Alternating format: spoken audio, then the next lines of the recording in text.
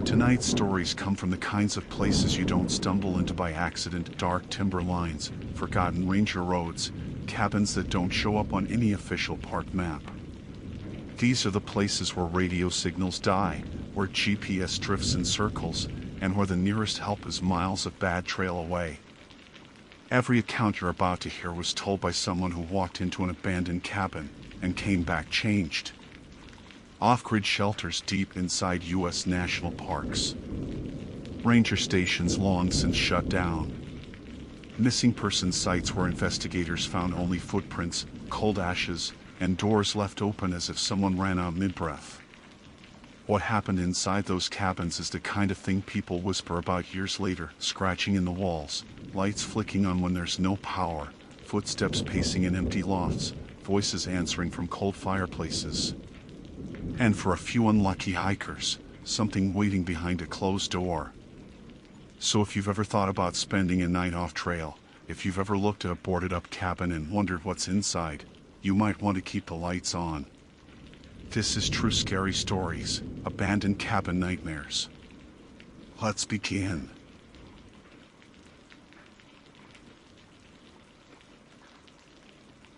My name is Elias Brandt, and for the past 12 years I have worked as an independent surveyor specializing in documenting abandoned structures on public land. The event I am about to recount occurred on a single evening in early October, during what was supposed to be a straightforward assignment: verify the structural condition of an old forestry cabin scheduled for demolition before winter storms set in. The cabin had no historical designation, no registered owners, and no known hazards. By every practical measure, it should have been an uneventful inspection. But the truth is that the moment I stepped across its threshold, I knew something was wrong in a way I can't rationalize, even now. I reached the site around dusk, after hiking the last half mile with my pack and tools strapped tight. The air was cooling fast, that sharp mountain evening drop that reminds you how quickly light disappears in the woods. The cabin looked smaller than the photographs made it seem, its timbers sun-bleached, roof sagging slightly, the porch half-eaten by rot and moss. No broken windows, no fresh footprints, no sign of recent use. I remember thinking the place looked empty in a clean way, not in the sense of abandonment but in the sense of absence, like nothing had passed through it in a very long time. Inside, the main door groaned against the frame as I pushed it open. The hinges protested softly but not dramatically. The air smelled of old wood, dust, and the faint mineral scent you get when a building has been sealed too long. I set my pack down, took out my camera and flashlight, and began the first step of my routine: recording the initial condition of the entryway. Floors intact. Wall paneling warped but stable. No evidence of wildlife intrusion. One door on the left leading to what had been the storeroom. Another straight ahead, presumably to the sleeping quarters. A third, narrower one on the right, probably the latrine area. Everything exactly where the blueprint said it would be. As I moved toward the left-hand door, I heard it shift behind the jamb. I assumed it was air pressure from the main entrance. Old cabins breathe with temperature changes, timber flexes. Nothing strange. I reached for the handle, and the door closed on its own, slowly, smoothly, without noise. Not a slam. Not a swing. A deliberate glide until the latch bumped lightly against the frame but didn't fully click shut. I stood still for a few seconds, waiting for my brain to line up a reasonable explanation. The ground wasn't angled. There was no draft strong enough to move something that heavy. Still, I opened it again, propped it with my boot, and stepped inside the storeroom. Empty shelves. Rusted nails on the wall. A collapsed wooden crate. I took a few photographs, recorded a quick voice note, and went back into the main room. The storeroom door was closed again. Not all the way, just the same fractional gap as before, like someone had pulled it toward them and stopped a second before it latched. I walked to it, keeping my steps steady, and pressed 2 fingers against the wood. It didn't drift on its own this time. I pushed it fully open and left it that way. When I turned back toward the sleeping quarters door, that one began to move too. Slowly, quietly, swinging inward until it stood almost, but not completely, shut. A creeping warmth rose across my spine, the kind you feel when you know you're being watched even though you can't see anyone. I tried to address it rationally. Temperature difference between rooms. Floor settling. The main door's position causing airflow patterns. These things happen in old houses. I repeated that to myself in a tone that felt more like pleading than logic. I walked into the sleeping quarters, determined to keep the inspection moving so I wouldn't get stuck spiraling into anxious interpretations. The room was simple, narrow cot frame, toppled cabinet, small window with a hairline crack. Nothing unusual. I turned in a slow circle, photographing corners, noting a few areas of water damage in my log. When I stepped back into the main room, the door to the latrine, the one I hadn't touched, was nearly shut too. I opened it. Nothing but a dusty concrete floor and a rust-stained basin. I returned to the center of the cabin and looked at all three doorways at once. Each stood slightly ajar in the same precise, uncanny way, open enough to see darkness, closed enough that I couldn't see anything else. I don't know why I spoke out loud except that silence had started to feel oppressive. "Stop doing that," I said. My voice sounded too loud, too sharp. It startled me more than the moving doors. For a few minutes, I forced myself to continue working. I photographed the beams, the rafters, the floorboards. I took moisture readings. I tested stability in the corners. All the while, the doors shifted in my periphery. I would hear the faint scrape of the latch moving against wood, turn, and find another door drifting toward its frame. If I held one open long enough, another somewhere else would begin to ease shut. Not fast. Not dramatic. Just steady. Intentional. My logical mind kept insisting on airflow, elasticity, structural tension, all the harmless explanations I rely on in my work. But the movement was too coordinated. Too synchronized. It felt less like a house settling and more like a house reacting. The light outside dimmed past the point where I could work without turning on my headlamp. Shadows thickened in the corners. I checked my watch. I had been inside just under an hour, but it felt much longer. When the last sliver of sunlight disappeared through the window, I reached a point where I couldn't ignore the pattern anymore. The cabin wasn't settling. It was circling me. And that was when I made the worst decision of the night. I sat down cross-legged in the exact center of the floor. If every door wanted to move toward me, fine. I wanted to see what would happen when I stopped moving entirely. For almost a full minute, nothing happened. Then, one by one, all three doors began to open, not continue drifting shut, but pull open, each revealing a widening slice of darkness behind it. They opened at the same speed. They stopped at the same angle. And the cabin felt suddenly, unmistakably inhabited. The moment all three doors settled into that identical half-open stance, a silence pressed against me so deeply I could feel it in my breathing. The air wasn't still, it was holding its breath. I stayed cross-legged on the floor longer than I should have, caught between wanting to stand up and not wanting to provoke any sort of reaction. The difference between those choices suddenly mattered in a way I couldn't articulate. The cabin felt like a space where intention had weight. I pushed myself up slowly, using only my legs so I wouldn't have to put my hands on the floor. The boards creaked in deliberate sequence beneath me, each one echoing louder than seemed natural. I turned my head toward the storeroom first.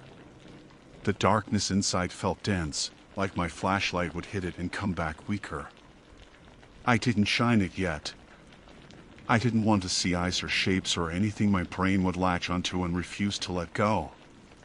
Instead, I reached into my pocket and pulled out one of my structural markers, a small, chalky wooden wedge I used to measure minor shifts in doors and frames.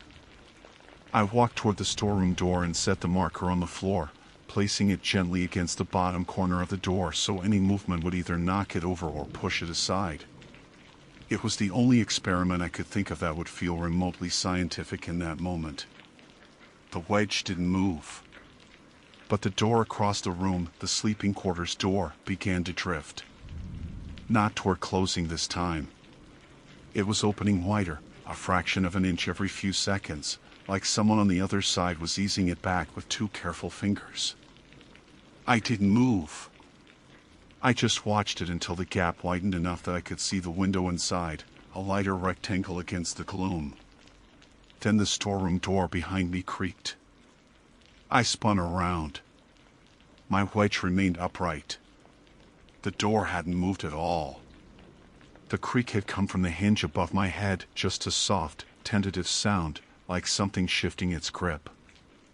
I reached up and touched the metal. It was gold.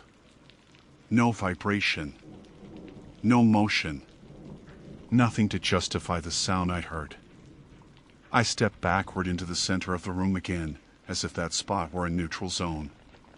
There was no logic to that choice, but my instincts clung to it. The 3 doors seemed to hold perfectly still, as though waiting for my next move. I pulled in a slow breath and let it out through my teeth. "Enough," I said quietly, not out of authority but out of exhaustion. Fear is tiring in a way that makes your whole body want to slump. I'm finishing the inspection, and then I'm leaving. Saying it felt absurd, as if I was announcing my intentions to a building. But doing nothing felt worse. I walked to the main door, the one I'd entered through, and checked the hinges, the frame, the alignment. Everything was standard for a structure that old.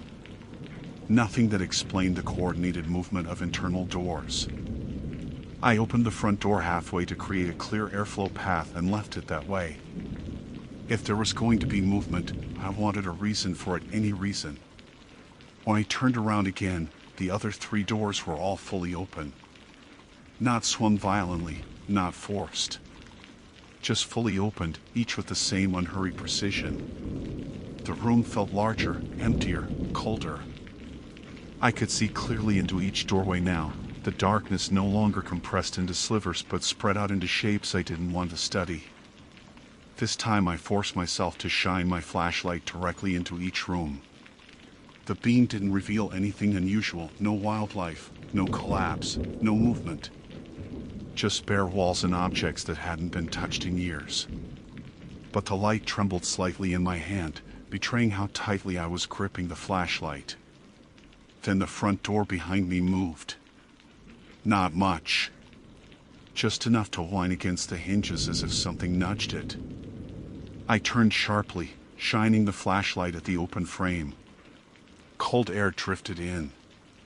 The porch looked empty. The trees stood motionless. Nothing was there. I stepped backward into the cabin again, but my heel hit something small. I looked down. My wedge. It was no longer under the storeroom door. It was lying behind me, near the center of the floor. I froze. The wedge didn't roll on its own. It didn't slide across rough boards without force. And I hadn't stepped near it since placing it. That was the first moment I felt genuinely unsafe. I crouched down slowly, picked up the wedge, and slipped it back into my pocket as though hiding it would undo the fact that it had moved. My throat felt tight, like the air in the cabin had thickened. Every instinct in my body was telling me to leave. But I needed my gear. My pack with my tools, camera, logs, everything I needed for work was sitting near the entryway. I stepped toward it, one deliberate foot at a time. I bent down, grabbed the shoulder strap, and slung the pack onto my back. The doors slammed. Not one at a time. All 3. The sound was explosive in the small space and instantaneous, violent crack that sent dust shaking loose from the rafters. The flashlight slipped in my hand. I stumbled backward, hitting the bench against the wall. My heart hammered so hard that for a second I couldn't hear anything else. When the ringing in my ears faded, a new sound replaced it. A faint, slow creak. One door, just one, was opening again. The sleeping quarters door. Its hinges whispered softly as it pulled inward, revealing the empty room in a widening arc. The beam of my flashlight shook as I pointed it there.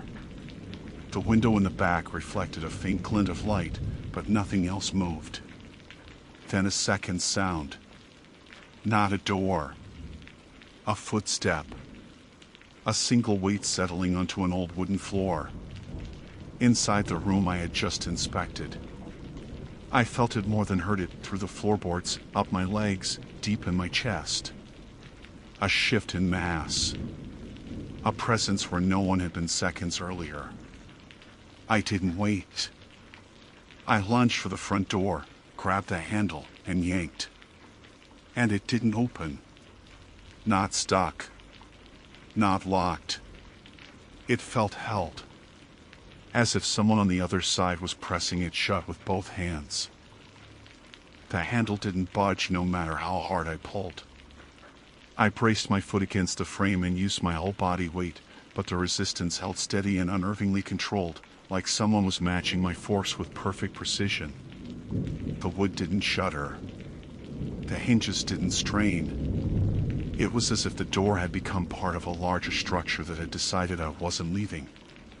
Behind me, the floor in the sleeping quarters groaned again, another measured shift of weight on old boards.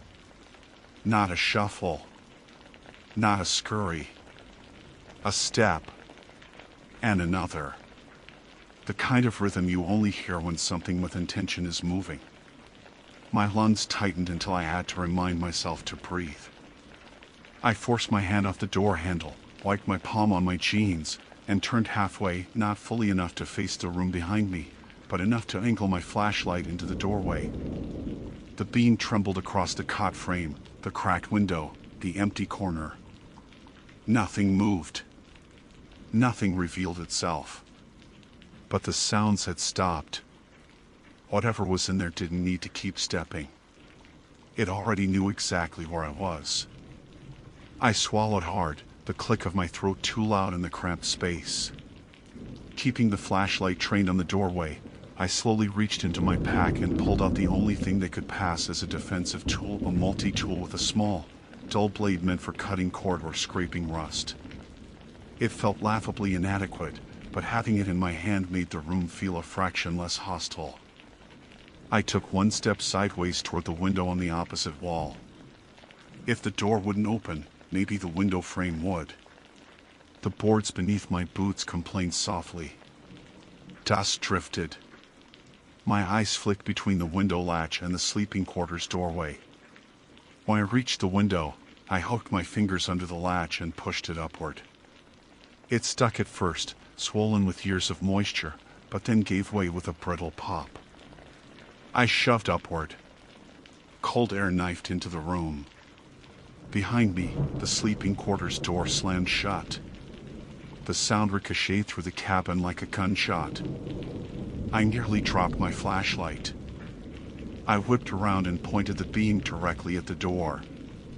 The handle didn't turn. No footsteps followed. Just stillness. I grabbed the window frame with both hands, lifted my knee, and started to climb out. My pack snagged on the edge, and for a moment I got wedged, torso outside, legs inside. I twisted hard, trying to slip free. And then something pulled my pack. Not downward. Backward. A sharp, deliberate tug. Not enough to yank me inside, but enough to drag me half a foot against the sill. My ribs smacked the wood. My breath left my chest in a wheeze. I scrabbled with my elbows, kicking wildly until the strap slipped off my shoulder. The instant it did, I threw myself out the window. I hit the ground harder than expected, right forearm slamming into frozen soil, Pain shot up to my shoulder. I rolled onto my back, gasping, and aimed the flashlight at the cabin window I'd just come through. The glass caught my beam, reflecting nothing but the interior darkness. The pack strap still dangled out the window. And then it sank slowly out of sight, as if someone inside had lifted it from the sill. I didn't wait to see what would appear next. I stumbled to my feet, adrenaline surging so hard my legs felt almost disconnected. I sprinted toward the tree line, branches clawing at my jacket. The trail I'd come in on wasn't far, maybe 60 yards, but in the dark it felt like navigating an endless black corridor. Halfway there, a cracking noise erupted behind me. Wood splitting. A door flinging open or shut, maybe all of them. The cabin exhaled a deep, resonant groan, like its entire frame was twisting. I didn't look back. I kept running until my lungs burned and my vision blurred at the edges.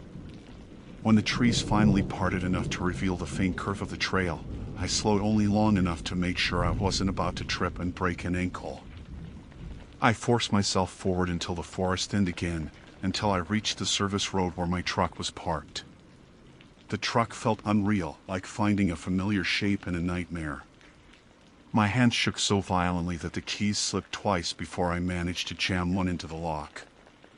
I yanked the door open, threw myself inside, and slammed it shut. The woods were silent. No footsteps. No doors. No shifting weight in the undergrowth. Just the dense, suffocating quiet of night pressing against the windows. I jammed the key in the ignition.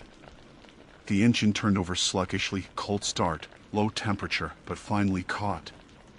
Headlights flared to life. I shifted into reverse, spun the wheel, and tore down the narrow road faster than was reasonably safe. Branches scraped the sides of the truck, and piles jarred the chassis, but I didn't ease off until I reached the paved section several miles away. When I finally stopped, I sat there gripping the wheel, every breath trembling.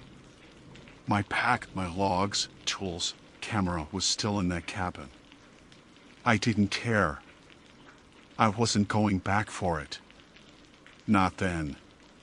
Not ever. I called my supervisor from the side of the road. I kept my voice steady enough to sound professional, but not enough to hide that something had shaken me.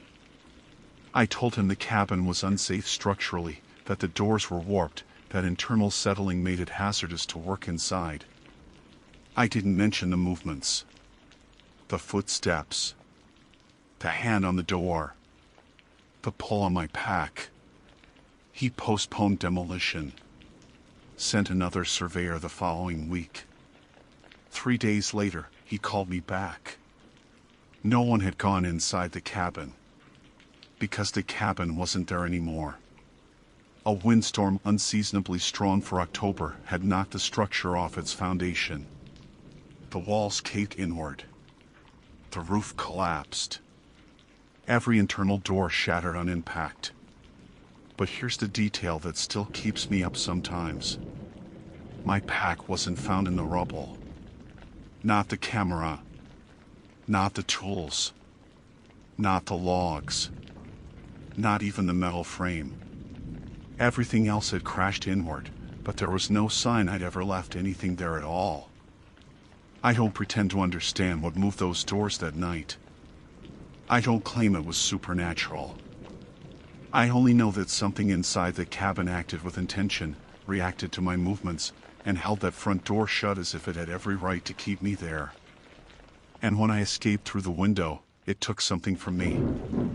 Something I didn't go back to retrieve. Something I don't think it ever intended to give back.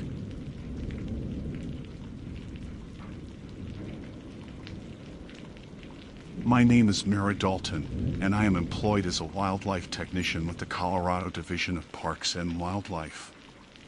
As of the date I am writing this account, I have completed 8 years in the field, specializing primarily in tracking and evaluating injured large mammals throughout Pike National Forest. The report I am about to provide concerns an incident that occurred on a single afternoon in late October, during a standard evaluation assignment in a sector known locally as Pike Valley. The full record of events remains clear to me, though I wish it didn't. The day began with a set of tracks, deep impressions in early frost, irregular in stride length, and marked by light drops of blood leading across a drainage basin. A bull elk had been reported limping by 2 hikers earlier that morning, nothing unfamiliar for the season, since rutting injuries, tangled brush wounds, or vehicle glancing impacts happen every year. My assignment was simple: follow the trail, locate the animal, document its condition, and determine if intervention was required. The forecast called for calm weather, and the sky held to that promise. Nothing about the assignment suggested it would be anything more than routine. I followed the track line across the valley floor for nearly 3 miles before it angled toward a slope I recognized from past mapping surveys. The elk's blood trail grew slightly heavier, which wasn't good. Fresh, brighter beads scattered intermittently across the leaves. It was moving slowly, but still moving with direction. That's when I noticed the prints veering towards something I hadn't expected: a narrow path leading to an old service cabin, one of several structures built decades ago by forestry crews. Most had been decommissioned, boarded, or fully collapsed by now. This one was marked on my internal map as abandoned. I remember thinking the elk might have simply used the path as the easiest route downhill, but as I drew closer, I saw that the prints led directly to the cabin's porch. The boards were gray, sun-softened, some bowed. The windows were clouded, the frames weathered. No vehicle tracks in the soil. No sign of recent human presence. Yet the cabin door stood cracked open by an inch. I paused at the bottom of the porch steps. For a long moment, nothing happened. The whole valley was quiet: no wind, no birdsong, nothing but the faint ticking of cooling pine branches overhead. I announced myself in the standard manner, calling out that a wildlife technician was entering. If by some chance a hunter or squatter had taken shelter inside, it was best to make that known immediately. No response. I stepped onto the porch, careful not to disturb any potential prints. The elk's trail ended right at the threshold. A small smear of blood marked the doorframe at knee height, streaked thinly as if brushed by a body passing through. I pushed the door open fully with 2 fingers, keeping my weight balanced backward in case it dragged or creaked loudly enough to startle wildlife inside. It didn't. The hinges moved cleanly. Too cleanly, I thought. Newer screws held the top hinge, though the surrounding wood was decades old. I entered. The moment I crossed the threshold, I heard it, a soft, measured footstep directly above me. Then another. Slow, deliberate, weight-shifting steps, spaced evenly like someone pacing a short hallway. I froze where I stood. The cabin's ground floor consisted of a single open room and a stairwell on the left. I scanned everything carefully. The furniture was old but minimal: a table, 2 chairs, a wood stove with ash long dead, a cot against the far wall. Dust coated everything in an undisturbed layer. No recent movement, no dishes, no gear, no clothing, nothing to suggest occupancy. Except the footsteps overhead. I took a breath, steadying myself. It wasn't impossible that someone had taken shelter upstairs earlier that day, then left while I was on the trail. But the staircase showed no marks in the dust. The railing bore no smudges. Even the lower steps carried a perfect, untouched layer of fine grit. The footsteps continued, steady as before. They weren't hurried. They weren't heavy. They sounded like someone walking barefoot or in socks, heel to toe, turning at each end of the upper floor and pacing back the other way. The timing of each step stayed consistent. I called upward. "Hello? I'm from Colorado Parks and Wildlife. If you're up there, I need you to identify yourself." The footsteps didn't stop. They didn't change rhythm. They didn't speed up or retreat. They stayed the same, as though they had no relation to me whatsoever. I moved toward the staircase, watching for any sign of disturbance. It was all spotless. I bent closer, running a finger lightly beside one of the treads, not touching the center, where a person would normally step. My fingertip came away coated in a uniform layer of dust. I looked up toward the second floor, where the steps continued. Another footstep above me. Then two more. And something about them was wrong. Each time the sound reached the far end of the upstairs floor, it didn't fade or shift slightly as weight transferred, the way a real person's gait would. It simply stopped, paused, and resumed in the opposite direction. No turn. No pivot. No natural variance. Straight line. Stop. Straight line back. My phone buzzed lightly in my pocket, an automated check-in from our office dispatcher. The vibration startled me enough to step back from the staircase. The footsteps upstairs did not react. I typed a brief confirmation message but didn't mention the cabin. Not yet. Not until I understood what I was dealing with. Wildlife techs are trained to avoid escalating things without cause, and for all I knew, the acoustics in this old cabin were playing tricks, or there was a small animal trapped upstairs creating rhythmic noise on the floorboards. Still, I couldn't shake the sense that the pacing was intentional. I began ascending the stairs one step at a time, carefully avoiding the dust-coated centers. As I climbed, the footsteps above me continued at the same steady pace. No faster, no slower. And when my head reached the level of the upstairs floor, the footsteps stopped. Instantly. The silence that followed was absolute. For a few seconds, I didn't move. My eyes hovered just above the edge of the upstairs floorboards, not yet clearing the top step. The room above was still hidden from view, but I could see enough to know the floor was covered in the same unbroken layer of dust as the stairs. No patterns. No disruption. No footprints of any kind. Yeah, I had heard steps, soft, consecutive, measured, moving repeatedly across that room. They had stopped the exact moment my presence reached the top of the staircase, as though whatever had been pacing was aware of me, aware of my progress, aware of the line where I would come into view. I eased the rest of the way up, keeping my breathing quiet. The upper level was a single loft room, partially open to the lower floor below. A simple railing lined the exposed side. The rest of the space was enclosed by low eaves and a slanted roof. The air felt stagnant, scented faintly with old pine and something metallic beneath it, maybe rust, maybe dried blood from the elk brushing the doorway frame. I stepped fully onto the floor. The dust did not shift under my boot. That was expected. I weighed far less uncautious steps than a pacing walker should have, but the contrast still chilled me. This space was untouched. Completely. I scanned the room.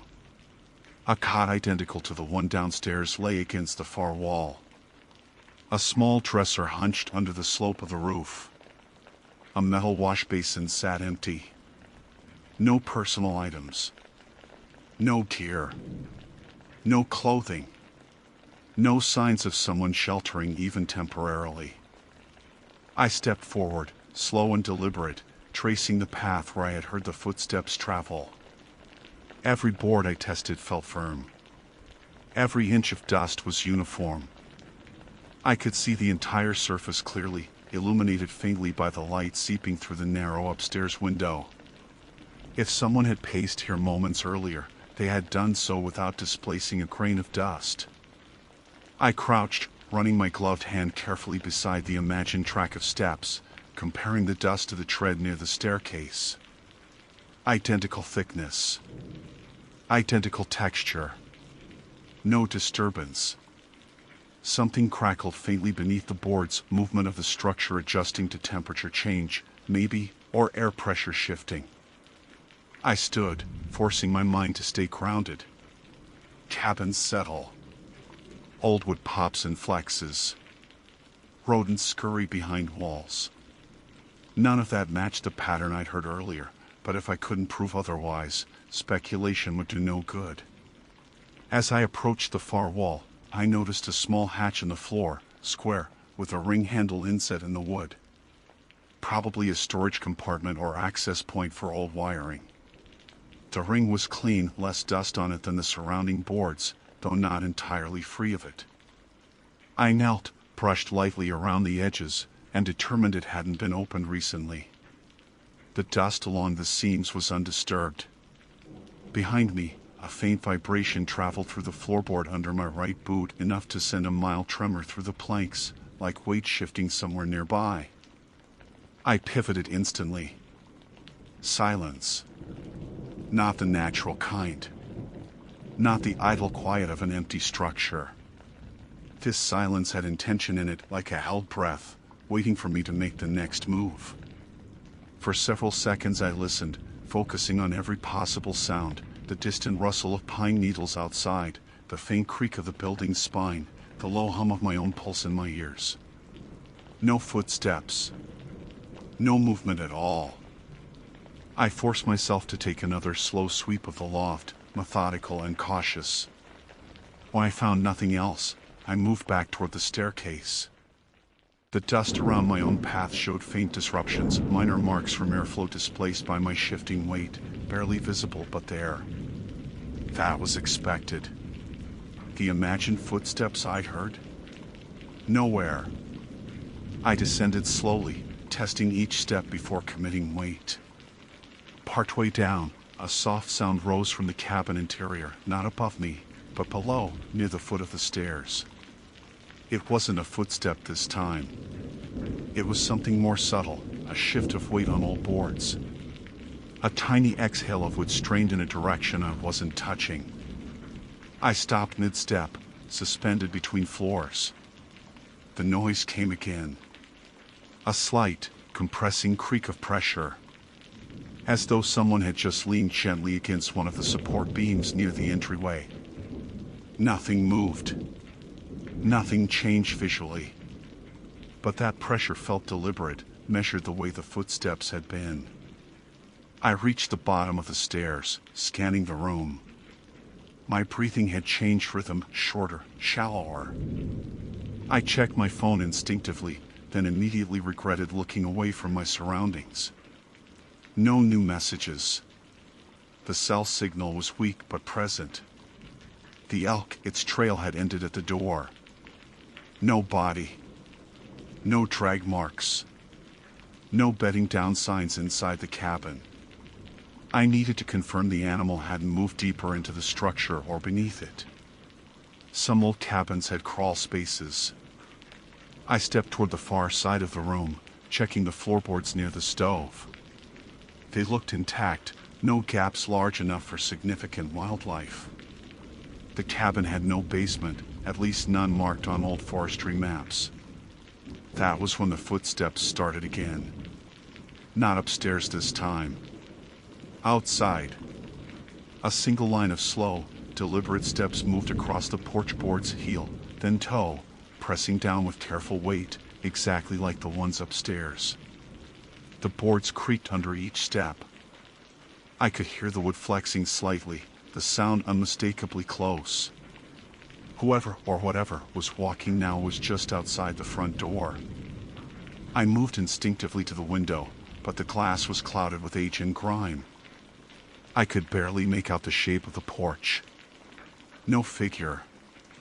No movement. The pacing continued, traveling from one end of the porch to the other, then back again. Rhythmic. Steady. The same exact pattern I had heard above me. I backed away from the window. Slowly. The footsteps stopped right outside the door. The weight above the porch board settled, as though someone was standing still now, listening. I didn't dare speak. My throat felt tight, the air in the cabin heavier than before. The silence stretched until it felt physically present, like someone standing inches in front of me, waiting. Then a new sound emerged. Very soft. Very slow. A fingertip or something like one dragged lightly down the exterior of the door frame, tracing the wood from top to bottom. Once. Twice. Then everything went still again. I didn't move for several seconds. My hand hovered near the radio clip to my vest, but I didn't touch it. Any sudden sound felt like it would break the tension in the wrong direction. The dragging along the door frame had stopped, yet the quiet that followed felt impossible, like the cabin itself was waiting for my reaction. I forced my breathing to steady. The air inside the cabin had cooled subtly, as if a faint draft slipped through the doorway. I stepped lightly toward the center of the room, choosing a position where I could see both the stairs and the entrance without fully committing to either. The dust on the floor around me dulled each footprint I left, as if the cabin were trying to erase my presence as I made it. The porch boards creaked again. Not walking. Just weight shifting, someone adjusting their stance directly in front of the door. I inched closer to the window beside the door, careful not to disturb anything. I leaned enough to see the vague outline of the porch. The clouded glass made everything look like silhouettes through fog. For a moment, I saw nothing. Then, very slowly, a shadow passed across the porch boards. Not a shape. Not a figure. Just the faintest distortion, like something blocking the ambient daylight, not enough to identify, only enough to confirm presence. I felt my pulse thud against my ribs. Whatever was out there wasn't speaking, wasn't moving normally, and wasn't showing itself. It was waiting. Listening. As though its original pacing had been a lure, and now it was deciding what to do next. I unclipped my radio with one hand, keeping my eyes on the door. The casing felt slick with sweat under my fingers. I raised it just enough to whisper my call sign. The static crackled faintly. The response I got was thin, distant, a voice at dispatch partially cutting through interference. Repeat last transmission, Mira. You're breaking up. I pressed the button again. Cabin in Pike Valley. Possible, I hesitated, unsure what words wouldn't sound insane. Possible intruder. I'm inside. Doorway compromised. The radio hissed, then the reply dissolved into full static. A board on the porch groaned sharply, like someone had just shifted full weight onto it. No more light step-by-step pacing, just a deliberate, slow lean. Then the doorknob turned. Barely. Not enough to open it. Just enough for the latch to make a tiny metallic noise. I took one step back. My boots whispered against the dust. The knob turned again. Very slightly. Testing. Hello? I finally said, voice low but firm. If you need assistance, I can help you. I am with Colorado Parks and Wildlife. No answer. No retreating steps. Nothing. Just the doorknob holding perfectly still, angled inward. I moved toward the back wall, trying to maintain a clear view of the entire room. I debated opening the door myself, announcing a controlled approach, maintaining protocol, but something in me resisted that instinct. I couldn't shake the memory of the upstairs footsteps, the perfect dust, the pacing that stopped exactly when I reached the edge of the loft. Nothing about this matched human behavior. The doorknob eased back to its original position. A soft exhale, barely audible, pressed against the door from outside. Not a wind gust. Not an animal snuffling. It sounded too measured, too controlled. The boards near the doorway shifted as the weight lifted from them, then silence settled over everything. I waited. 30 seconds. A full minute. 2. Nothing. I moved slowly to the right side window to check the porch again. The silhouette was gone. No shadow. No movement. No sign of anything standing there at all. I should have left right then. I should have backed out carefully, called for backup from a safer distance, followed protocol without trying to interpret anything on my own. But the elk, the reason I'd come, still hadn't been accounted for, and my training pushed me to complete the assessment. I rationalized the events as possibly overlapping phenomena: an injured elk brushing against the cabin, the acoustics playing tricks, a trespasser who'd slipped away soundlessly. Nothing about it felt true, but I clung to the idea because the alternative made no sense within the boundaries of reality. I checked the corners of the cabin again, forcing thoroughness over fear. When I reached the door, I hesitated only briefly before turning the knob. The hinges were stiff, requiring more force than earlier. The door creaked open a few inches, letting in cool air and a thin blade of late afternoon light. The porch was empty. I stepped out carefully. The boards didn't reply with the same creaks I heard under the pacing footsteps. The wood flexed normally beneath my weight. I scanned left and right, nothing. The ground showed no footprints except the elk's trail and my own. And that trail ended exactly where it had before, at the doorway. No fresh blood droplets. No drag marks. No indication that the animal had moved again. I crouched to inspect the threshold. A faint smear remained where the elk had brushed past, but there was no sign of a body falling or collapsing inside. I leaned out farther, checking under the porch, then along the side of the cabin. Nothing. The air shifted again, a slight change in temperature, a subtle pressure difference. Almost like the interior of the cabin inhaled behind me. I stepped back inside. The moment my foot crossed the threshold, a soft floorboard creaked behind me.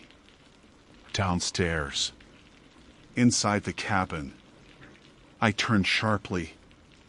A line of impressions, not footprints, not depressions, but tiny disruptions in the dust, traced across the floor from the base of the stairs to the far wall. Not enough to show a shape. Just enough to show movement of air or weight that had disturbed the uniform layer. I hadn't made those marks. They hadn't been there minutes earlier. The disruption stopped near the wash basin in the corner. I approached cautiously, scanning for anything else I had missed. As I neared the basin, the floor under it emitted a slow, straining groan. A board bowed upward barely, just a fraction of an inch, as though pressure had been applied from beneath. I stepped back. The bowing eased. The board returned to normal. There shouldn't have been a crawl space. The forestry maps showed no subfloor accessible from inside. And yet something had pushed on that plank with enough intention to make it flex. I reached for my radio again. Narrator dispatch requesting immediate backup at the Pike Valley service cabin. My voice graveled. I'm not alone here. Only static answered. A sound rose behind me. Not footsteps. Breathing. Light, even, steady, coming from the upper loft above, but not matching my own. And not matching the rhythm of anything I'd heard earlier. I backed toward the door without taking my eyes off the stairs. The breathing didn't change. It didn't move. It just continued as if something stood at the edge of the loft, watching me, invisible through the railing in the dust. I stepped onto the porch. The breathing stopped instantly. I did not close the door. I walked backwards into the clearing until the cabin was a small silhouette between the pines. Only when I reached the trail did I turn and break into a run, not stopping until the radio finally caught a clear signal again. By the time officers arrived, the cabin was silent. Empty. No dust disturbances. No bent boards. No footprints of any kind, not inside, not outside. And no signs of the elk. It was as if nothing had ever walked there at all.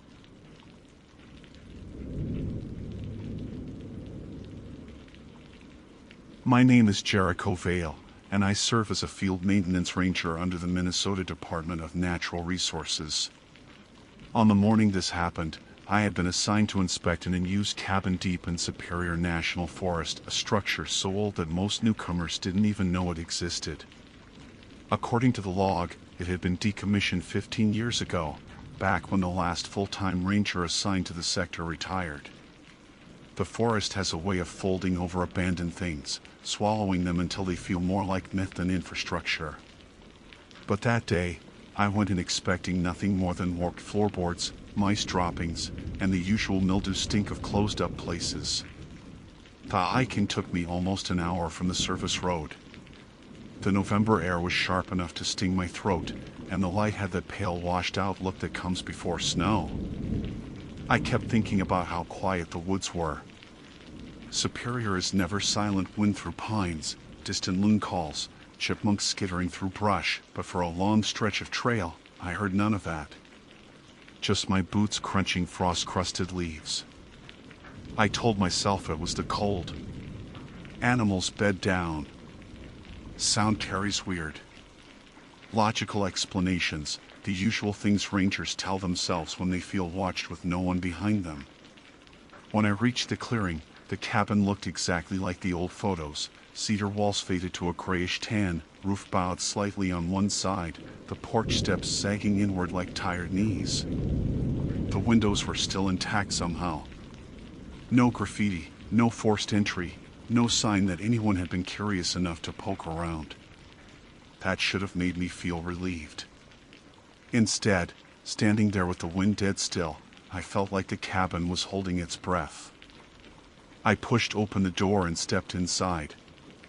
The smell hit me first, dust and sap and old blankets that had absorbed too many winters. The interior was dim, but as my eyes adjusted, I saw everything was basically untouched. Table, chairs, cot frame, wood stove. A coffee mug with an ancient ring of brown inside it. A yellowed map tacked to the wall. A place paused in time, waiting. I started the routine inspection. Structural check. Mold check. Vermin check.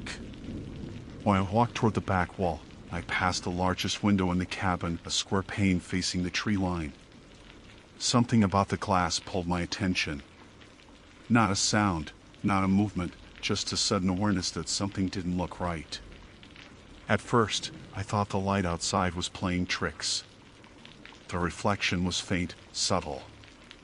But after a few seconds, my brain snagged on what was wrong. The figure in the glass wasn't standing where I was. It was behind me. I froze. Completely.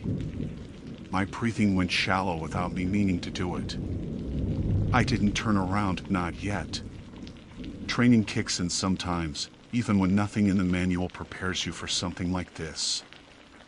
I forced myself to check the angles, blink once, reassess. The window showed the interior room perfectly, the table, the stove, the door behind me. And in that reflection, there was a person. Taller than me. Shoulders squared. A dark shape, not detailed, but unmistakable in posture. My first instinct wasn't supernatural panic, it was trespasser, maybe dangerous.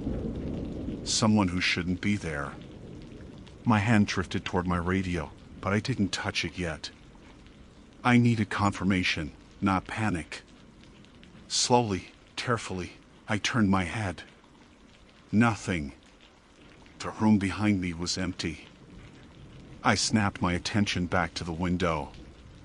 The figure was still there, same position, same stillness. Except it wasn't me. The shape didn't match my outline. Its head was higher, almost brushing the top frame of the glass. Its shoulders were broader than mine. My stomach tightened in a way I've never experienced on the job. Reflections don't improvise. They don't invent people. They certainly don't show someone standing in a place where no one is.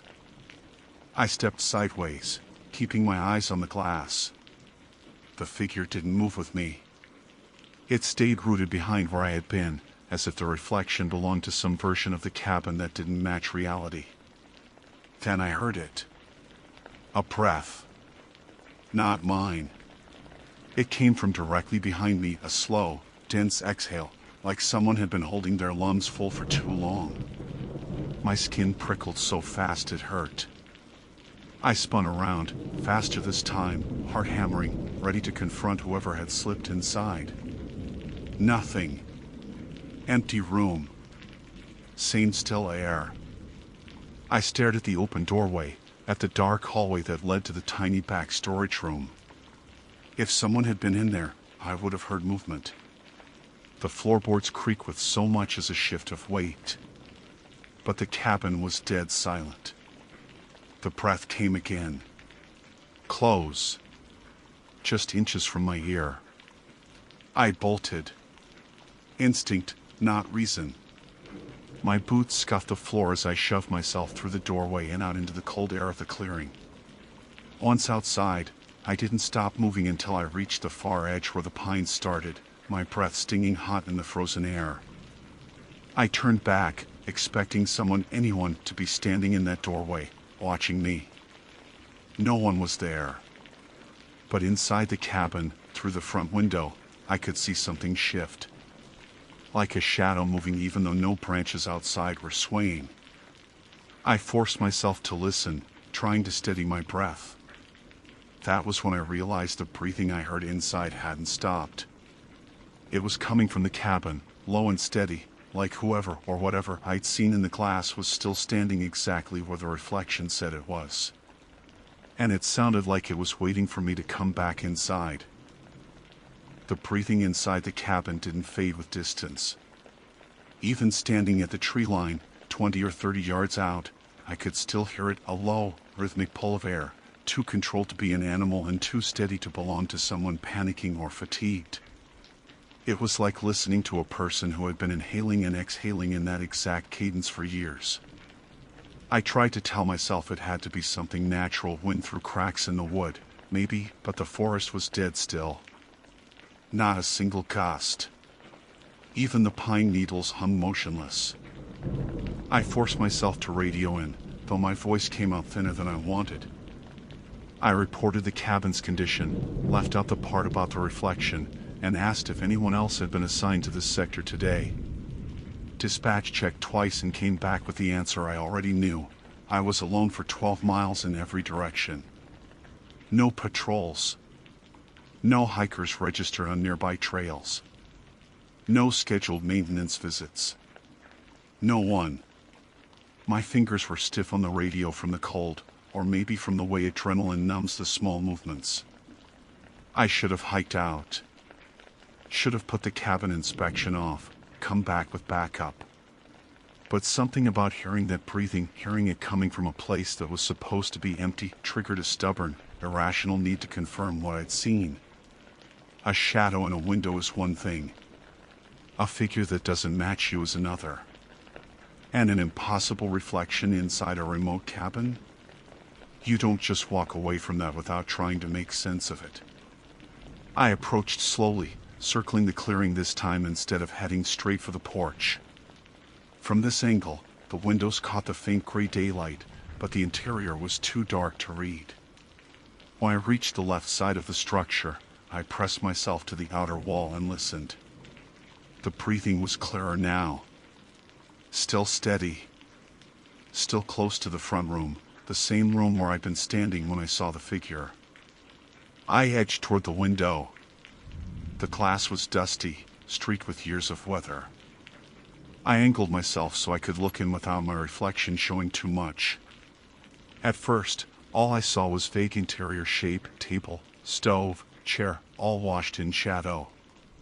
Then my eyes adjusted, and I froze. Someone was standing in the center of the room. Just standing, motionless, facing the wall where the big window was. The figure was tall, at least a head taller than me, and its outline didn't match any ranger uniform or hiker gear I'd ever seen. No backpack, no jacket hood, no obvious clothing details. Just a long silhouette, wide at the shoulders and narrowing toward the legs, like a person wearing something heavy or layered. I blinked to clear my vision, leaned closer to the glass, but the figure didn't shift or breathe differently. The sound of breathing I'd been hearing wasn't coming from its chest moving. It was as if the air itself was entering and leaving the room around it rather than from it. I stepped back so fast I kicked up frosted dirt. The figure didn't react. Didn't turn. Didn't lift its head. It just stood there, a presence occupying empty space. I debated radioing again. But what would I say? There's someone in the cabin, but they don't move like a person, and also they're only visible from certain angles and reflect in windows that don't reflect me. No! I circled toward the back of the cabin, careful to keep my footsteps quiet. The storage room window was smaller, coated in grime, but I needed to know if the figure was visible from another angle or if I was losing my mind. When I reached the rear side, I crouched and peered in. Empty. Completely empty. The main room was visible from here too, though at a different angle. The spot where the figure had been standing. Nothing there. Just floorboards and a scattering of debris. My breath came short. If the figure only existed when viewed from certain positions, that meant one of two things. Either I was dealing with a trick of the light so specific and consistent it bordered on impossible, or there was someone inside the cabin who could move without sound and vanish between one step and the next. I took out my flashlight, not to go in, but to test something. I aimed the beam through the main window from the side, carefully avoiding my own reflection. The light washed over the interior, illuminating dust particles in the air. The figure flickered into view again. Not fully. Not crisp. Like the beam was catching edges of something that didn't want to be seen. A shoulder. A side of a face. Something tall leaning forward as if listening. Then the flashlight sputtered across the glass, and the figure vanished again. Behind me, a branch cracked. I spun, beam sweeping the clearing. Nothing. No movement. But the crack was real, not imagined. Then came another sound, soft pressure on frozen leaves, the faint crunch of weight shifting. Not running. Not approaching fast. Just repositioning. I didn't call out. Didn't ask who was there. The woods have predators, sure, but this wasn't the sound of a wolf or a moose or anything natural. It was deliberate. Measured. Human-like. I backed away from the wall, keeping my flashlight steady, eyes darting between the tree line and the cabin. My mind kept replaying the reflection, how the figure had stood behind me, perfectly still, perfectly aligned, even when I wasn't moving. What if it hadn't been showing me the cabin's interior? What if it had been showing me what the cabin expected to be inside it? An outline belonging to a time when this place wasn't abandoned. A cold gust cut through the clearing, the first wind all morning. It carried something faint, pine, snow, and underneath it, the sound of that slow breathing again. Except this time, it wasn't coming from inside the cabin. It was behind me. Out in the trees. Not loud. Not aggressive. Just steady. And no matter how hard I looked, I couldn't see anyone there. But the breathing moved when I moved. Matching my pace. Adjusting to my steps. Following me. Trying to stay hidden and failing only because I finally knew to listen. The breathing followed me as I backed toward the open ground of the clearing, the sound shifting through the trees in a way that didn't match footsteps. It wasn't the sharp rhythm of someone trying to stay hidden or stalking through brush. It was slower. Intentional. Like whoever was out there was pacing with me but didn't need to push branches aside or crunch leaves to move. I held the flashlight out in front of me as if the beam could somehow draw a boundary between me and the sound. The forest swallowed the light more than reflected it. The pines in Superior are tall and dense, their shadows thick even in daylight. Every time I angled the beam, something in me braced to see a face staring back from between the trunks. But the trees remained empty. Then the breathing stopped. Not faded. Stopped. The sudden quiet rang out like a distant gunshot, too sharp against the stillness.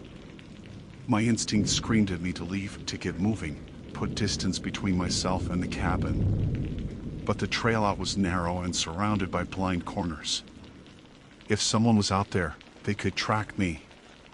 And if the figure inside the cabin was connected to whatever was in the woods, turning my back right now felt like volunteering for something I didn't understand. I forced myself to breathe slow. Think like a ranger, not like prey. If someone had followed me in, they would have had to stay downwind the whole time, perfectly quiet on dry frost, and somehow appear in reflections where they didn't exist physically. No one has that kind of discipline.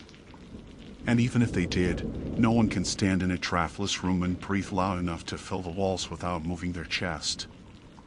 I needed proof. I needed to see the inside of the cabin one last time to confirm whether that figure was solid or some kind of reflection trick or optical phenomenon. The unknown was worse than the fear. Fear you can work around. Unknowns get you killed. The porch groaned under my weight as I stepped back toward the cabin. My fingers hovered over the radio again, but I didn't press the button. Dispatch would only stall me with procedure, and I wasn't convinced they'd believe what I was seeing. I wasn't convinced I believed it either. When I reached the doorway, I paused and listened. No breathing inside now. The silence had shifted again, but not in a comforting way. It felt like the cabin was aware of me, waiting for me to decide. I turned the flashlight on and swept the beam across the front room before stepping in. Dust floated in the cold air. Nothing moved. The big window reflected only my light and the pale outdoors. I stepped inside. Nothing changed. No footsteps behind me. No shift of weight in the shadows. I aimed the beam at the wall where I'd originally seen the reflection. Empty. Just the map, the stove, the battered table. I forced myself to approach the large window again, the same one that had shown the figure standing behind me earlier. My boots felt too loud on the floorboards. The closer I got, the more I braced for something to appear, my silhouette warping into someone else's, that tall outline returning. When I stopped in front of the glass, the flashlight steady in my hand, I exhaled slowly and looked. My reflection stared back. Just me. My height. My posture. My jacket. My face. For a moment, I almost laughed from the relief. My lungs loosened, my heartbeat settling. I tilted my head, stepped left and right, watching the reflection move with me normally for the first time. Then a second reflection slid into the frame. Not behind me, beside me. A tall, faint outline. Shoulders rising higher than mine. Head angled slightly down as if looking directly at me, though nothing stood beside me in the room. The outline was faint enough to fade in and out with the flicker of my flashlight, but its placement was exact. Close enough that if it were real, I would have felt the heat of someone standing within arm's reach. My throat tightened. I didn't move. Didn't breathe. I watched the shape for any sign of motion, even the smallest twitch. But it stayed still. Then the reflection leaned. Just a fraction. A slow, impossible tilt toward me. My body reacted before my brain did. I stepped back fast enough to skid on the floor, almost losing my balance. The reflection snapped out like a blown candle. I swung the flashlight across the room. Nothing. Empty. The cabin's silence felt thicker now, like the air itself had weight. A soft thump came from behind me. I whipped around. The back storage room door, the one that had been cracked open when I first arrived, was now shut completely. I stared at it, waiting for movement. The doorknob didn't turn. The boards didn't creak. But the thump had been real. I forced myself toward the door, each step feeling like a negotiation with my legs. When I reached it, I exhaled, steadied my breath, and pressed my palm flat against the wood. Warm. The wood was warm. In an unheated cabin in November, with the windows iced on the outside. That's when something shifted on the other side, not a footstep. Not weight. Just a subtle rearranging of air, like someone had leaned in close to the door and exhaled against it from the other side. I backed away, pulse racing. I grabbed my radio. Dispatch, this is Ranger Vale. I need another unit to my location. Right now. Possible intrusion, unknown subject inside the cabin. The radio crackled, then softened to static. Not a full break. Not a dead battery. Just interference. I moved to the doorway and tried again. More static. Then, under the static, threaded faintly through the distortion. Jericho. My name. Spoken in a voice I had never heard before, low, rasped, and too close. I dropped the radio. That was when the storage room door creaked. Just an inch. Just enough. Not enough to see inside. Enough to show that whatever had been reflected beside me was now standing in that doorway, edging closer. I didn't think. I ran. Out of the cabin, across the clearing, down the frost-hardened trail, not stopping to listen for breathing or footsteps, not stopping even when my radio crackled back to life with normal dispatch chatter. I didn't stop until the service road appeared between the trees like salvation. I reported the cabin as unsafe, requested full inspection, and waited with the truck doors locked. When the team arrived 2 hours later, they found nothing inside the cabin except dust, draft patterns, and an old mug on the table. No footprints. No heat signatures. No signs anyone had been there in years. But I know what the windows showed me. And I know the reflection wasn't mine. Some things inside Superior National Forest don't vanish when you stop looking at them. They wait for you to come back. And I still can't look into a window, any window, without checking twice to make sure the only silhouette in that glass is my own.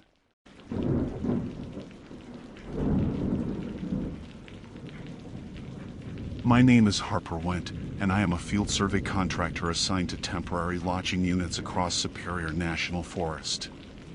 That is the formal way to say I spend most of my work season verifying maintenance conditions of remote cabins, trail access shelters, and fire weather stations.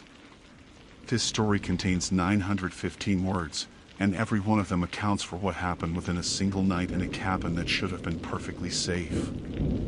I arrived at the structure a little before dusk, the kind of quiet northern Minnesota dusk where the sky fades to a bruised cobalt and the air smells like cold iron. The cabin was one of the older ones, timber logs so darkened with age they looked almost charred even though they weren't. I had stayed in several like it, and I had never once felt uneasy. I unlocked the door, stepped inside, set my pack down, and only then noticed the faint, sickly odor lingering in the still air. It reminded me of a hairdryer burning out, or the faint chemical hint you get when you singe a strand of hair on an open flame. Burnt hair, but old aged into the wood, almost. I shrugged it off because cabins hold smells. Rodents die in walls sometimes. Fireplaces trap odors.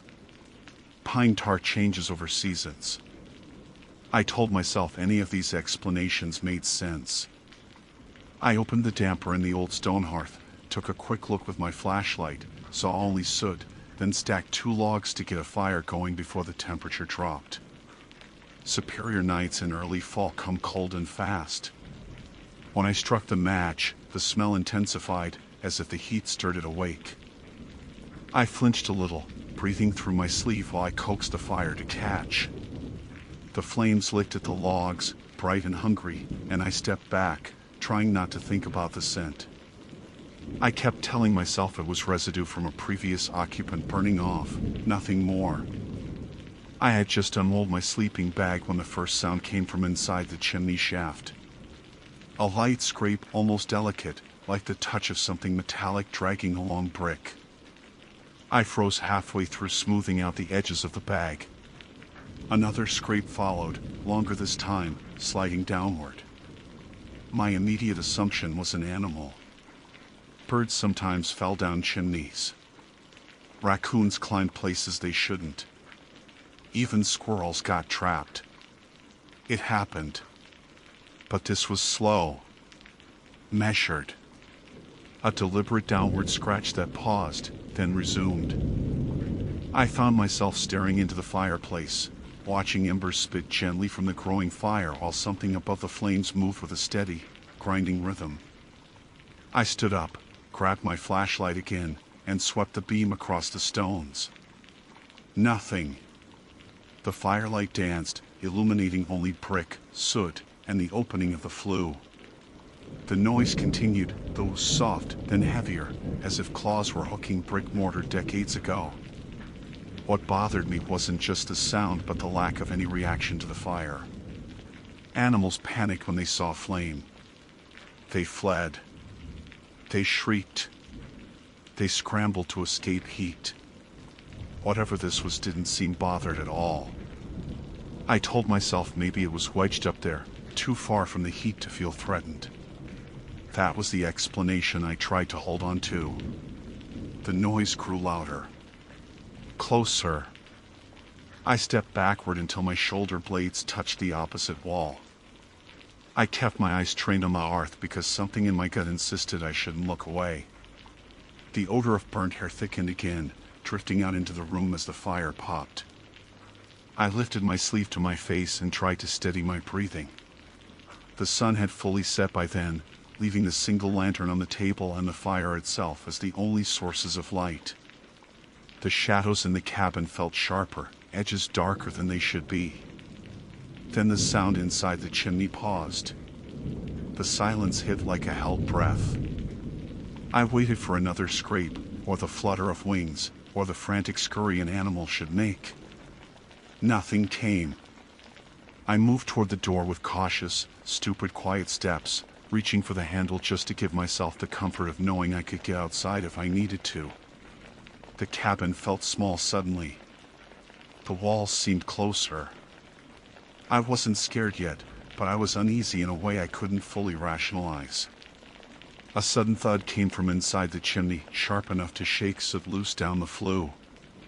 A few black flakes drifted into the fire and vanished in sparks. The thud came again, followed by a heavy series of scrapes in rapid succession, like something large shifting its weight against the brick enclosure. I stepped back, gripping the door handle without meaning to. Then came the sound that made my scalp tighten. A distinct push downward, as if something pressed its weight against the interior wall of the chimney, followed by a low, dragging sweep that I could feel more than hear. It vibrated faintly through the floorboards. Not an animal. Not stuck. Not panicking. Just moving downward, slow and steady, toward the opening of the fireplace, toward the flames, like the fire wasn't fire at all but background noise. I lowered myself closer to the floor, almost crouching without realizing it, watching the chimney mouth with my pulse climbing hard in my throat. I should have left the cabin then. My hand was already on the door. But I hesitated, waiting to see if something would appear, if maybe it was a trick of acoustics in the old shaft, if perhaps I would catch a glimpse and identify it, end the stress in one definitive moment. Instead, the smell of burnt hair rolled out thicker, almost visible, a wave of charred warmth that didn't match the cleaner scent of burning pine. Somewhere in the chimney, inches above the fire, something scraped again, closer than before. And for the first time, the fire itself flickered inward, like a breath pulled it. I stayed crouched there longer than I should have, watching the flames pull inward like something above them had drawn a slow breath. The hairs on my arms lifted with the draft. I forced myself to stand because staying low made me feel cornered, and that was worse than whatever rationale I had left. I backed toward the table where my radio sat charging, even though I knew the coverage in this part of Superior National Forest was unreliable. I kept my eyes on the fireplace as I reached for the device, thumb hovering over the power button. The chimney gave another muted thump, softer this time, as though whatever had been descending had slowed or stopped again. The smell lingered in a thick band through the room, burnt hair entwined with resin smoke, saturating the air so heavily it felt like something physical brushing against my face. I inhaled through my mouth, trying not to gag. My fingers trembled a little on the radio, not from panic but a cold, creeping awareness that something wasn't normal, something wasn't matching any wildlife behavior I'd learned over years of working in forests. Before I pressed the radio button, the chimney released a faint rustle, something shifting its weight upward this time, not down. It wasn't climbing, it was repositioning, like a body turning inside a narrow vertical shaft. I found myself picturing something the size of a person, wrists dragging against brick, knees grinding along mortar as it twisted. The image was absurd, impossible. But the sound wasn't small, and it wasn't the sound of wings or paws. It was heavier. Thicker. I stepped closer to the door again, this time turning the latch quietly. The cold seeped in instantly, sharp and metallic. If something decided to drop into the firebox, I wanted a direct line outside. I kept one foot angled toward the exit and forced myself to speak aloud, if only to keep panic from taking over. "Probably an animal," I whispered. My voice cracked. I swallowed. "Just an animal. Just get out." The rustling inside the chimney stopped the moment I said the last word. Completely. The fire crackled once, then resumed its steady burn, but above it the silence pressed in, thick and absolute. My breath hitched. I felt the kind of stillness you get when a deer freezes after spotting you, every instinct locked on some invisible threat. I didn't breathe for several seconds. When I finally pulled in a breath, it sounded painfully loud. That was when I realized the smell had changed again. Beneath the burnt hair scent, something damp and mineral had seeped in, like cold stone.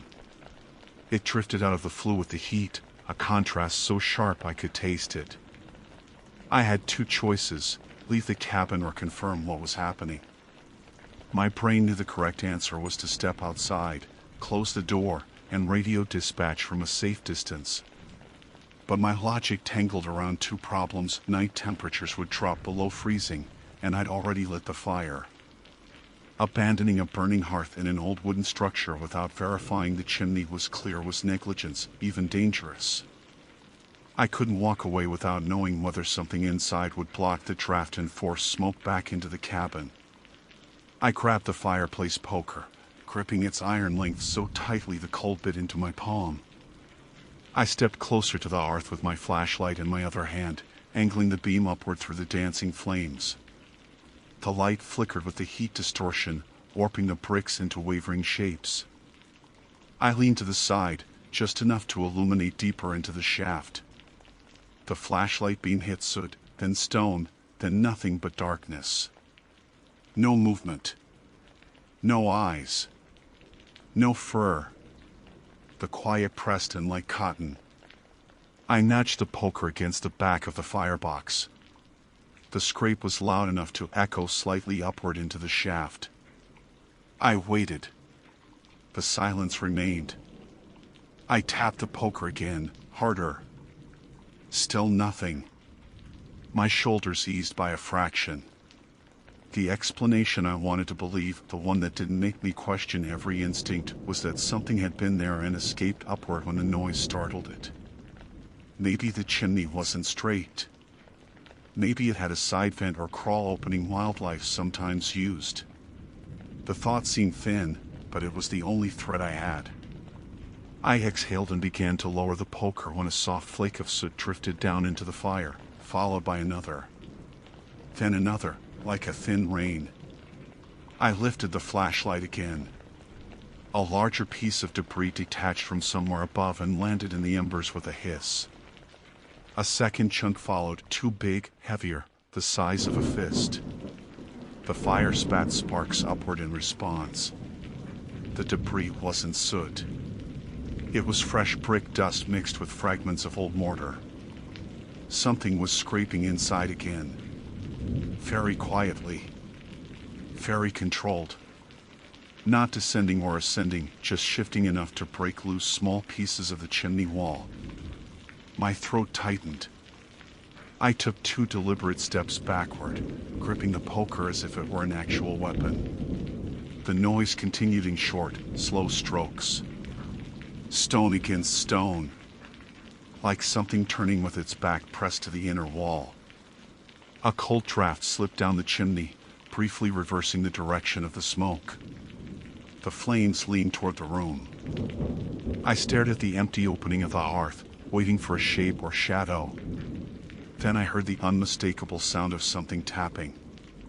A single, gentle tap on the brick interior. Then another. And another. Slow, rhythmic, thoughtful. Not the frantic scramble of a trapped animal. Not the panic of claws. Something deliberate.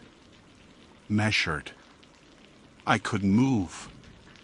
The tapping grew more controlled, almost patterned, as if mapping the interior surface of the chimney one point at a time. I swallowed hard, tasting metal. My breath fogged in front of me even though I stood only feet from the fire. The lantern on the table flickered, dimmed, then steadied. I didn't like how the shadows shifted when it happened. The tapping stopped abruptly. The silence returned, except this time it felt expectant. I heard a faint creak above the roofline, like weight pressing gently onto old timbers. The noise traveled downward through the structure, a subtle vibration, nothing dramatic, but enough to make me feel it through the floorboards. Something was no longer inside the chimney. It was on top of it. And it was heavy. The creak from the roof didn't stop. It spread along the timbers in a slow, traveling weight, a kind of pressure you don't hear so much as feel in your teeth and the soft cartilage of your ears. I braced myself without meaning to, gripping the poker with both hands now. The fire cast long, twitching shapes across the walls, each movement making me flinch in ways I tried to hide even from myself. Whatever was on the chimney wasn't moving fast.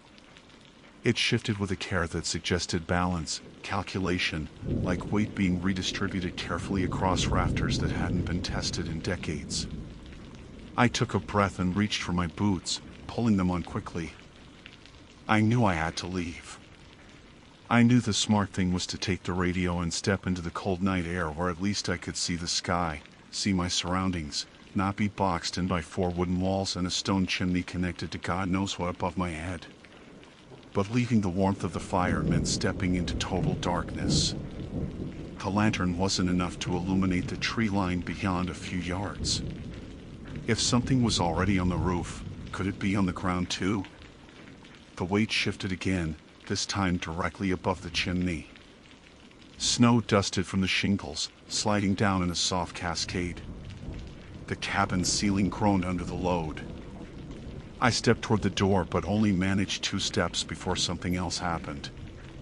The burnt hair smell, which had been trapped mostly inside the cabin, suddenly washed in from outside.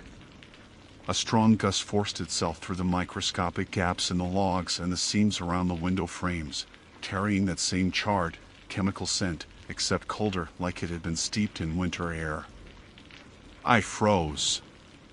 That meant whatever was on the roof wasn't just disrupting air currents inside. It was affecting the air outside too.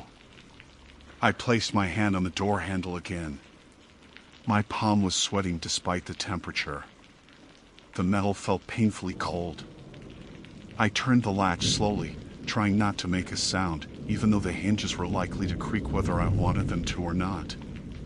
A soft thump came from the roofline, directly above the door. I stopped turning the handle. The weight settled, pressing downward. Snow drifted onto the small porch outside, and the faint crunch of shifting weight followed, like something adjusting its footing. I stepped back from the door instinctively, heart pounding so violently I could feel it pulsing in my fingers. I didn't dare breathe as I watched the shadows flicker across the ceiling. The radio on the table crackled. I jerked toward it as a burst of static rolled through the cabin, loud enough to feel like an intrusion. I lunged for it and grabbed it, turning the volume down as fast as I could. But even turned low, the static persisted. It wasn't a normal kind, more a broken hiss that surged and dipped as if something were interfering with the signal. I pressed the call button. "Field Unit 47 to dispatch," I whispered. "Possible wildlife obstruction on cabin roof. Advise." My voice barely carried beyond the edge of the table. Static answered. Then silence. Then a distorted burst that almost sounded like a voice, but broken into fragments. I lowered the radio slowly. My breath shook. Outside, the weight shifted once more. The cabin's support beam creaked loudly this time, a long, bending stretch of wood protesting under strain.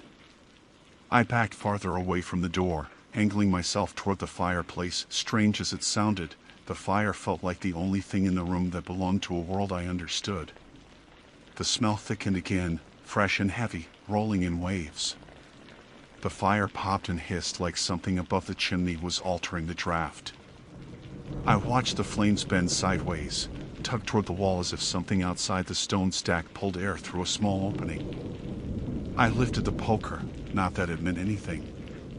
Not that it would help. The roofline creaked again, but this time, the sound traveled downward. A slow slide, weight shifting along the shingles, then onto the edge of the roof, then onto the side wall. The sound of something dragging, barely audible, but unmistakable, moved downward along the logs. My breath shortened until it was barely there. I stepped backward, trying to stay quiet, but each floorboard had its own opinion about that, groaning under even the softest weight. The dragging stopped at the level of the window. I didn't want to look, but my body moved on its own, angling toward the glass. The lantern flickered again and dimmed, plunging half the room into deep shadow.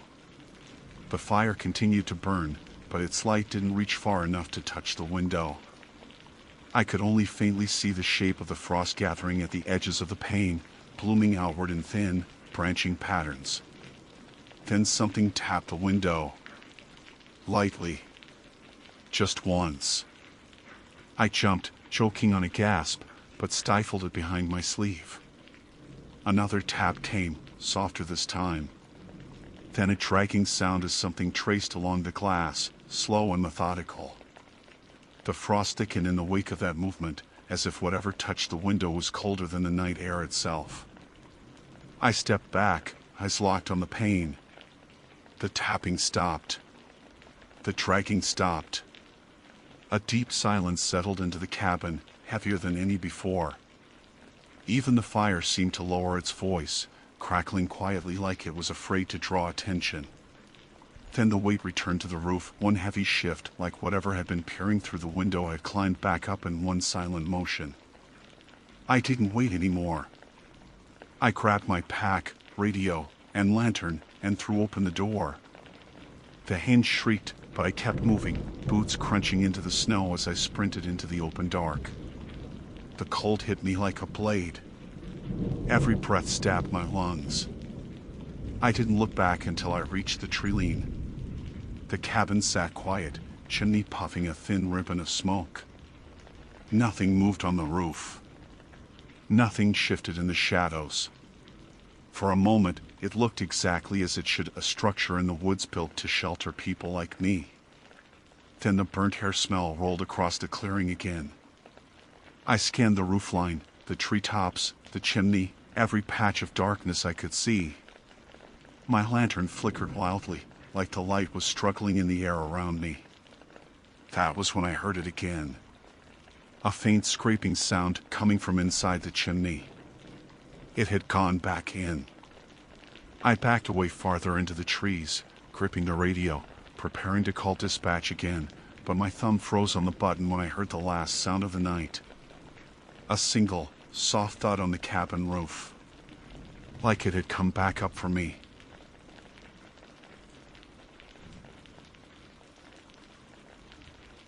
My name is Nolan Price, and I am an independent wilderness explorer documenting overlooked structures and uncharted remnants inside U.S. national parks. I'm 34 years old, trained in basic cartography, and I was in Yosemite National Park on a single-day excursion when I found a map I should never have touched. That morning started normally enough. I parked near Forster Road and planned to make a simple circuit to photograph old fire-scarred cabins and historical ranger sites that weren't marked on tourist maps anymore.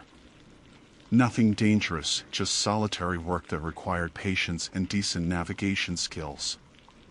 I carried a standard topographic sheet, a compass, and my GPS tracker clipped to my shoulder strap. The cabin I eventually entered wasn't on any of those references. It appeared just after noon, tucked deeper into the trees than any remaining structures in that area should have been. The fire history there is extensive. Most cabins had burned decades ago, their remnants logged and removed. But this one was intact. More intact than made sense. The roof had collapsed in places, yes, and the porch sagged, but the angles were too clean, too untouched by rot, as if time had paused around it. I almost didn't go inside. My instincts tighten the way they do when a trail suddenly goes quiet and you can't explain why. But I reminded myself that odd structures were exactly what I was out there to document. So I stepped up onto the porch, tested the boards with my weight, and crossed into the dark interior. The smell hit before my eyes adjusted. Old ash, damp wood, and something faintly metallic, like wet pennies. I swept my flashlight across the room, trying not to kick up dust. The place wasn't empty. A small wooden table sat in the center with a single sheet of paper held down by a rock. Everything around it was ordinary: broken chair, wood stove rusted open, a pile of kindling that looked untouched since the 90s. But the paper was fresh. That was what bothered me. The edges weren't curled. The ink wasn't faded. When I lifted the rock, the paper made that crisp, wrong sound, like it had been printed yesterday. But it wasn't printed. Every line was drawn by hand. It was a map. Not a map of Yosemite as a whole. More like a localized route drawn through an area I knew: contours of granite ridges near the western side, shaded canyons, waterways sketched with thin strokes. The more I stared, the more I realized the scale was impossible. Someone had drawn the paths with an obsessive level of detail, the kind you get only from walking those routes dozens of times, measuring distances by footfall. At the bottom of the map, a set of instructions was written in tiny cursive. They weren't clearly numbered, just lines running together as if the writer couldn't stop the pen. Follow the water line until you hear the stones shift. Turn north where the air thins. Do not look back when the cabin does not match the trail you remember. Keep walking until my voice becomes clear. I stood there, reading those words again, slow, trying to make sense of them. They felt less like directions and more like warnings disguised as guidance. I told myself someone was playing a prank, maybe one of those survival enthusiasts who stash geocache clues for fun. But the way the handwriting slanted, the way the ink thickened in certain strokes, suggested something else: hurried fear, not playfulness. The whispering started the moment I folded the map. It wasn't loud. I would have ignored it entirely if it hadn't matched the cadence of the last written line. A faint, breathy scrape, like someone speaking through the grain of the cabin walls, syllables too quiet to grasp.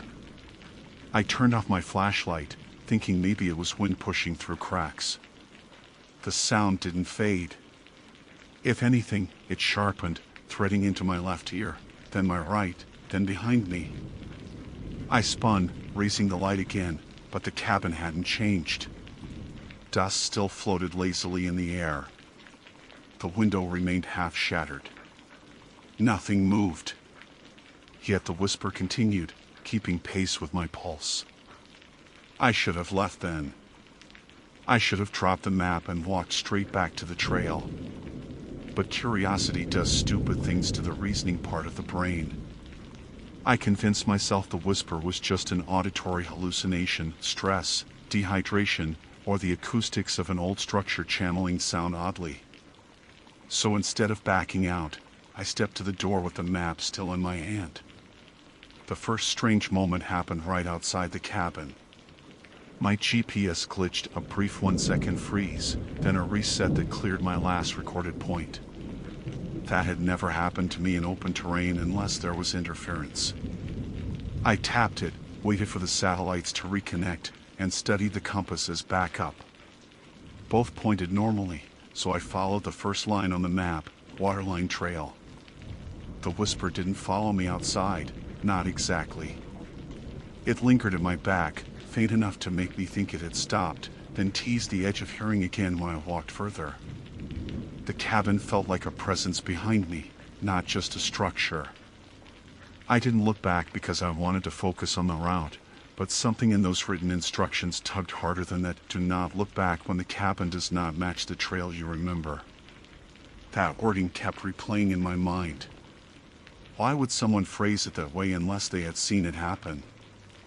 I found the waterline easily, a narrow stream cutting through granite, moon-smooth stones lining its edge.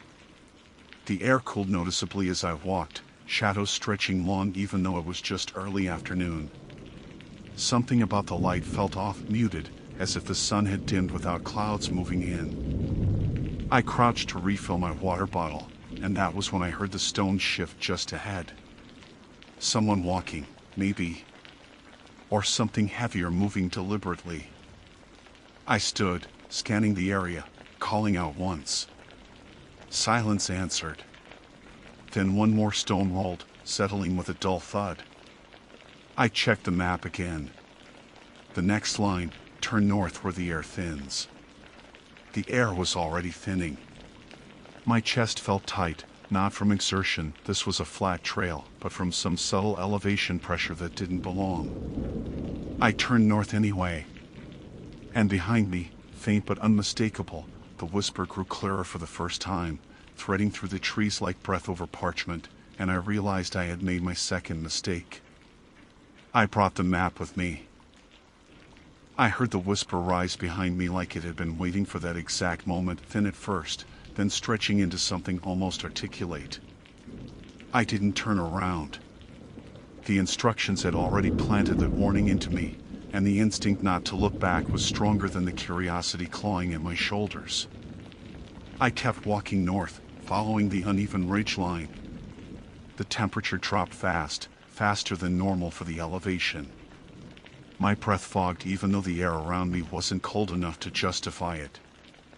I kept glancing at my hands, half expecting frost build up, but they only shook with nerves. The map felt warm in my pocket. I don't mean that metaphorically. The paper radiated heat, like it had been sitting above a wood stove instead of riding against my leg as I moved. I stopped once, pulled it out, and pressed 2 fingers against the back. Warm, almost body temperature. There was no logical explanation for it. It should have been cool like any folded piece of paper tucked away in shade. I tried to be rational, telling myself maybe my own body heat had conducted into it, but that rational thinking faltered when I unfolded the page and saw something new. A line had been added. Not drawn in different handwriting, not scribbled hastily. It matched the original ink exactly. The trail I had just walked, no more than 15 minutes behind me, was freshly drawn onto the map as if I had traced it there myself. Same curves, same contours, even a tiny mark noting the stream bend where I had stopped to fill my bottle. My throat tightened. I looked behind again without meaning to and immediately caught myself. I jerked my gaze back to the ridge, breathing hard through my nose. The whispering ceased. It didn't fade. It snapped off mid-breath, like someone pressing mute on a speaker. The silence afterward felt wrong, heavy, waiting. I forced my thoughts into a straight line. The map didn't make sense, so I needed to treat it like a hazard, not a guide. I folded it carefully, slow, like any sudden movement might break the quiet, and slipped it back into my pocket.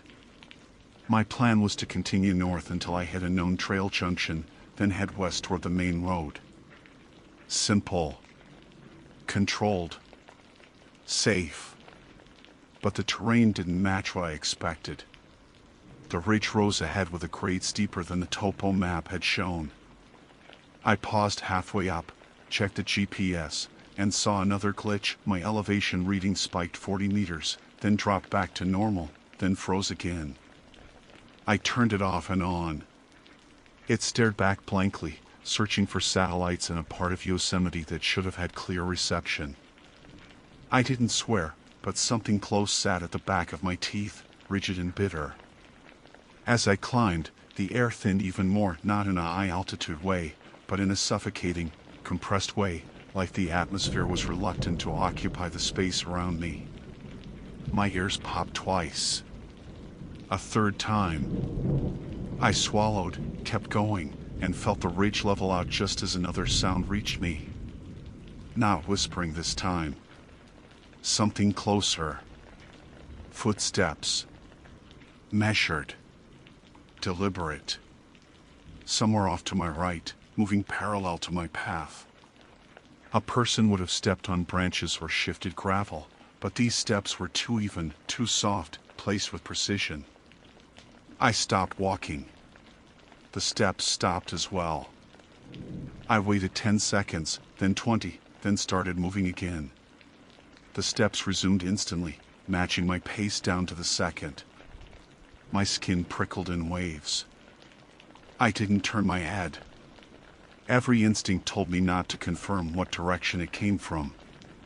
I picked up speed. The ridge dipped suddenly, offering a descent I didn't remember crossing on my approach to the cabin. I followed it anyway because it led downhill toward what looked like a band of thicker forest, more potential reference points, maybe even a recognizable fire road. The steps beside me accelerated to keep up. They never drew closer. Never fell behind. They stayed exactly parallel, as if something was pacing me from behind a curtain of trees. The air shifted abruptly when I entered the tree-line. A warm gust crossed my face like someone exhaling next to my cheek. Then the whisper returned, but not behind me, this time above me, threading between the branches. I ducked on instinct. It wasn't loud, but it carried shape, tone, almost a word forming at the edge of comprehension. I walked faster, weaving between trunks, stepping over roots, glancing ahead for any break in the canopy. I needed sky. Sunday landmarks. The map pressed against my thigh with every stride, hot now, unmistakably hot. I stopped once more, against better judgment, and pulled it out just long enough to look. 2 more lines had appeared. One marked the ridge I'd just descended. The other traced the exact line I was taking through the trees, drawn so quickly and so perfectly that it must have been appearing in real time. My breath stalled in my chest. The whispers looped around my head, not taunting, not warning, directing. Guiding. They weren't random. They were instructions. I dropped the map onto the dirt and stepped back. My hands shook as I flexed them out. Distance. I just needed distance from it, to break whatever connection it was building. I walked backward 5 steps, then turned, then kept moving, eager to get away from the spot. My heartbeat steadied for a moment, just long enough for me to think I'd made the right choice. Then the forest shifted around me. Not dramatically, just subtly wrong. Trees that had been evenly spaced now crowded together in a tightened formation. The ground sloped in the opposite direction. And when I checked behind me, purely out of fear rather than curiosity, the patch of earth where I dropped the map was empty. The paper was gone.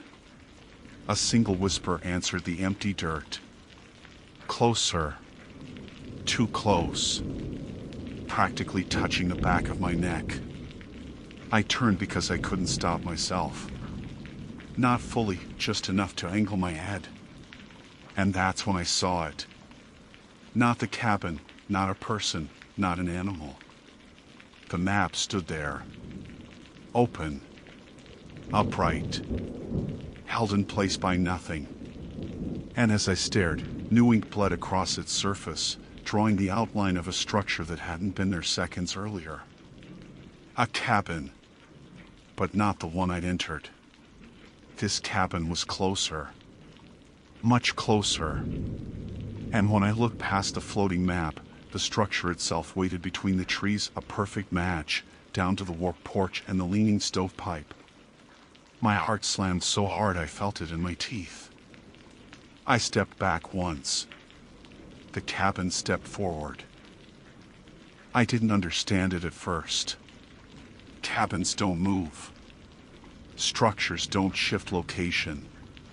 But the one in front of me had closed the distance by several feet without the sound of anything dragging or collapsing. It stood there now as if it had always been rooted between those specific trees, porch post tilted, stovepipe angled into the canopy. My mind fought hard to make sense of it. Optical illusion, tunnel vision from stress, misjudged distance. But the map floating beside it, hovering in the air, perfectly still except for the ink continuing to spread across its surface, shattered any attempt at logic. I stepped backward again.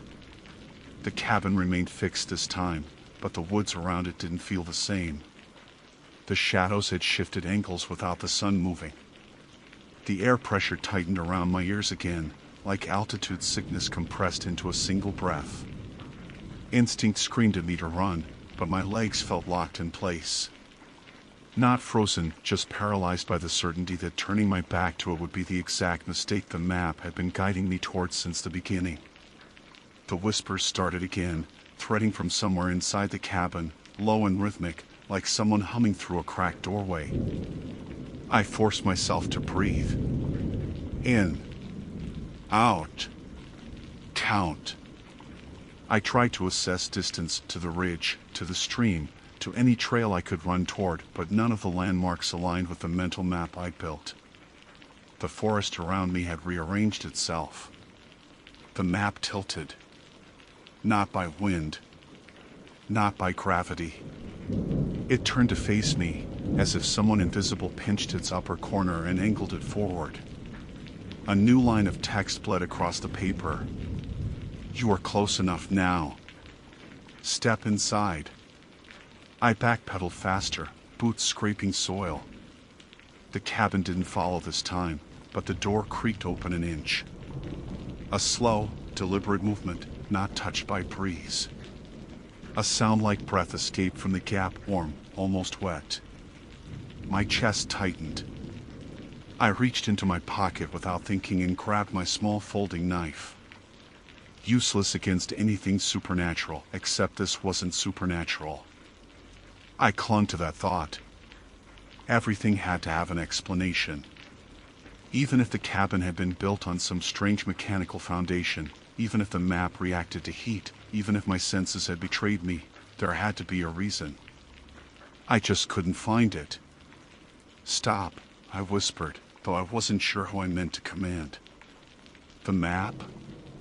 The cabin? Myself? The words slipped out, trembling, swallowed immediately by the trees. The map drifted closer. My legs finally responded. I bolted, not down a trail, not toward a landmark, just moving in the most open direction I could see.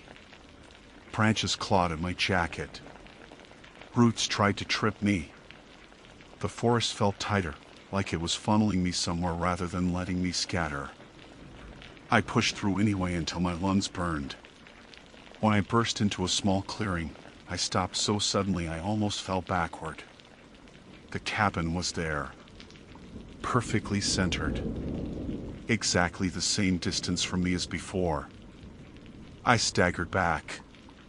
My foot landed on something soft, paper. I didn't want to look. I already knew. But fear made me do it anyway. The map lay at my heel, face up, ink glistening like it was still drying. A new image had been added to the bottom, a rough sketch of a human figure. Stick figure simple, but its placement was unmistakable. It stood at the threshold of the cabin's doorway, waiting. I kicked the map away. It didn't move. The paper resisted the force like it weighed more than a sheet should. My heartbeat thudded wildly, pounding into my throat. I looked up again, and the cabin door opened wider this time, 3 inches, maybe 4. Enough for the darkness inside to feel tangible. I took another step back. That was when I heard footsteps behind me. Not the soft parallel ones from earlier. These were heavier, deliberate, crunching through underbrush with no attempt at silence. I didn't turn around. Pure instinct, or maybe the memory of the instructions, told me that looking back had consequences I wasn't ready to test. The footsteps drew closer. Slow. Even. Like someone approaching a frightened animal they didn't want to spook. My breath quickened. My hands curled into fists. The footsteps stopped directly behind my right shoulder. I felt warmth there. A person's warmth. Human warmth. Something leaned close enough that I could hear the subtle catch of breath between inhalations. Not whispering now. Just breathing. Slow, measured, patient. My vision blurred for a second. Adrenaline flooded hard. I forced myself not to look. If I did, I knew there wouldn't be a person standing there. Not in any normal sense. I didn't know how I knew, but I did.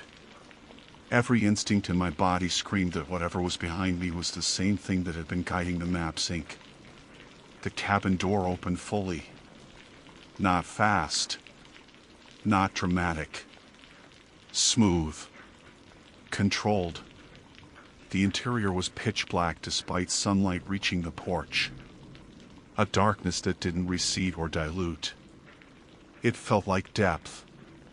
Like an opening into something that wasn't the interior architecture of a 1920s ranger structure.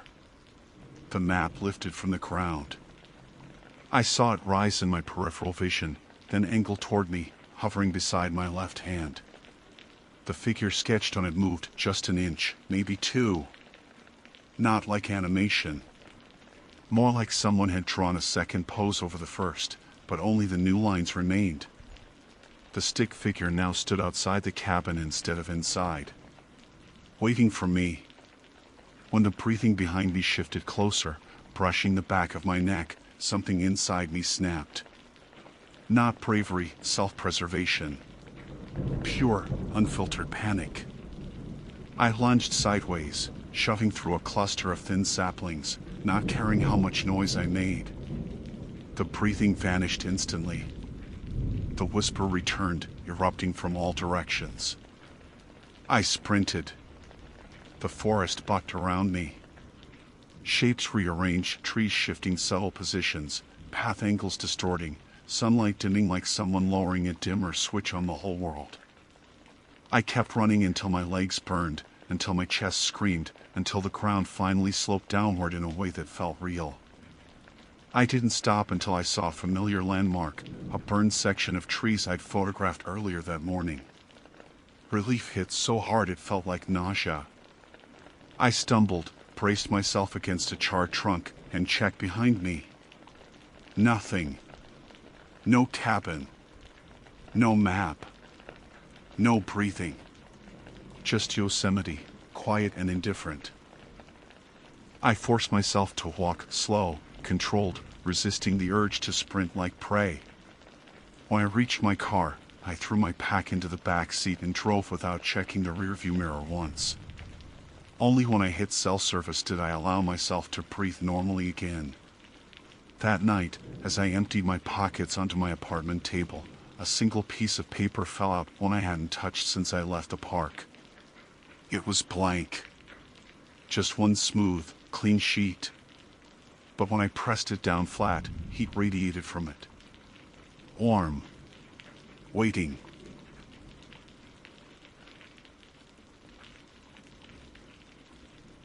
My name is Clara Montrose, and on the morning of September 18th, I arrived at the northern boundary cabin of Blue Ridge National Forest to conduct a structural assessment for a preservation grant. 22 words. I remember counting them in my head because the introduction felt oddly formal for something I said aloud to no one. Maybe it was the quiet that made me self-conscious, the kind of quiet that feels heavy, like the woods are waiting for you to say something wrong.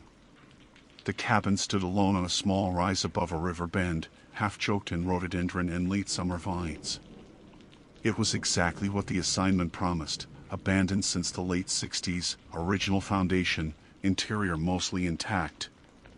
That last part was debatable. The door sagged like a dislocated shoulder, and the windows looked like they'd had rocks thrown at them sometime in the last decade. Still, the place held its bones. I pushed the door open with my boot, expecting the usual stuff: rodent droppings, dusty beams, maybe a collapsed corner. What I didn't expect was the smell. Not rot, not mold. Just old paper. Dry. A little sweet. Like opening a sealed box in an attic. It drew me in, weirdly comforting against everything else that felt off-kilter. Sunlight came through a broken window and lit the center of the room where a single desk sat, angled toward the wall. That part made me pause. Nothing else in the cabin looked arranged. Boards were scattered, a chair overturned, a pot still lying near the hearth from who knows when. But the desk looked placed. Deliberate. I walked toward it, brushing dust off my jacket. The top layer wasn't as thick as it should have been. Something or someone had disturbed it more recently than the rest of the cabin. There, centered on the desktop, was the diary. A small, leather-bound notebook. Brown, cracked at the edges, tied shut with a brittle string. The front had a year written in fountain pen ink. No name. No initials. Just the year. I hesitated. Part of me felt like I was handling an artifact, something that belonged behind glass. Another part felt like I was just being ridiculous. It was a notebook in a neglected cabin. But the longer I stared, the more wrong it felt that it was here, untouched, perfectly centered, waiting. I sat down on the uneven chair, which creaked like it might give out, and untied the string. The sound of it giving way, dry fibers snapping, echoed in the stillness. The first entries were exactly what you'd expect from someone living or staying here in the 60s. Notes about the weather, about hiking routes, about maintaining the cabin. A name showed up after the third page, R.M. Ellery. A ranger assigned to this section. His handwriting was neat, curling slightly, the kind you'd see in old letters. He wrote about long patrols, lonely nights, a fox that came around the cabin regularly. Nothing strange, nothing uncanny. Not yet. Around mid-June, something changed. His tone tightened. He stopped writing about routine work and started documenting a feeling, a presence, as he described it, that lingered near the tree line at dusk. Saw a shape at the ridge today. Too tall for a deer. Didn't move when I whistled. Heard footsteps outside last night. Slow. Spaced far apart, like whatever it was had a long stride. Something is watching from the trees. Doesn't come closer, but it stays. For hours. A prickling sensation crawled up my spine as I read. The forest outside the cabin suddenly felt too close, too dense. I found myself glancing toward the window even though the light was still bright. Then came the last written entry. July 2nd, 1964. It followed me again. I don't think it hides anymore. I think it wants me to know it's there. Underneath that, the ink wavered, like his hand shook. If it comes to the door tonight, I need to be ready. The page ended there. I exhaled slowly, trying to shake off the unease. Diaries get dramatic, isolation does weird things to people. I reminded myself of that sternly, like talking to a skittish kid. I flipped the page. Blank. Then another. Blank. I kept flipping until I reached the back cover. 3 pages remained. All empty. I turned one back. Still blank. I blinked and stared harder. The sunlight hit the page differently now, the angle shifting as clouds rolled overhead. The texture of the paper looked slightly uneven, like something was etched there but too faint to see. I leaned closer, and the words appeared. Not ink. More like the page darkened in shape of letters, rising like dampness forming patterns. A fresh entry. New. Impossible. She's inside the cabin now.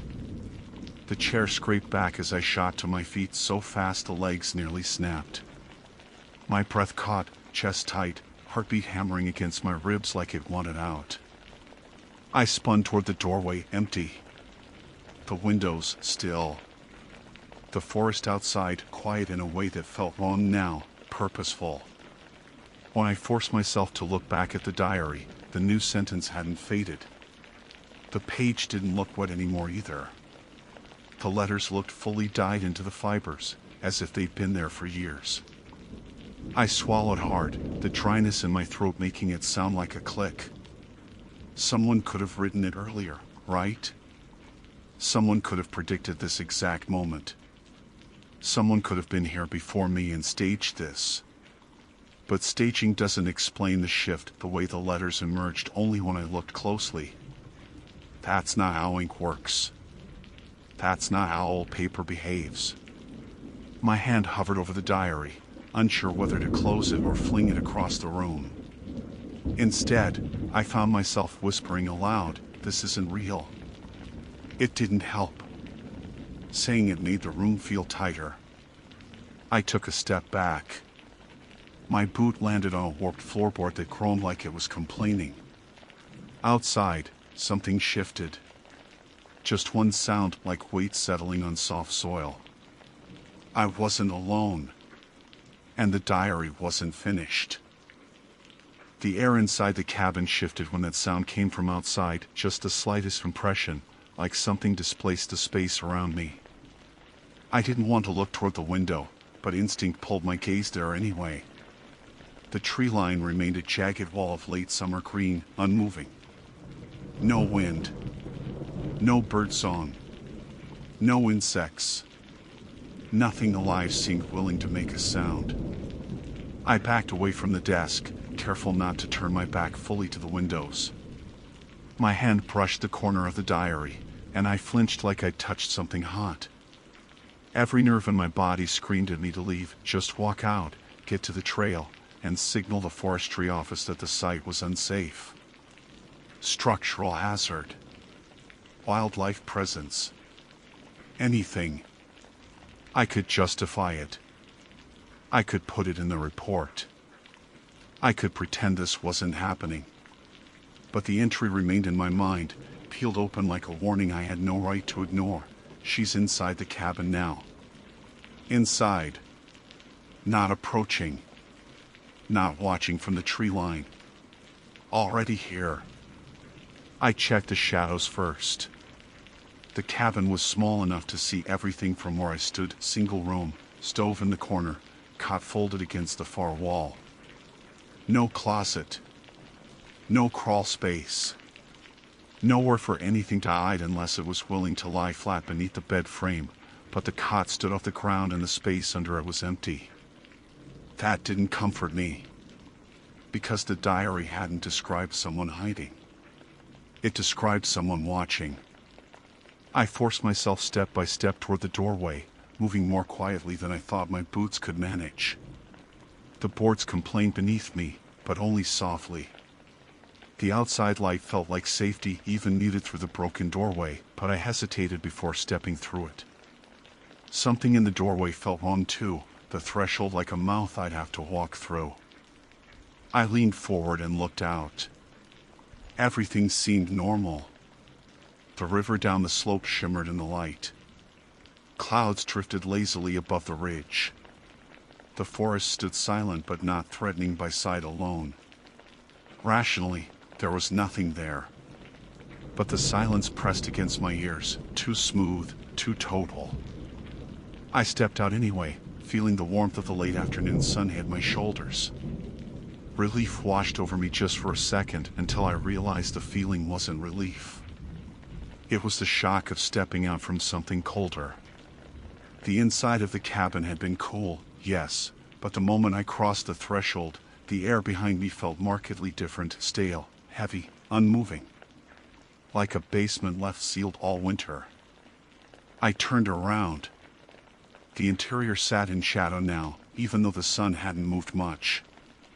I blinked, adjusting. Nothing had changed visually. The desk sat where it was. The diary lay open. But I couldn't shake the sensation that stepping inside again would mean stepping into something else. My radio crackled in my pack. The sudden noise shot adrenaline down my arms. I fumbled it out with shaking fingers. Base to Montrose, confirmed status. Over.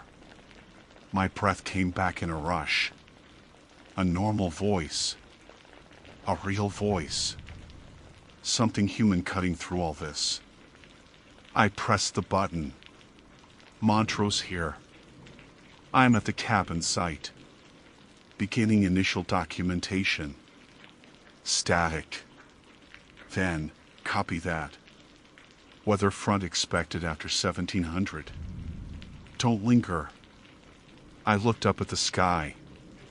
Clouds had thickened without me noticing. They stacked in slow gray layers, subtle but gathering. I checked the time, only 2:43 p.m.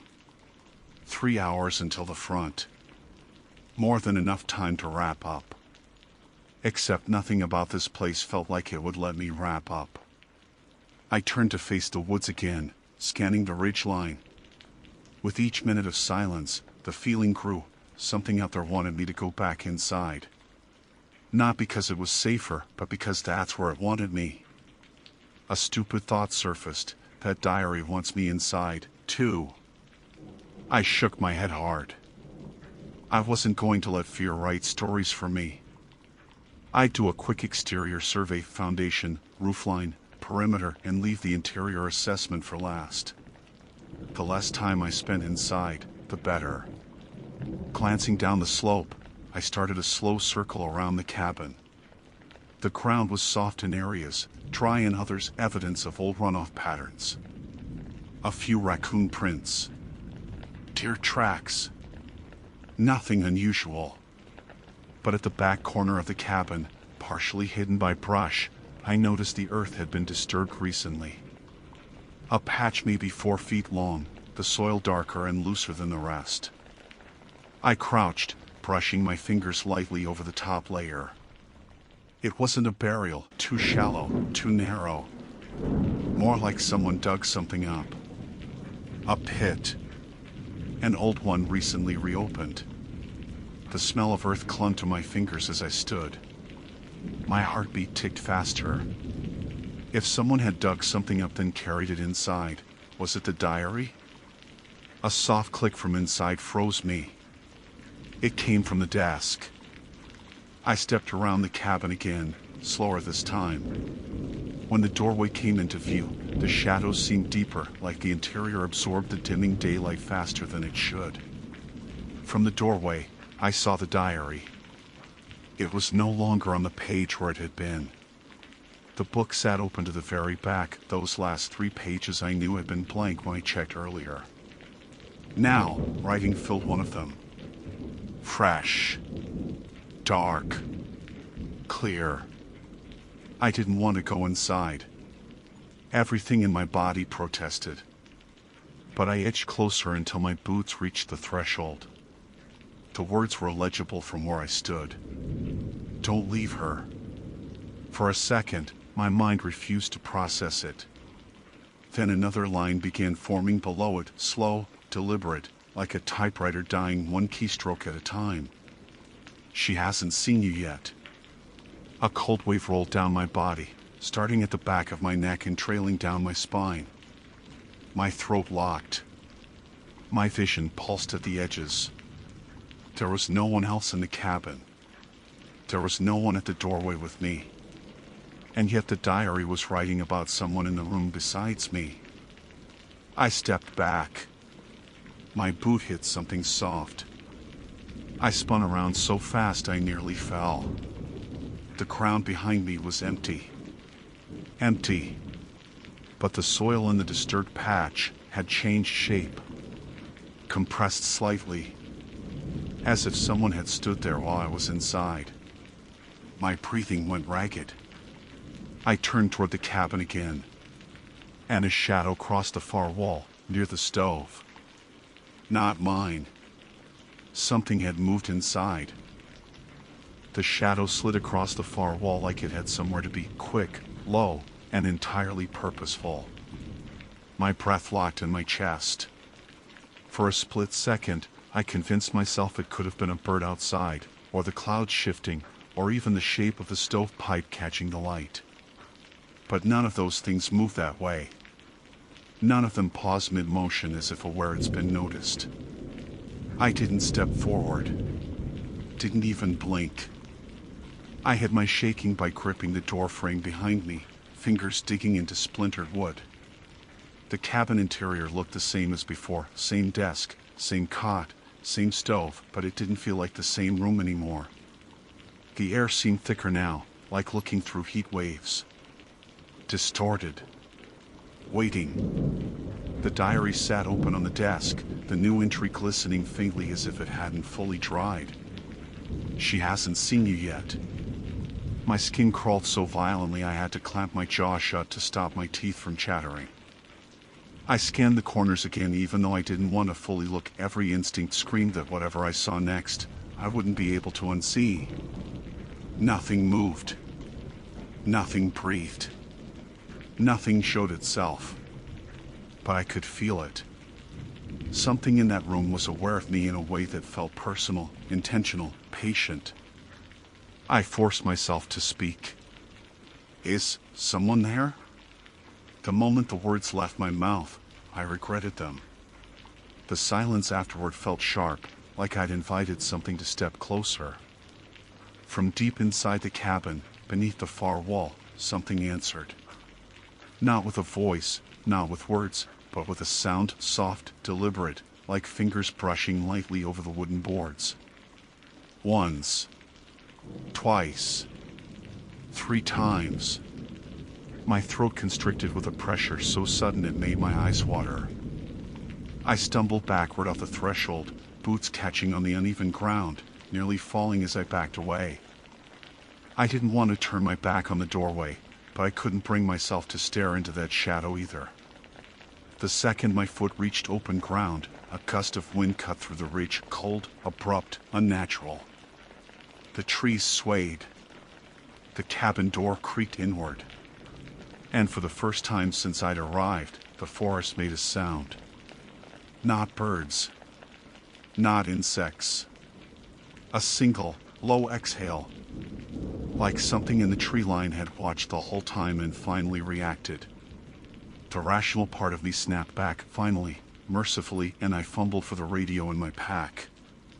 My hands shook so hard I nearly dropped it. Base, this is Montrose requesting immediate contact. Do you copy? Static crackled. I pressed the button harder, voice rising. Base, this is Montrose. I need someone to call in my coordinates. Repeat, I. A voice broke through. Not the dispatcher. A whisper. Low. Close. Behind me. Clara. I dropped the radio and spun around, stumbling backward again. The forest was empty. My pulse pounded like it was rattling my ribs. The breath that reached my ears hadn't been my own. The pitch was wrong. Too low. Too controlled. Like someone leaned in with their mouth almost touching my ear. I crouched, grabbed the radio, and forced my voice steady enough to try again. Bass, respond. I need assistance. This time, the dispatcher answered. Montrose, confirmed status. Weather shifting. You need to clear that ridge before 1600 or you'll have flash flood risk. I swallowed hard. Copy. I'm heading out now. Confirmed trail route? Northbound return. Logged. Stay aware of footing. I turned away from the cabin without letting myself look back. If I looked, I knew the shadows inside would shift again, or the diary would be open to another page, or the doorway would be blocked by something I couldn't explain. I needed distance. I needed light.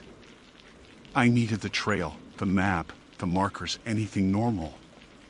The path back wound uphill for the first half-mile. My boots hit the earth hard and uneven, my breath ragged, but I refused to slow. The forest wasn't silent now. Branches shuddered faintly. Underbrush rustled. The wind pushed against my back like a steady hand urging me forward. When I reached a small clearing halfway up, I risked a look over my shoulder. I shouldn't have. The cabin sat far below, partially hidden by trees. But from this distance, the doorway looked darker than the interior should. Too dark. Like something tall stood inside, blocking the light. I blinked rapidly, needing the image to change, to be wrong, to be a trick of the contrast. It didn't change. The shape didn't move. I turned and ran faster, breath burning. The trail narrowed again near the ridge. To my left, the ground dropped sharply toward the river. To my right, the woods thickened to a wall. The air grew colder with every step, and I realized something else, something that made my blood go cold. I couldn't hear my own footsteps. I looked down. My boots hit the dirt. Leaves scattered. Dust rose. But there was no sound. Nothing. No crunch. No scrape. No impact. It was like something was swallowing the noise entirely. I bolted.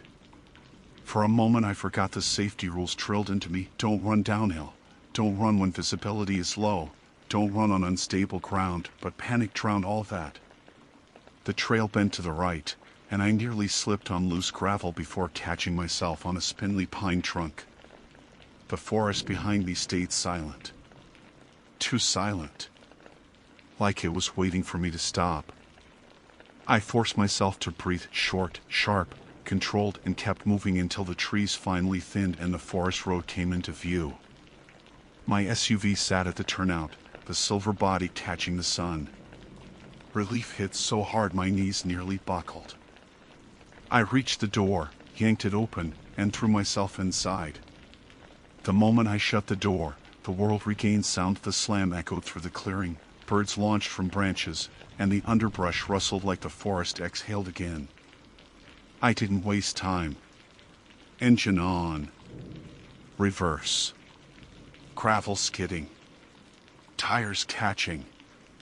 I drove until the cabin was out of sight. Then farther.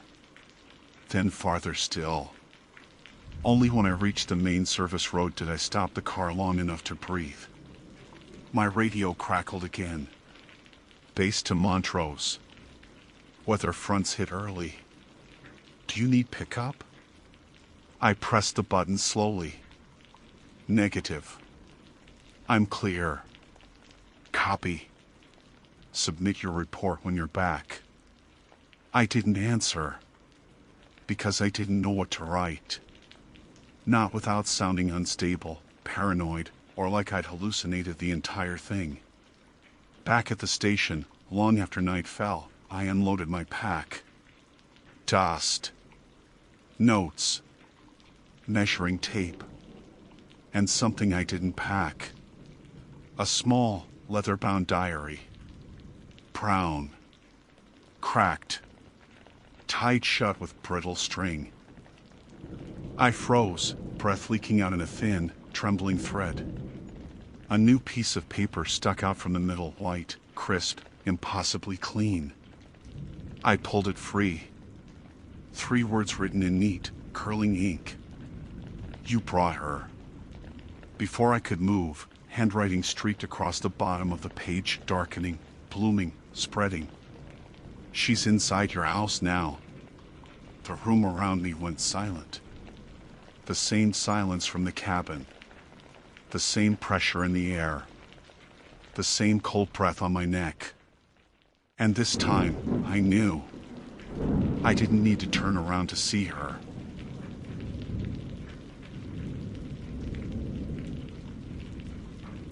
My name is Reed Garrison, and on the afternoon of October 14th, I entered an old hunting cabin deep in Allegheny National Forest with the intention of staying just one night. I am 34 years old, a surveyor by profession, and I have been hiking a series of boundary lines for a private landowner whose property bordered a stretch of federal forest. I plan to use the old cabin as a temporary shelter before finishing the last leg of my route in the morning. I had no expectation of comfort. I only needed a roof, 4 walls, and a place to sleep. What I found was a structure that should have been condemned 20 years ago, sitting crooked on its foundation stones like it had simply given up trying to stand straight. It was nearing 4 p.m. when I reached it, the light already weakening through the trees.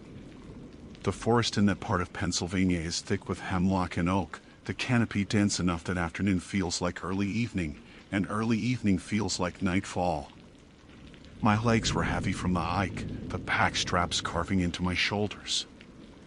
I pushed open the warped door, bracing for the smell of mildew and animal droppings, and found both in healthy supply.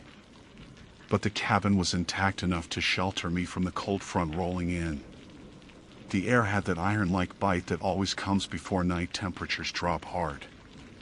Inside, there was only a small wood stove, a table with a broken leg propped on firewood, and a cot in the corner with a thin mattress sagging deep in the middle. The sight of the cot wasn't encouraging, but I figured it beat sleeping on the floor. I dropped my pack, stretched my back, and checked the windows. 2 were cracked. 1 didn't fully close. There was no electricity, just the dark interior and dust drifting in the last of the light.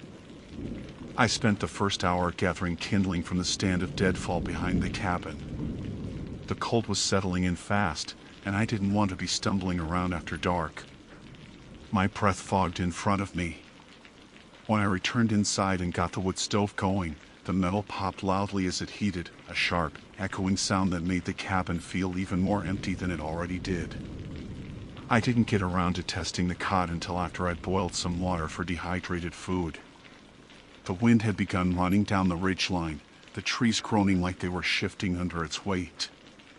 Only a little daylight remained. I unrolled my sleeping bag onto the cot and, out of curiosity, pushed my hand down into the mattress. The springs resisted stiffly, then gave way with a dry metallic creak. Old beds make noise. It didn't strike me as anything unusual. I crawled in around 6:30, not to sleep yet, but to rest my back. I lay on my side, facing the wall, and let the warmth from the stove seep into the room. My body began to uncoil from the long hike.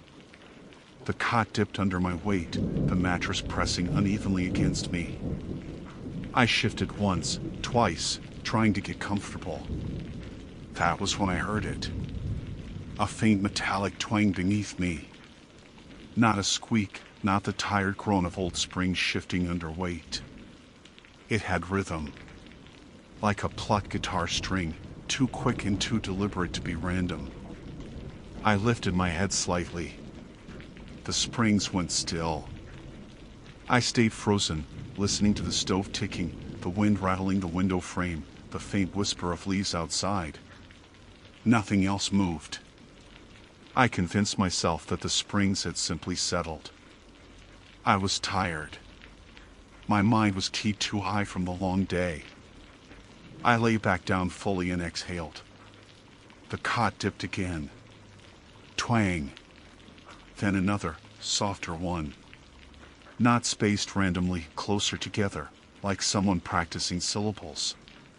My name, Reed, has that clipped, metallic sound to it.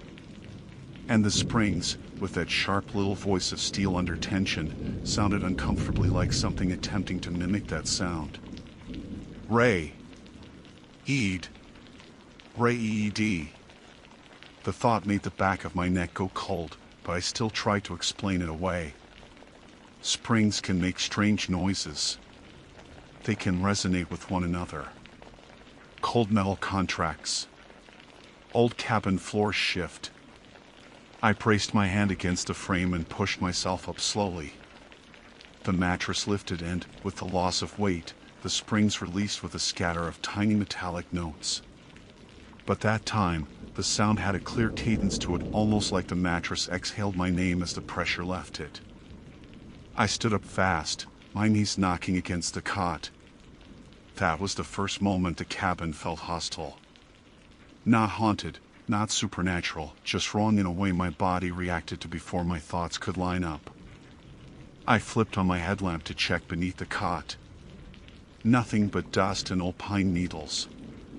No animal. No draft strong enough to pluck metal. I pressed a hand into the mattress again. The springs responded normally, the usual groan and creak of old wire. I pushed harder. Nothing unusual. I sat on it. Perfectly normal creaking. It wasn't until I lay down again, full weight, full contact, that the voice returned. This time, I didn't even move. The moment my body sank into the sagging center, the springs tensed beneath me and whispered with that same unnatural precision. Re-a-t. I bolted upright again, the cot screeching loudly. My heart pounded hard enough that I could feel pulses in my palms. This cabin, on this cold October evening in Allegheny National Forest, had just crossed the line between uncomfortable and predatory. And for the first time, I understood something simple and undeniable. It only spoke while I was lying on it. I didn't stay on the cot.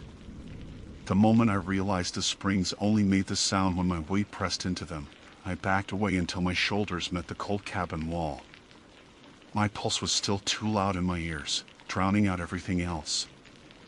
I told myself over and over that there had to be a logical explanation: metal fatigue, shifting tension, resonance from the stove ticking as it cooled.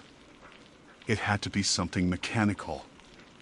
The alternative was irrational, and if I let my mind drift into the irrational this early in the night, I wouldn't make it until morning. I crouched beside the cot with my headlamp angled downward and studied the mattress carefully. The fabric was stained and thin enough to show the outline of the springs beneath it, warped slightly by age. I pushed my palm down and held it there. Nothing. I pressed harder. Still nothing. I kneeled on it. Just the expected groan of metal. It seemed absolutely normal until I lay down with my full body weight and the pressure point shifted to where the frame sagged inward. That dip had to be the key. Something about my weight hitting that exact angle caused the springs to ping in a strange pattern. That was my best theory. A spring rubbing another spring at the right tension could mimic a rhythmic sound. It didn't explain the syllable-like cadence, but fear exaggerates patterns. Fear makes you hear intent where there's just coincidence. I needed to confirm it. That was the part one dreaded. I swallowed hard, placed both hands on the edge of the mattress, and lowered myself again with excruciating slowness. The cabin was so quiet that I could hear the faint hiss of the stove dying out. The windows were beginning to fog with the temperature drop. My breath felt too warm in the cold air. My back had barely touched the mattress when the springs tightened beneath me in a chain reaction through the frame. I felt the tension pull inward like something was drawing the coils toward one point under the center of my spine. My shoulders sank into the dip. My weight settled. Twang. Then another, sharper one. Not syllables. Just irregular, snapping metal. I held still, fighting the urge to panic. I waited for the pattern, those two-part sounds that had almost formed my name. But the springs only groaned. A few sharp metallic ticks, some pops of contracting wire. Nothing more. I waited another 10 seconds. Another 20.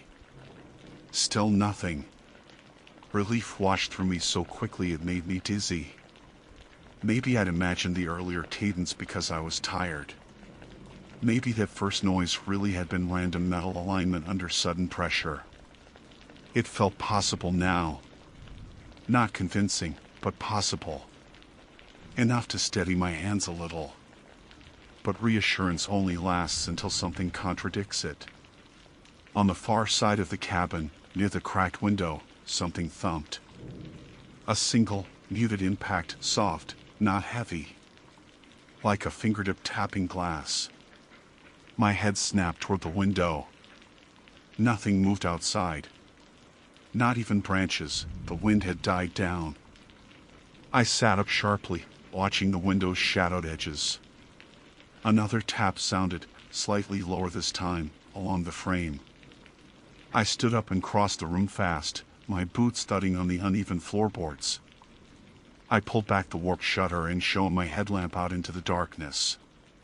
Just black trees, layered silhouettes, and faint leaf litter shifting in the cold air. No animals. No movement. I scanned down along the outer wall.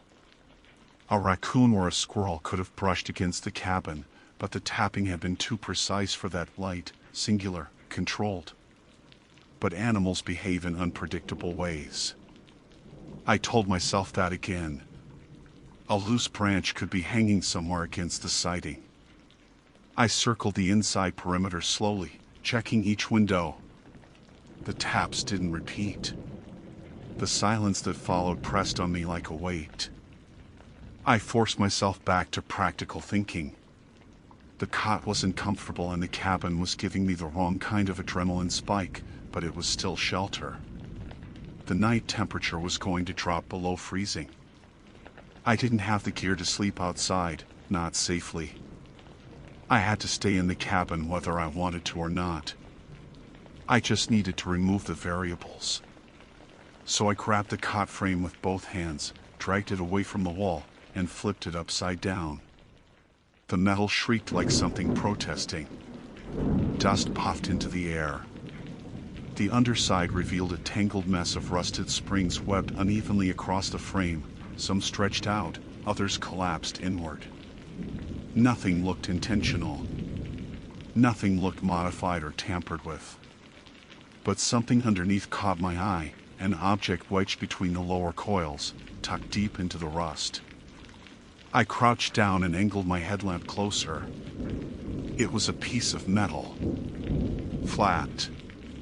Rectangular. About the size of a business card. I reached in carefully, trying not to slice my fingers on the springs, and fished it out. It was thin, dark, and coated with grime.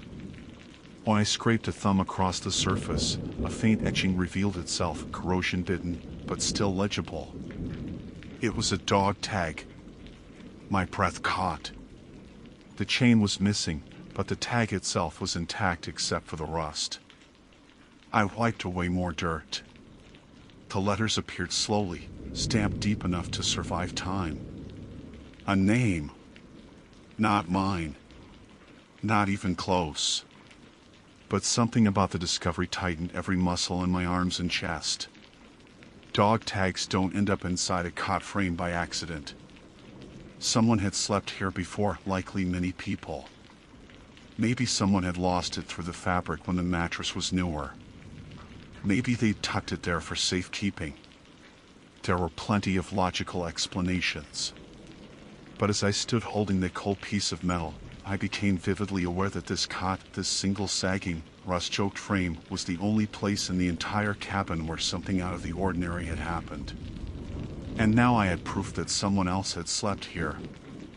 Someone who never bothered to retrieve their dog tag.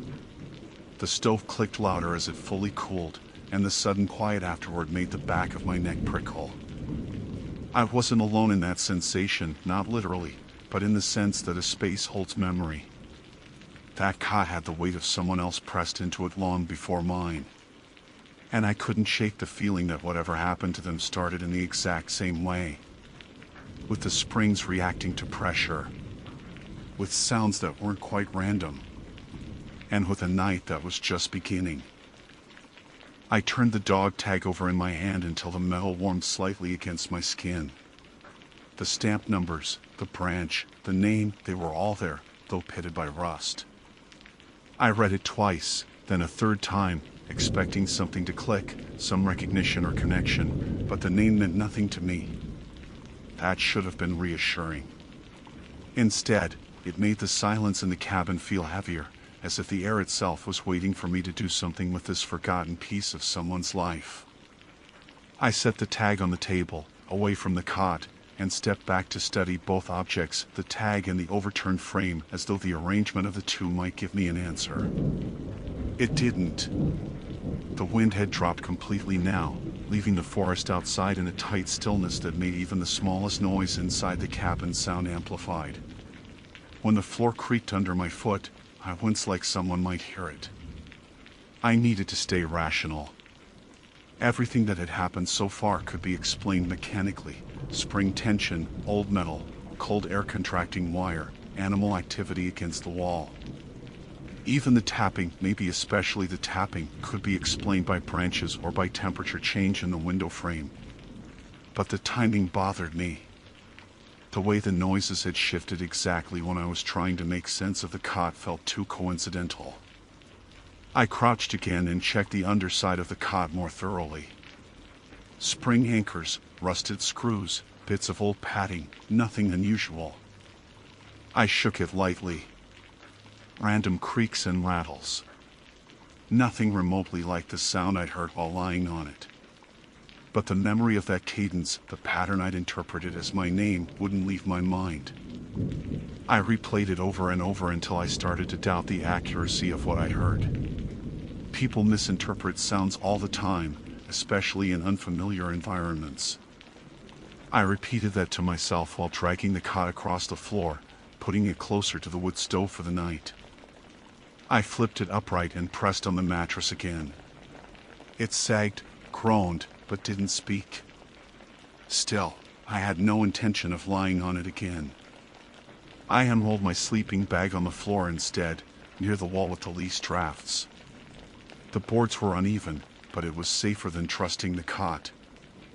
I'd slept in worse places. I tucked the dog tag into my pocket, not because I wanted it, but because leaving it on the table felt like inviting questions I wasn't ready to answer. The cabin dimmed further as the last trace of light faded from the windows. The stove was nearly cold. The temperature inside dropped enough that my breath fogged again. I got into my bag and zipped it up to my chin. The silence was enormous, pressing against my ears like a physical force. Usually, nights in the woods are filled with small sounds, owls, branches shifting, nocturnal animals moving. Tonight everything was muted, like the forest was holding its breath. I closed my eyes, not expecting to sleep, but needing to rest. My body was still wound tight, adrenaline ebbing in sharp, uneven spikes. I lay completely still, focusing on the familiar rhythm of my own breathing. My heartbeat slowed. My thoughts stopped racing. For a brief moment, the cabin felt like just a cabin again, cold, old, uncomfortable, but harmless. Until a sound rose from the corner behind me.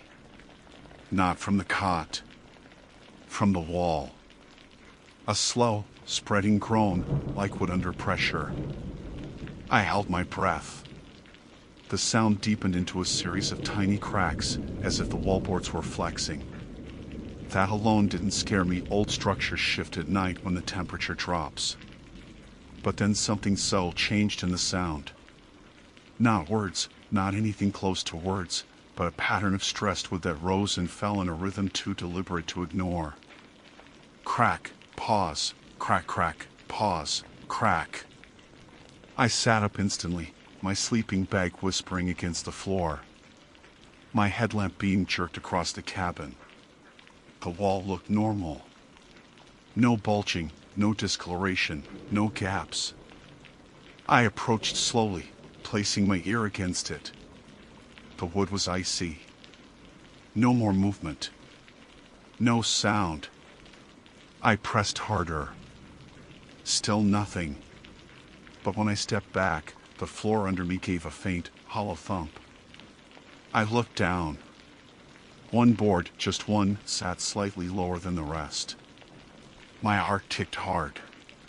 Hidden compartments weren't uncommon in old cabins, especially ones used by hunters or trappers. Sometimes people stored food or gear there. It could explain the noises if something underneath was shifting with the temperature. I knelt and pried at the edge with my fingertips until the board lifted half an inch. The smell that wafted up was faint but wrong, metallic, musty, not quite like rot but close. I angled my headlamp into the gap. Beneath the floor was a narrow cavity, maybe a foot deep. Dust, old leaves, and something dull shone faintly in the beam. I reached in carefully and brushed away debris. More metal shapes emerged, rusted, thin, half buried in dirt. Not tools. Not traps. I picked one up. Another dog tag. Then another. And another. My breath stopped. There were at least a dozen. Maybe more. Some still on broken chains. Some bare, pitted, unreadable. All military issue. All forgotten. No cot could explain that. No temperature shift. No mechanics of aging metal. These weren't accidents. Someone had put them here, hidden them, left them behind. My fingers trembled as I dropped the tag back into the cavity. Suddenly every sound in the cabin made sense in a way I didn't want it to. The cot reacting only to full body weight. The tapping at the window. The wall shifting exactly where the floor cavity was. Someone else had once slept here. Not one person. Multiple. All with dog tags. All in this cabin. All gone. And I was lying on the same floor where they had once disappeared from. I shoved the floorboard back into place, grabbed my pack, and slung it over my shoulder with shaking hands. I didn't care how cold it was outside. I didn't care how dark the forest had become. I needed distance between myself and that cabin, and I needed it immediately. As I yanked open the door, the wind finally picked up again, rushing through the trees like a long-delayed exhale. The moment I stepped out, the cabin behind me creaked loud, sharp, urgent. Not words. Not a voice. Just the building settling under its own weight. But I didn't look back. I didn't have to. I'd already understood the truth in the most realistic, grounded way possible. The cabin wasn't haunted, its history was. And those springs weren't speaking to me. They were reacting to the absence of the people who never left.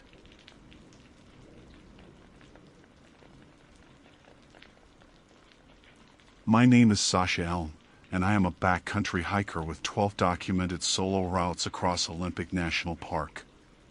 My intention, on the day these events occurred, was simply to complete a 2-night loop through the Bogachil Valley.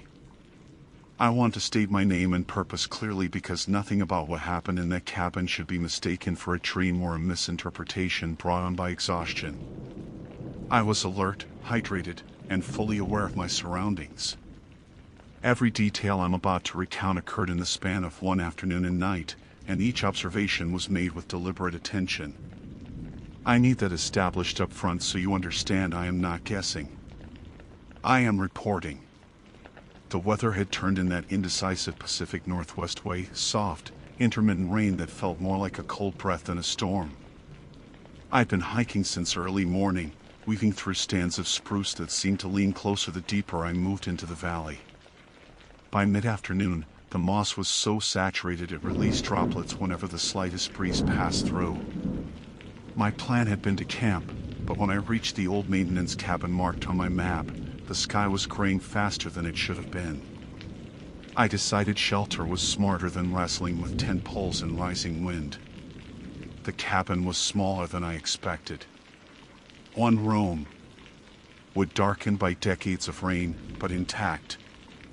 The windows were cloudy but unbroken. No sign of forced entry or wildlife damage. Someone had reinforced the door at some point with newer hinges. It didn't feel abandoned, just unused. Inside, the air carried the faint, dusty scent of old cedar and something metallic beneath it. The kind of smell you only notice when you inhale long and slow. There was a small iron lantern centered neatly on the table, the old style with a wick instead of a battery or switch. I assumed it was left by rangers.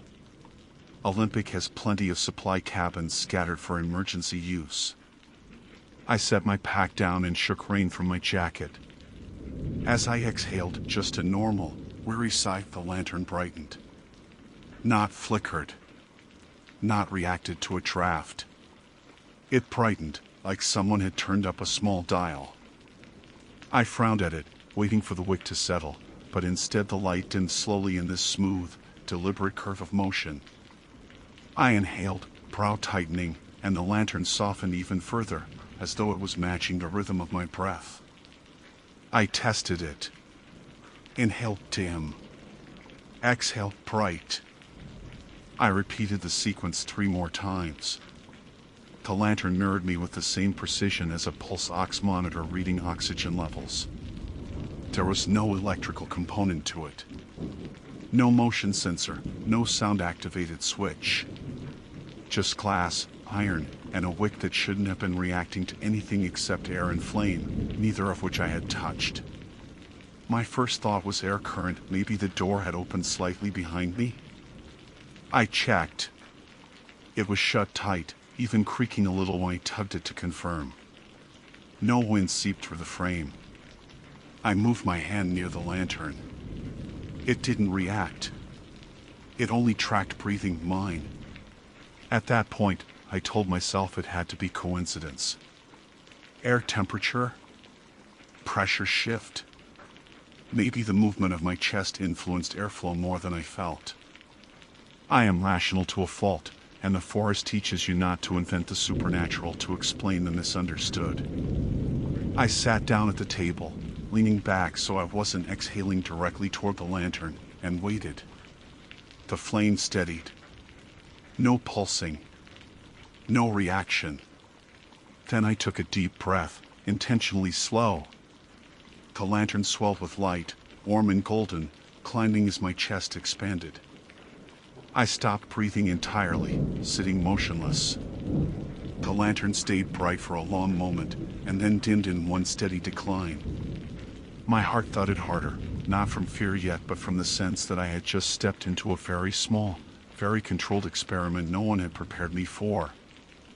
I pushed the lantern gently. It scraped across the wood an inch. No change. When I touched the glass, the heat was mild, the flame wasn't large enough to warm it significantly. Nothing about the object itself was unusual. But every time I breathed, it breathed. The rain began again outside, tapping the cabin roof lightly at first and then harder. The sound was enough to break my fixation. I needed to organize myself, hang wet layers, check food, record mileage in my trail book. Normal tasks grounded in predictable logic. Anything to remind me that the world followed rules. By late afternoon, the forest was already dimming. Olympic's canopy is dense enough that sunset feels early. I made myself a small meal from my pack, nothing cooked, just calorie-dense snacks. The lantern sat on the table, its glow steady, uninvolved, as if it had never behaved strangely. And then, sometime after the light outside had thinned into that blue-gray nothingness, the lantern brightened again. I hadn't exhaled. In fact, I hadn't moved at all. I'd been sitting still with my notebook open, trying to write the day's route, when the flame expanded in a slow, measured way. It didn't flare. It swelled. A smooth inhale, except it wasn't mine. I held my breath. The lantern dimmed, matching the pattern it had followed earlier, but the rhythm was wrong. It wasn't syncing with me anymore. It was syncing with something else. I felt the change immediately, like a shift in atmospheric pressure. Not cold exactly, the cabin temperature didn't drop, but a sense of presence, as though someone had stepped into the small space behind me and was also studying the lantern. I didn't turn around. Not yet. My instincts told me any sudden movement would break a fragile balance I didn't understand. The lantern brightened again, right beside my hand, in a long, slow exhale. And I wasn't breathing at all. The lantern brightened again, right beside my hand, in a long, slow exhale that did not come from me. I felt my throat tighten with the stale taste of held breath, but the fear wasn't the sharp, cinematic kind. It was a cold awareness crawling up the back of my neck, an instinctive recognition that something in the room had just made its presence known, not with sound or movement, but with the quiet certainty of breath that was not mine. I kept still because movement felt like a boundary I shouldn't cross yet. My chest ached from holding in air, but I waited for the lantern to dim again, and when it did, the decline was smoother, slower than before, the timing unmistakably different from my own breathing pattern. If earlier it had been syncing with me, now it had found a new rhythm, one that seemed to originate from somewhere behind me. I finally let myself inhale, controlled, slow. The lantern did not react. I exhaled quietly. Still nothing. The light maintained its own steady expansion and contraction, as if someone invisible, someone very close, was drawing breath in the space just over my shoulder.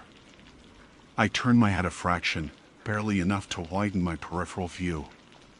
Nothing moved in the dim cabin.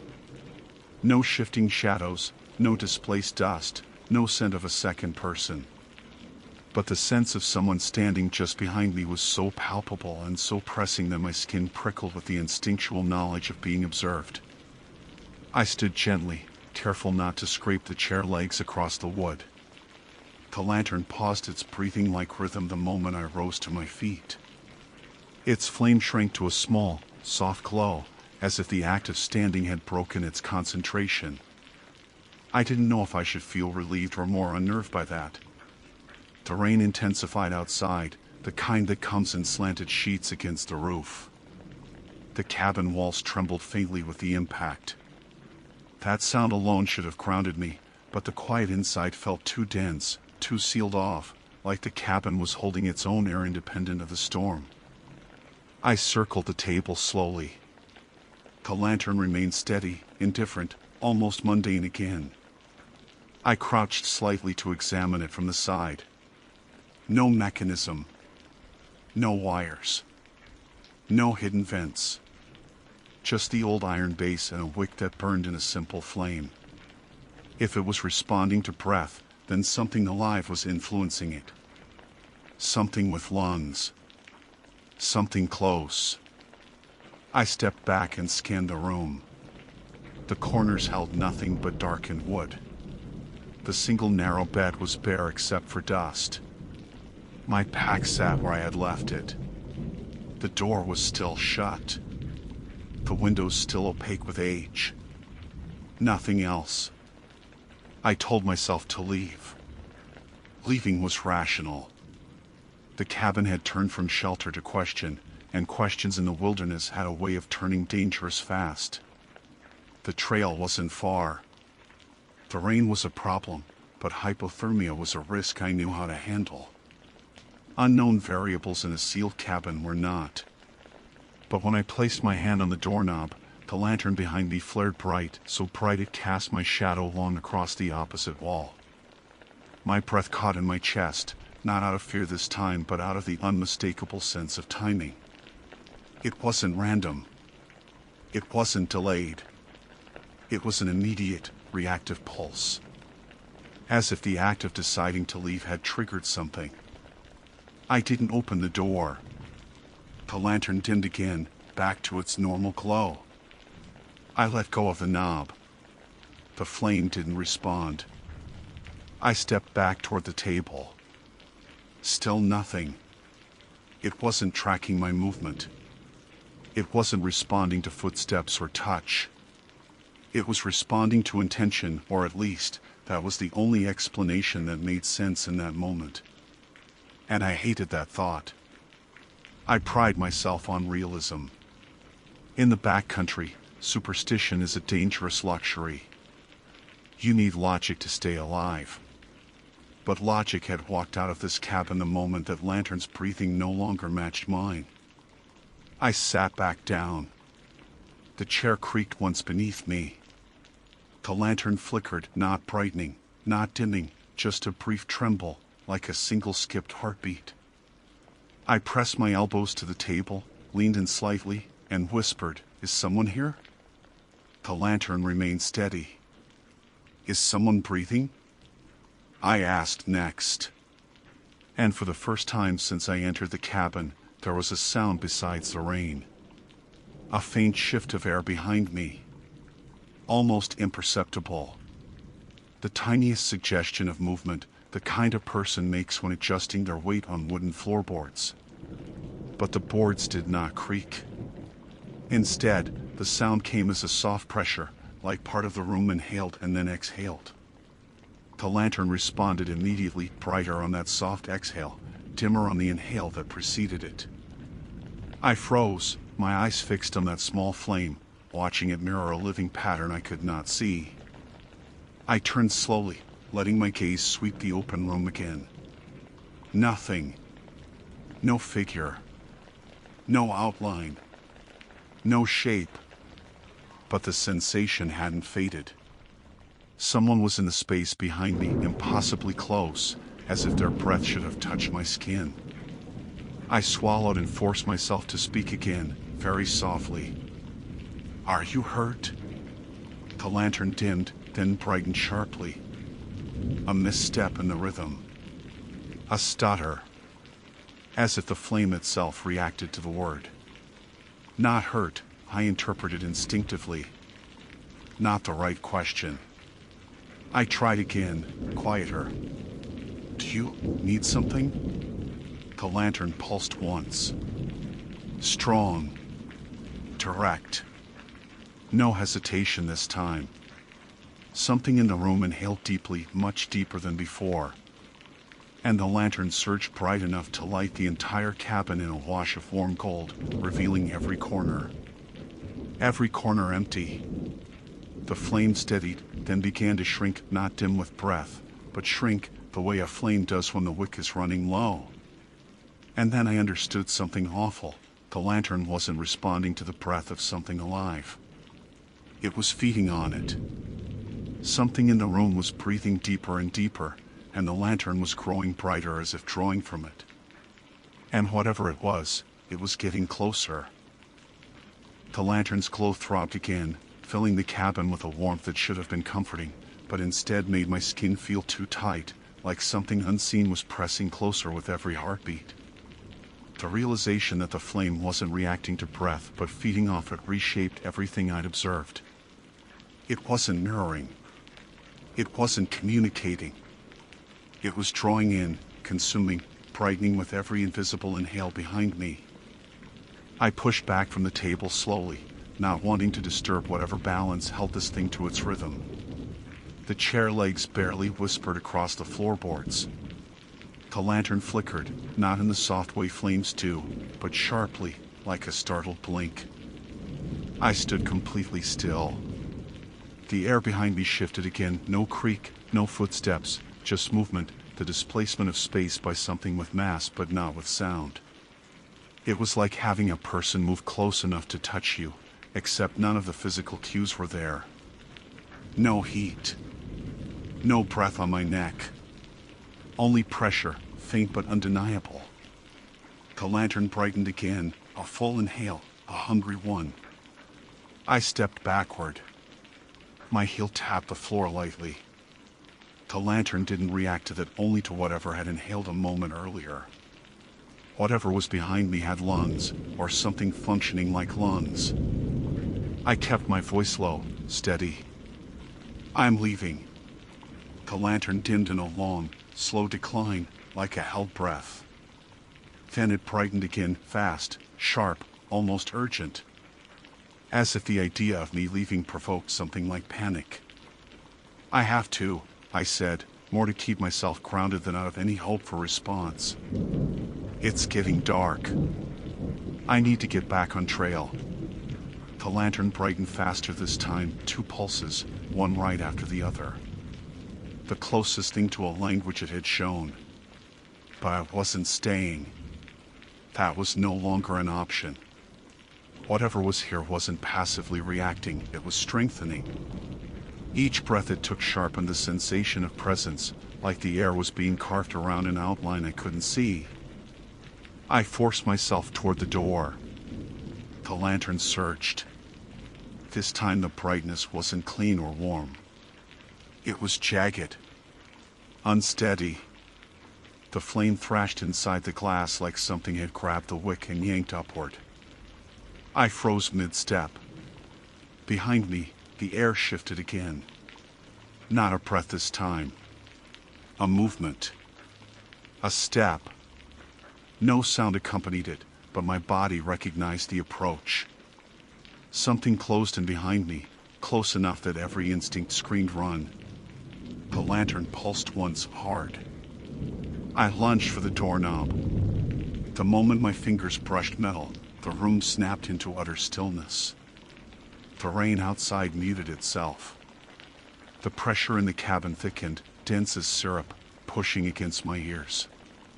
Even my own breathing felt muffled, caught in something heavy and invisible. The lantern didn't brighten. It didn't dim. It held in a perfect, unnatural stillness, frozen mid-flare like someone had paused the world. My heartbeat thundered in my chest. The doorknob was colder than metal should ever get even in a storm. I twisted it. Something exhaled directly beside my ear. Hot.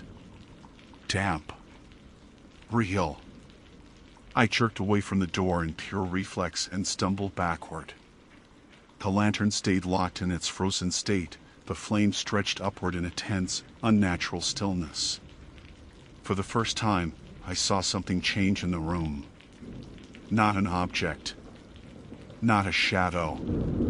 The air itself bent. A shimmer, like heat rising from asphalt, rippled near the bed. It was faint, a distortion of the wooden boards behind it, but enough for my brain to assign shape. Not human-shaped, not fully. Too tall, too narrow, with edges that wavered instead of outlining a solid form.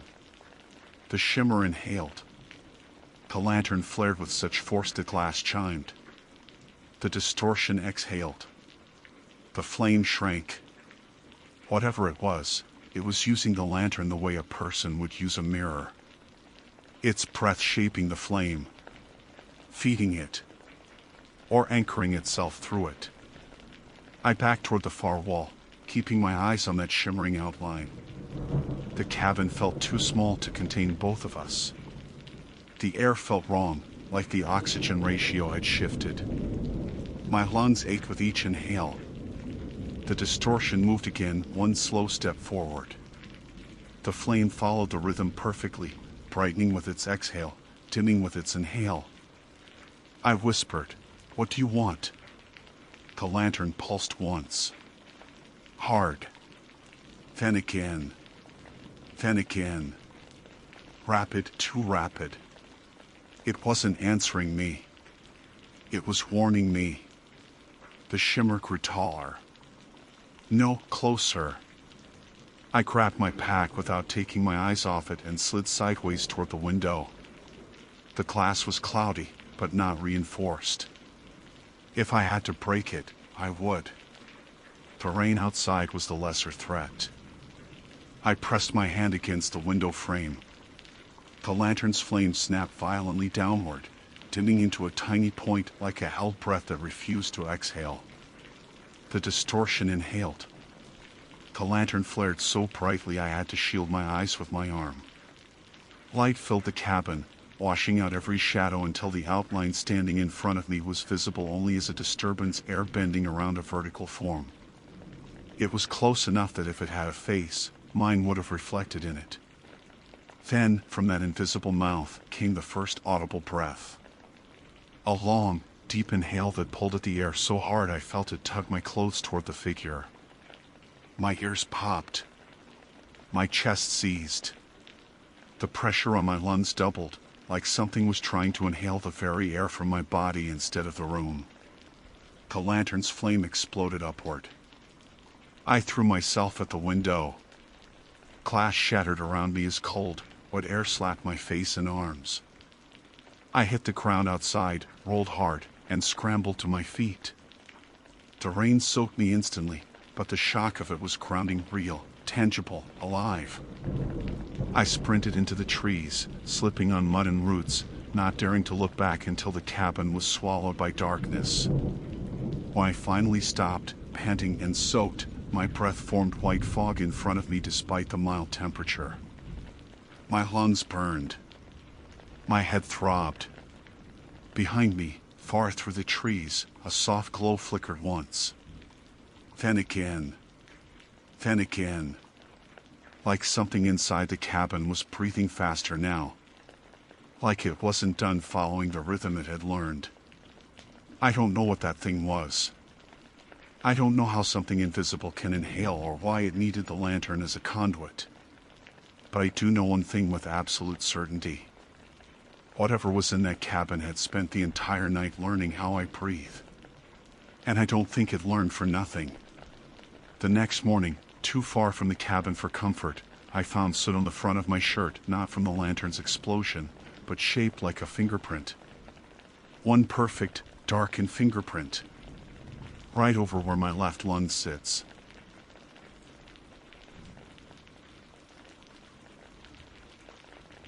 My name is Owen Strickland, and the events I am about to describe took place on a single October afternoon in Ocala National Forest. I work as an independent surveyor contracted to evaluate abandoned structures on federal land, mostly old hunting shacks, collapsed ranger outposts, or cabins left behind after property disputes. The file for this one described it as Structure 19B, a small wood frame cabin embedded somewhere off a disused service road beyond Falls Lake. The incident report attached to it was thin. Just a note from a trail maintenance volunteer who claimed to hear strange tapping from inside the building while he was pruning underbrush along a nearby path. No one followed up. That kind of thing isn't strange out here. Wood pops. Wildlife scratches. The forest breathes in its own ways. I set out around noon. The sun was high but filtered through the longleaf pines like diluted gold. Humidity clung to my clothes in that familiar Florida way, like the air was a warm hand pressing against my skin.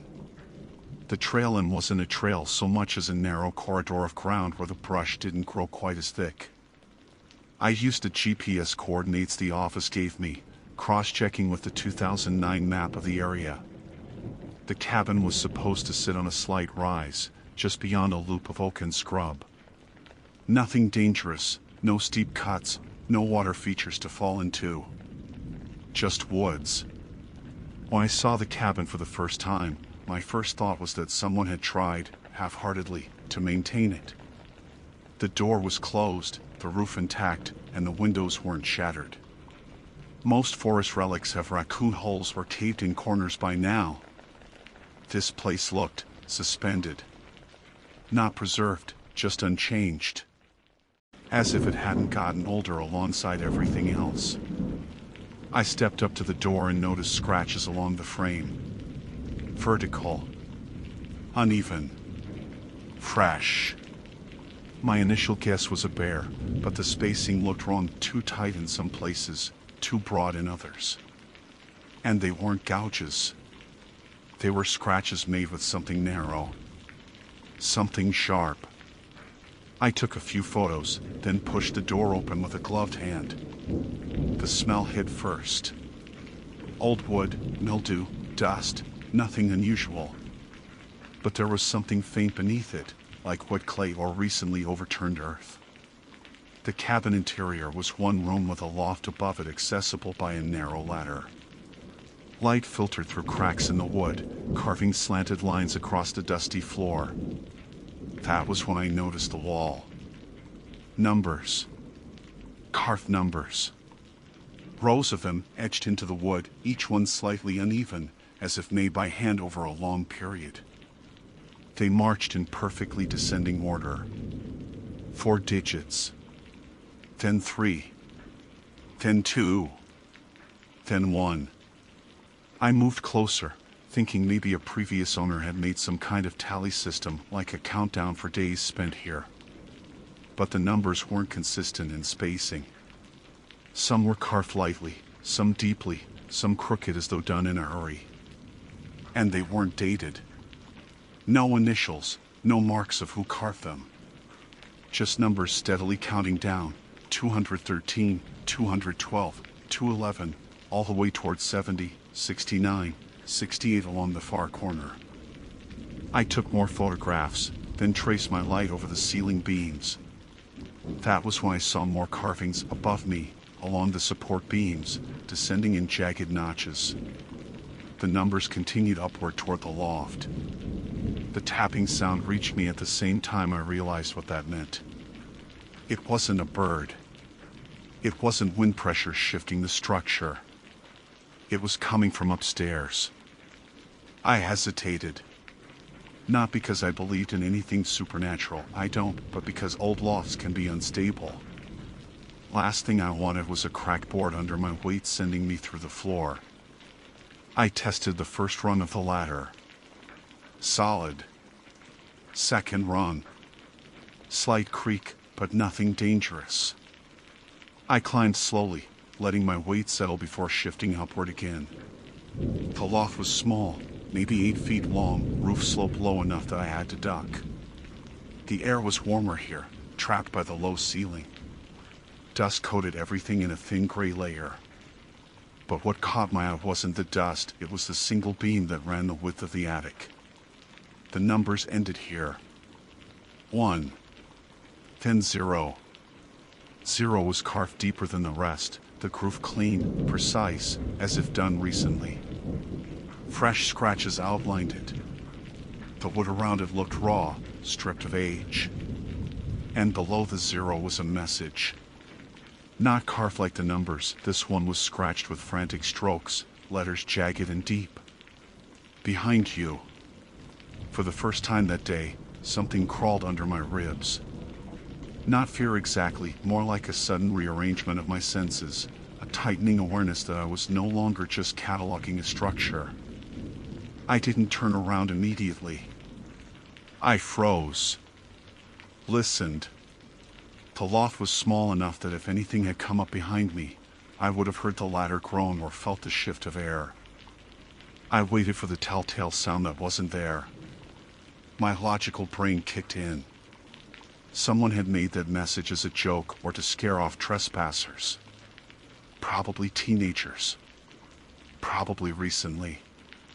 The tapping I heard could have been a squirrel shifting on the roof beams. I repeated that silently, grounding myself. Then I turned. There was no one. Just the ladder leading down into the single room below. The late afternoon light had shifted slightly, angling differently through the cracks in the wall. The forest outside felt strangely muted, as though the normal drone of insects had lowered in pitch. I exhaled slowly and stepped away from the message. But as I did, my boot nudged something on the floor. Something small, metallic. A carving tool. Fresh wood dust clung to its tip. My throat tightened. Someone had been here. Recently. That part was undeniable now. And I wasn't sure if they had left. I crouched slowly, my knees brushing against the dusty boards, and picked up the carving tool with 2 fingers. It wasn't old. The handle was smooth, clean, barely worn. The metal tip was sharp, gleaming faintly in the muted light leaking through the attic cracks. When I brushed my thumb across it, a curl of wood dust drifted loose. That's when I noticed a faint chemical smell clinging to the tool oil, maybe something someone would use to keep the metal from rusting. Someone brought this here today. I slipped the tool into a zip bag from my pack and backed toward the ladder. It wasn't fear exactly that got me moving, it was the sense that I had just stepped into the middle of someone else's unfinished work. And whatever they were working on wasn't done yet. When I reached the ladder, I hesitated before going down. The open space below looked darker than it had minutes earlier, like the light outside had dimmed faster than it should have for mid-afternoon. It wasn't sunset territory yet, but something had shifted. The silence, the air quality, the faint sense of pressure in the cabin, as if humidity had thickened into something else. I lowered myself one rung at a time until my boots touched the floorboards. Immediately my attention went to the far wall where the countdown numbers had started their descent. My flashlight beam caught them at a new angle, revealing something I hadn't registered before, faint smears of dirt between some of the carved numbers. Not random. More like fingerprints brushing across the wood. I stepped closer. The smudges were recent. Still damp in the center. Someone touched these walls today. I checked the corners of the room again, under the table, behind the small rusted wood stove, along the back wall where a narrow window looked out into a cluster of pines. Every shadow felt a little too thick. Every dark shape seemed like it could uncoil if I stared too long. My radio chirped softly, cutting through the tension. I almost jumped. I pulled it off my belt. "Owen, status check," came my supervisor's voice, crackly through static. I lifted it halfway to my mouth, then paused. Something about speaking out loud felt like it might break a fragile balance. But protocol was protocol. "Structure 19B is intact," I said quietly. "Interior condition is stable. But I'm seeing signs of recent." A soft tap sounded somewhere behind me. Not upstairs. Not on the roof. On the wall. I froze mid-sentence. "Recent activity," I finished, forcing my voice steady. "What kind of activity?" Tap. Tap. 3 slow, deliberate knocks on the far wall, right around where the numbers in the 70s and 60s were carved. I swallowed. Possibly squatter-related. "I'll finish the inspection, but I might need backup." "Copy. Keep me posted." I clipped the radio back to my belt and moved toward the sound. My pulse was steady but heightened, the way it gets when you know something is wrong but logic is still trying to negotiate with the facts. I pressed my palm lightly against the wall. Nothing moved behind it. No vibration. Just still wood. But I swear the numbers look different now. Or maybe I just knew too much. Each carved digit seemed sharper than before, as if the act of reading them had awakened something attentive in the grain. I pulled out my phone to take another photo. That's when I noticed the first new number. A fresh one. Not dusty. Not faded. Carved so recently that tiny splinters still curled at its edges. 21. I blinked hard. That wasn't possible. The countdown in this part of the wall had ended at 70-something. 21 belonged way farther down the sequence, on a different segment of the room. I checked my earlier photos. In the shot I'd taken the moment I entered the cabin, that spot on the wall was empty wood. Something changed while I was upstairs. I took a slow step back. Then another. The sensation in the room deepened into something heavier, not fear, not exactly, but an awareness that the cabin wasn't behaving like an abandoned structure anymore. It was reacting. Responding. adjusting. I turned toward the window. The forest outside had grown darker again, far too quickly. The pines looked like they were standing closer, almost crowding the cabin. Shadows reached farther across the clearing. It felt like the light was draining, not dimming gradually but being pulled away. That inner alarm, the one every surveyor relies on, finally rang loud enough to snap me out of my paralysis. Time to leave. Document what I had, retreat to the truck, and radio for a team to join me. There were protocols for trespassers. Protocols for hostile encounters. But there were no protocols for a structure altering itself. I slung my pack over one shoulder and moved toward the door. The floor creaked beneath me, a long groan that didn't match my steps. Old wood always makes noise, but this felt anticipatory. I reached for the door handle. The knocking started again. Not from behind me. From the other side of the door. 3 knocks. Slow. Even. Measured. A chill threaded up my spine despite the Florida heat. My fingers hovered over the latch. Someone could have followed me here. A hiker. A squatter. The person who carved those fresh numbers. Rational explanations existed, but none of them should involve someone standing outside a cabin I couldn't see through, knocking like they already knew where I was standing. I stepped back. The knocking continued. 3 more knocks. Then silence. I exhaled through my nose, controlled and quiet. If someone was out there, waiting, I needed to get eyes on them without opening the door. The window was too narrow for a clean line of sight. But there was one more option, dangerous, but possible. I climbed halfway up the ladder again, enough to look through a small crack between the loft boards and the front wall. It pointed directly toward the clearing. I angled my eye to the opening. The clearing was empty. No person. But something else was off. The ground directly in front of the door, soft Florida sand, was freshly disturbed.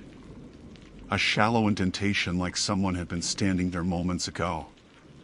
And leading from that spot to the woods were footprints. Bare footprints. Deep. As if someone was carrying weight far heavier than their own body. I didn't realize I was holding my breath until the floor shifted behind me. Just a soft noise. A board flexing. Like someone had put their weight on it. Inside the cabin. With me. The board behind me flexed again, just enough to whisper its age. I stayed crouched halfway up the ladder, pulse hammering in my ears, trying to convince myself it was the wood settling from my weight. But the sound wasn't beneath me. It was deeper in the room, near the wall where the countdown numbers were carved in tight, shrinking rows. I lowered myself back down slowly, feet finding the rungs without looking. When my boots met the floor, I didn't stand immediately. I crouched, listening. The cabin's silence was no longer empty. It had a density to it, like the air had thickened with intention. Even the distant insects outside had quieted, replaced by a low murmur of wind threading through the pines. I rose to full height and scanned the room. Nothing moved. The air felt warm and stale, like a held breath. I took one step toward the wall with the numbers, not because I wanted to, but because I needed to confirm something I already suspected. My flashlight beam swept over the digits, 70, 69, 68, then abruptly down to 22, 21, 20. The sequence had extended. New numbers, freshly carved, were appearing as if the countdown were trying to reach me. My hand tightened instinctively around my flashlight. I needed to leave. Immediately. This was no longer a matter of structural evaluation or trespasser safety. Something was happening in the cabin, something that didn't fit any protocol I'd been trained for. I turned toward the door again, planning my exit, open, move fast, get to the truck, radio for backup, end this today. The clearing was empty earlier. Whoever had been outside couldn't have gotten far without making noise in the underbrush. I stepped up to the door, hand hovering over the latch. The numbers on the wall behind me shifted. Not visually, I didn't see them move, but I heard it. A soft scrape, like metal carving wood. A slow, careful stroke. The kind someone makes when they're tracing a digit deeper into the grain. My breath caught in my throat. I didn't turn around. Not yet. I forced my hand forward, gripped the latch, and pulled it down. The door didn't budge. It wasn't locked. It simply refused to open. I pulled harder. The latch clicked sharply, metal protesting, but the door held fast against the frame as if something outside were pushing back or something inside was keeping it shut. I braced my shoulder and shoved. Nothing. My heartbeat was loud enough that I could feel it in my gums. I stepped back, trying to keep my breathing even. Florida heat pressed against my skin, but beneath it, a chill threaded around my ribs, cold and focused. I faced the room again. The numbers had changed. More of them. The countdown had advanced to 19. Then 18. The new digits looked wet around the edges, tiny curls of wood dust still trembling at the bottoms of the grooves. Someone or something carved them while my back was turned for mere seconds. I scanned the room again. There was nowhere for a person to hide. No closet. No second room. Just four walls and a loft. If someone was inside, I would see them. Unless they hadn't been human. The thought wasn't supernatural, it was practical. Injured wildlife can get aggressive. I'd seen panthers, boars, even desperate raccoons behave unpredictably when cornered. If an animal had gotten inside and was moving quietly, it could explain the sounds. The footprints. The forced door. But none of those things carved numbers. The floor creaked again. This time, close enough that I felt the vibration in my soles. I lifted my flashlight and swept it slowly across the floorboards. Nothing. Then up the walls, across the carved countdown, toward the ladder where something dark clung to the side of the lowest rung. Not a creature. A smear. A long, thin streak of something damp that glistened faintly. I stepped closer. The smell reached me before the sight clarified. Metallic. Sharp. Blood. Fresh. I swallowed hard and forced myself to kneel. The smear wasn't a random stain. It was a drag mark, trailing downward as if something had clung to the rung with a bleeding hand. I stood quickly. That was it. Logic, protocol, pride, none of it mattered anymore. I needed to get out, door or no door. There were windows. Narrow, but wide enough to slip through if I kicked out the frame. I moved toward the nearest one, the one facing the thickest cluster of pines. I raised my boot, ready to strike at the frame. A sound stopped me cold. Movement. Slow, deliberate, above me. The attic. I looked upward instinctively. The loft floor was just slats of wood with gaps between them, letting thin lines of light filter downward. I saw dust drift lazily in the beams. Then another thing drifted down. A thin flake of wood. Freshly carved. I backed away from the ladder, keeping my eyes on the loft opening. The air above seemed darker than it should have been, shadowed in a way that didn't match the angle of sunlight. I reached for my radio, thumb finding the button by instinct. While holding my breath, I whispered, "This is Strickland. I need immediate assistance at Structure 19B, possible injured person. Possible hostile." Immediate response needed. Static. Then silence. No reply. No confirmation. I tried again, voice louder this time. Nothing. The air felt too still now, like the cabin was listening. The ladder creaked. A slow, controlled shift of weight pressed onto the top rung, bending it ever so slightly. My mouth went dry. The flashlight trembled in my hand. Another creak. Lower this time. A foot or something that resembled one descending step by step. The loft opening remained dark. Too dark for the middle of the afternoon. I stepped back until my shoulders touched the far wall. My breaths came shallow. Sweat rolled down my spine in slow, unwelcome trails. The countdown numbers were inches from my head. They had reached 17. Then 16. 16 etched itself into the wood before my eyes. No sound. No visible hand. Just a slow, deliberate formation of a carved groove, as if the wood itself were being hollowed. My body locked.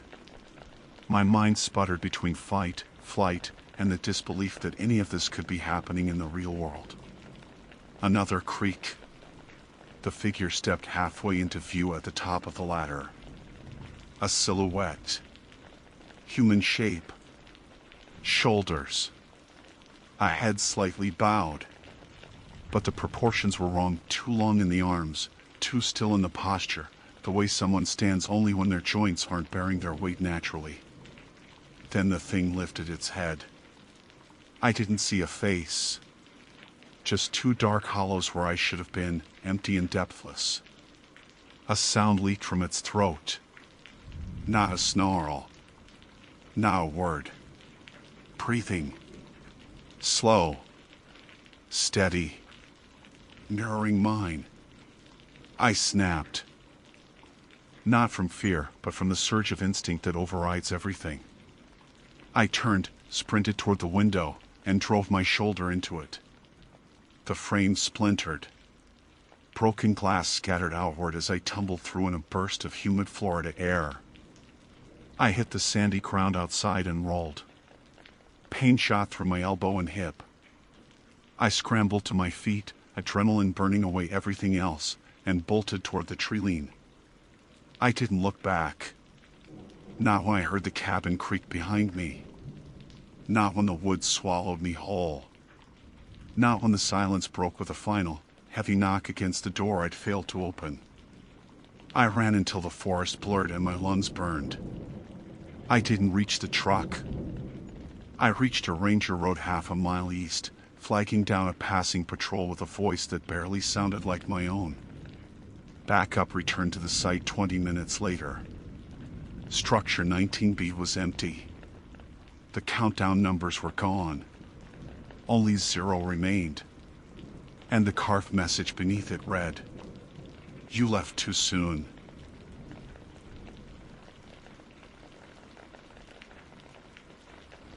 My name is Isabel Crane, and on the morning of October 14th, I arrived in Grand Teton National Park under circumstances that even now are difficult to revisit. I had been commissioned by a small historical preservation group to assess a privately owned cabin that stood just off an unmarked service road near the base of Buffalo Fork. The cabin had been built sometime in the late 1930s, abandoned after a family dispute, and left to weather nearly 8 decades of Wyoming winters.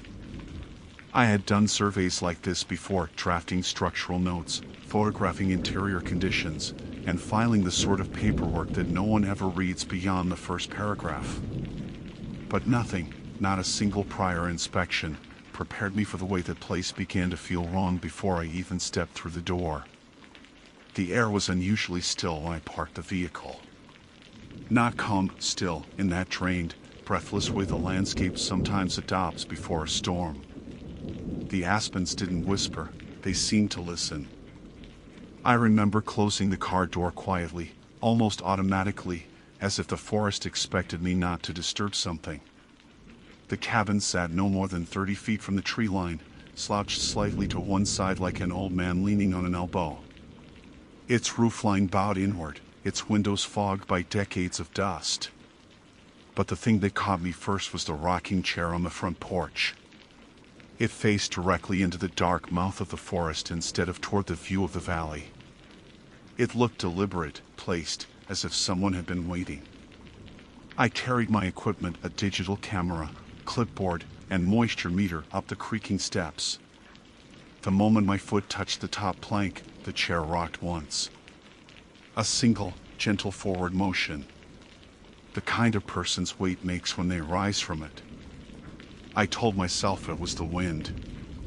I fully believed I could convince myself of that, despite how the surrounding trees hadn't budged at all. I didn't touch the chair. I skirted around it, unlocked the warped cabin door, and stepped inside. The cold inside was a different kind of cold. Outside, the air was crisp with fall. Inside, it felt sunken, as if the temperature belonged to a place sealed underground. My breath fogged.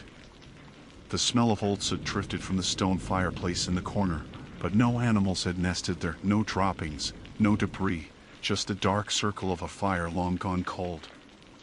I closed the door behind me and began my routine, documenting support beams, flooring rot, and the pattern of water staining on the walls.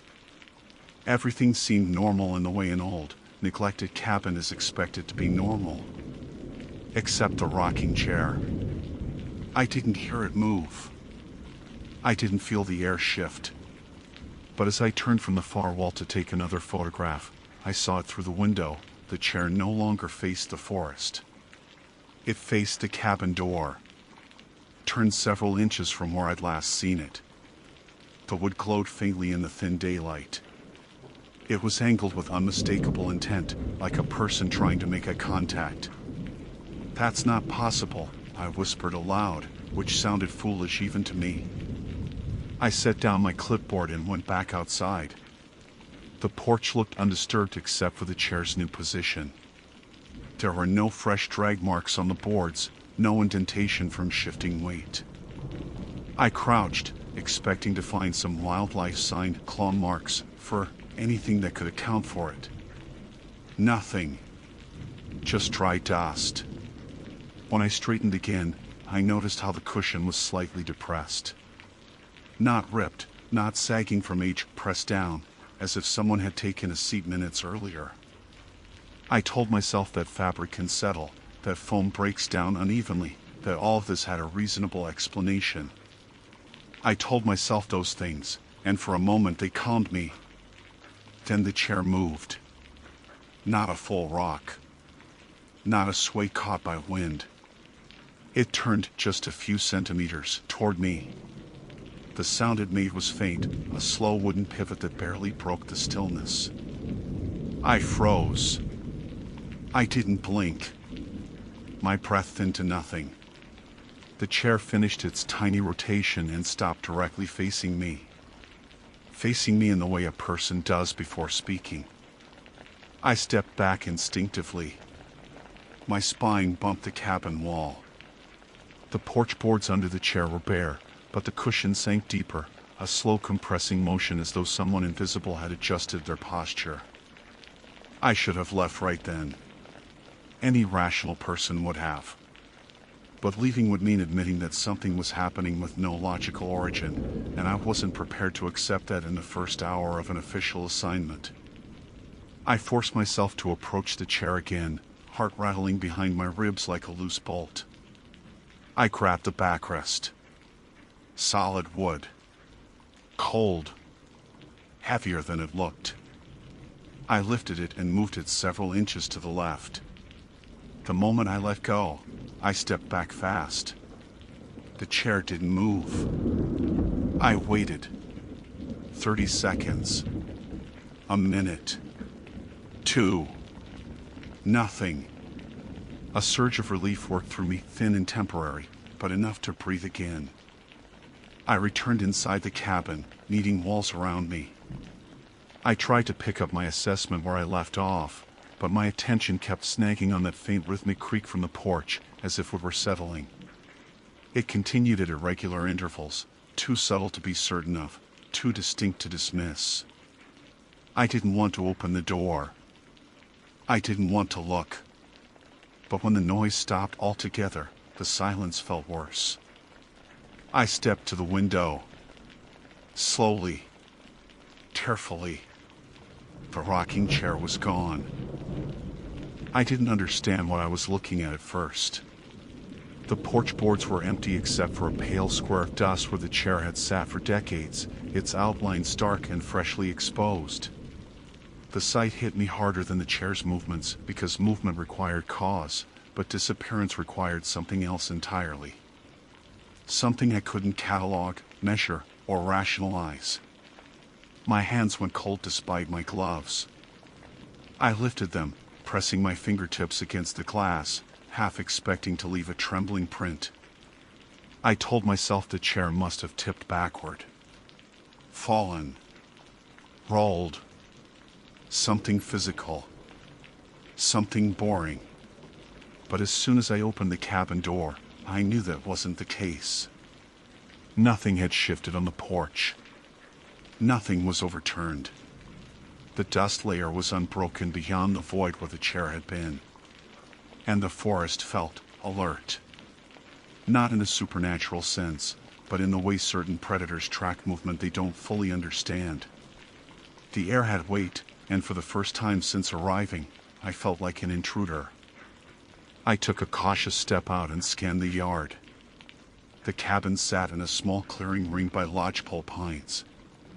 Beyond that was the steep rise toward the ridge, silent, unmoving, without a hint of wind.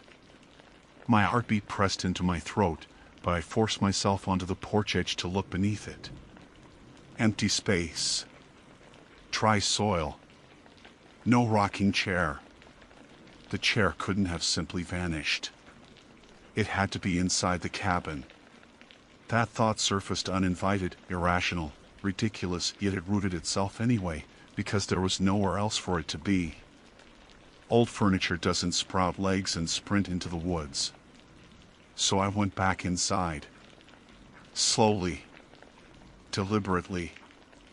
Every floorboard groaned beneath me, sounding louder than they had earlier, as if the cabin itself strained to stay quiet. The interior appeared unchanged. The fireplace gaped open, still cold. The dust patterns on the floor were familiar. But it wasn't until I turned fully into the main room that my breath stuck in my chest. The rocking chair sat in the corner. Not knocked over. Not angled strangely. Not wedged by accident. It was placed neatly, precisely, exactly parallel to the stone hearth. And worse than its sudden reappearance was the cushion. That newly sunken spot, shaped unmistakably like the weight of a seated person, was deeper now. Warmer looking. Like something had been there seconds before. I didn't move for what felt like a full minute. My body didn't register cold or fear, just a kind of numb, suspended dread that emptied my lungs. When I finally forced myself to breathe again, the sharp inhale echoed in the small space, and in that moment the chair rocked. Just once. Forward. Softly. And it stopped, angled a hair toward me. My throat tightened. No, I said out loud, though I wasn't sure what part one was denying. I stepped backward until my spine pressed the door. I didn't want to touch the knob because some instinct screamed that moving it might prompt the chair to move again. But I couldn't stay frozen forever. I opened the door in a single quick motion and stepped back outside, pulling the cold air into my lungs like a desperate swimmer breaking the surface. I needed distance, clarity, something rational to anchor myself. I paced the porch, then the clearing. I checked the time, 12:17 p.m., barely midday. The assignment was supposed to be simple enough to finish before dusk, but I no longer knew whether I would last that long. Eventually, reason clawed its way back. I had to finish at least a basic assessment. Leaving without documentation meant forfeiting credibility, and the group that hired me already had a reputation for scrutinizing every detail. So I told myself the chair's movements were the result of structural shifts, warped floorboards, and the kind of psychological suggestion that old places sometimes evoke. Even as I formed those thoughts, I didn't believe them, but they were enough to get me back inside. The chair hadn't moved again. That should have comforted me, but instead it made the room feel tense, like everything inside held its breath. I avoided looking directly at it. I photographed the fireplace, the joists, the water-damaged wall. I forced myself to speak notes aloud to fill the silence. Significant rot in the northern corner, floor integrity questionable. The sound of my own voice steadied me a little. Until the cushion exhaled. It wasn't a sound I knew how to describe, a soft huff of compressed air, like the fabric rising after pressure lifted. I spun around involuntarily. The cushion was returning to shape. Slowly. Smoothly. Something had been sitting in the chair. Recently. The cold inside the cabin deepened, as if whatever had been there took the warmth with it. I backed toward the door. The temperature drop wasn't an illusion. I could see my breath again, the same pale fog I'd exhaled when first entering. And then, barely audible, a subtle creak. Not the chair. A floorboard. Behind me. I turned so fast I nearly lost my footing. No one was there. But the floorboard had moved. Its dust pattern was different, slightly disturbed, the faint line of a shift that hadn't been there before. As if weight had pressed it. Then lifted. My skin prickled violently. I couldn't stay. Logic, professionalism, pride, none of it mattered anymore. I grabbed my backpack and strode to the door. My hand closed around the knob, but before I could turn it, the rocking chair scraped against the floor. The sound was unmistakable. Long, slow. A dragging rotation. I didn't have to look, but I did anyway, because terror doesn't always make you flee. It sometimes forces you to witness the thing you least want to see. The chair turned inch by inch toward me, its legs grating softly, the motion so steady it made the air in the room feel deliberate. I watched in paralyzed horror as it completed its turn and faced me dead on. Then the cushion sank. Not gently this time. Not like settling weight. Like someone sat down fast. The sight of that cushion dropping pulled the air straight out of my lungs. I stumbled backwards so quickly I struck the door with my shoulder. My hand fumbled at the knob, twisting it without looking, because every part of me understood I could not turn my back on the chair. I kept my eyes fixed on it, refusing to blink even when my vision watered. The door finally gave beneath my weight and swung open, letting in a burst of cold, blessed outdoor air. I stepped backward out of the cabin, still facing the interior, until both my boots touched the porch. The chair didn't follow. It simply sat there, occupied by something I couldn't see, the cushion compressed into a shape unmistakably human. The silence that followed wasn't the silence of emptiness. It was the silence of attention. I could feel it, that unseen concentration, like the charged stillness in the seconds after a predator locks onto movement. I kept backing down the steps until my feet touched the ground. The moment I reached the clearing, the temperature warmed by a noticeable measure, as if the cold belonged solely to the cabin's interior. I forced myself to breathe evenly, though every breath felt thin and fragile. I don't remember making the decision to leave. It formed on its own, instinctive and absolute. I turned toward my vehicle. The forest, which earlier had felt watchful, now felt almost relieved to have me back. I walked quickly but not wildly. Something told me running would be a mistake. I reached the car, unlocked it with trembling hands, and set my equipment inside.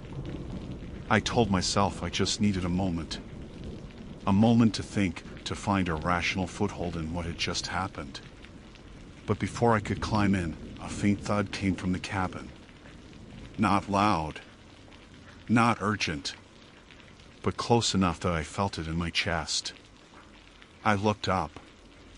The front door of the cabin was open. I hadn't left it open. I was certain of that. I had closed it behind me the moment I stepped onto the porch, without even thinking. But now it stood ajar, a sliver of shadow yawning inward like an invitation. I should have driven away. There is no universe in which returning to that cabin was wise, but there is something about unfinished fear, something that refuses to let you leave until you understand what you're running from. I edged closer. Not all the way. Just enough to see through the doorway. The rocking chair was empty again. The cushion was rising slowly, returning to its untouched, slightly dusty surface. As if whatever had sat there had only just departed. My skin crawled, but I noticed something else, something that hadn't been visible from inside.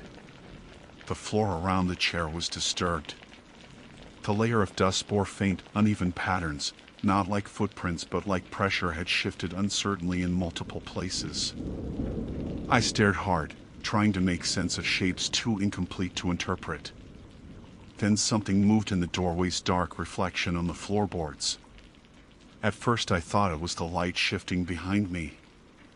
Except the sun was high and steady, and the shadow that crossed the boards had a shape, narrow, deliberate, upright.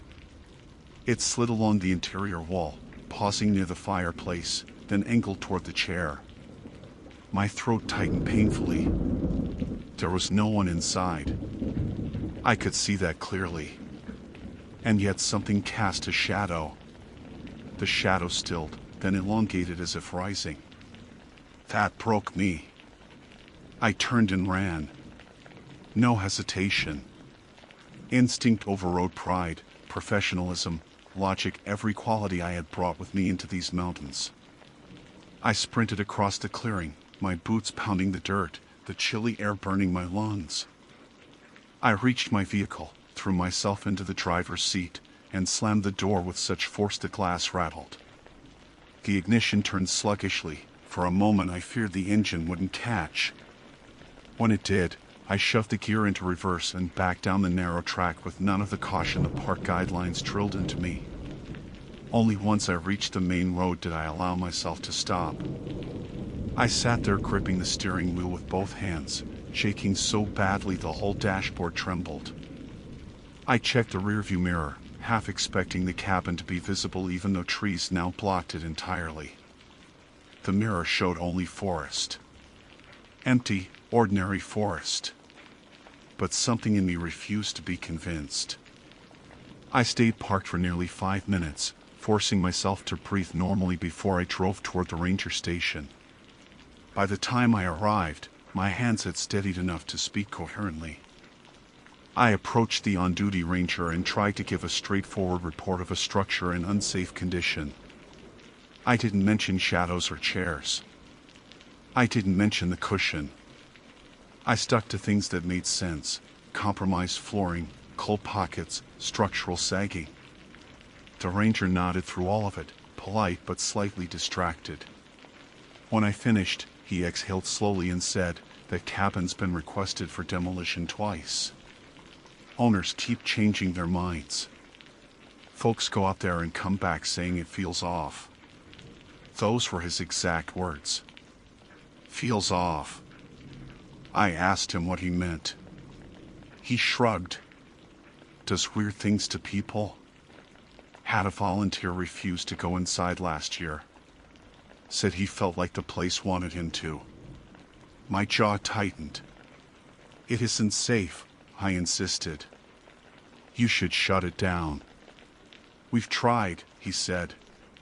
But the owners are sentimental about it. Keep insisting it's structurally sound. I thought about telling him everything. I didn't. I just signed the paperwork he gave me and left. I didn't return to the cabin. Not that week, not that month, not ever. But 3 days after my visit, an email arrived from the preservation group asking for the assessment photos. All of them.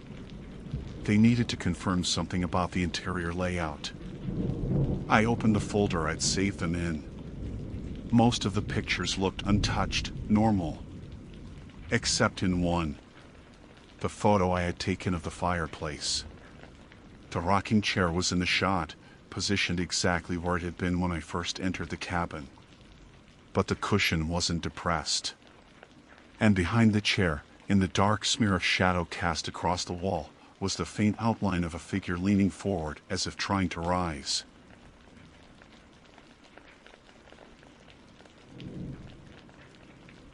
My name is Wyatt Lorne, and the account I'm about to give consists of 900 words written with as much precision and clarity as I can manage, because I want there to be no misunderstanding about what happened in that abandoned campground cabin in Mount Hood National Forest. I was conducting a one-day winter site inspection, routine enough, nothing dramatic, until I opened the door and saw the man in the corner, frozen stiff like a taxidermy display nobody asked for. I reached the campground by mid-morning, my boots crunching through the crusted snow that formed after a week of storms. The Rangers had flagged the place last season because the cabin's old civilian conservation corps structures were collapsing into disrepair. My job, as a contracted maintenance surveyor, was simply to check for structural hazards before the Forest Service came back in spring. Nothing more. The air was cold enough to pinch my nose, a blunt, metallic kind of cold, but it was still bright across the clearing. Nothing about that moment suggested I was about to walk into something I'd spend the rest of the day trying to rationalize. I remember pushing open the warped cabin door with a shoulder. It groaned like something alive. The cold inside was worse than outside, like the building held its breath all winter and let it rush out at me. Dust clung to my scarf. A plank had fallen across the entryway, but I stepped over it, making mental notes the way I always did: roof sagging, window frame skeletal, chimney cracked down one side. The usual quiet decay. Then I saw him. He sat in the far corner, slumped with his back against the log wall, arms limp at his sides, head tilted slightly left. At first glance, he looked like a life-sized mannequin some urban explorer dragged in for a prank.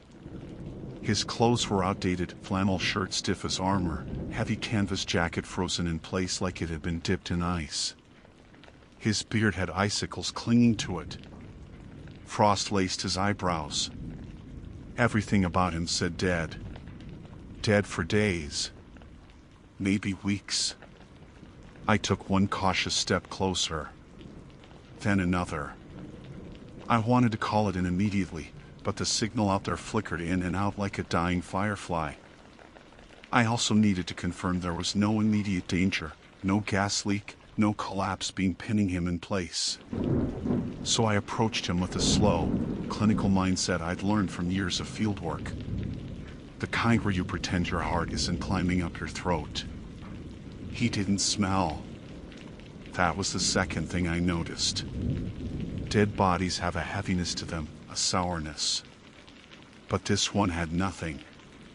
The cabin felt like a freezer, so maybe that explained it. Or maybe I didn't want to think about alternatives. I crouched beside him, resting a gloved hand on his shoulder just to check for stability. The fabric crackled under my fingers. I pressed gently, and that's when I heard it, the brittle sound of frost snapping beneath my touch. His head whipped around so violently that I jerked backward and slammed into the log wall behind me. I didn't imagine it. I didn't hallucinate. His head turned toward me fast, deliberate, mechanical in its abruptness. His neck made a faint cracking noise as if ice flaked from the joints. And his eyes, they moved. Not wide, not blinking, not frantic. Just tracking, the way someone might follow a bird crossing the sky. Slow. Controlled. Terribly alive. I scrambled to my feet instantly, hitting my shin on the fallen plank but somehow not feeling it until later. For a few seconds I didn't breathe. For a few seconds he didn't either, not that I ever saw him breathe at all. His gaze locked on me. Frozen pupils beneath a thin glaze of ice. I didn't know if he wanted help or if he was aware of anything, but something about those eyes looked wrong in a way I can't articulate. Like all the life had been wrung out of him, yet some residual spark refused to go dark. I backed up toward the door slowly. The man didn't move again. He stayed there, head twisted toward me, body immobile, eyes fixed with that unnatural sharpness. My instinct screamed to run, but years of working outdoors had trained me not to make sudden decisions without thinking.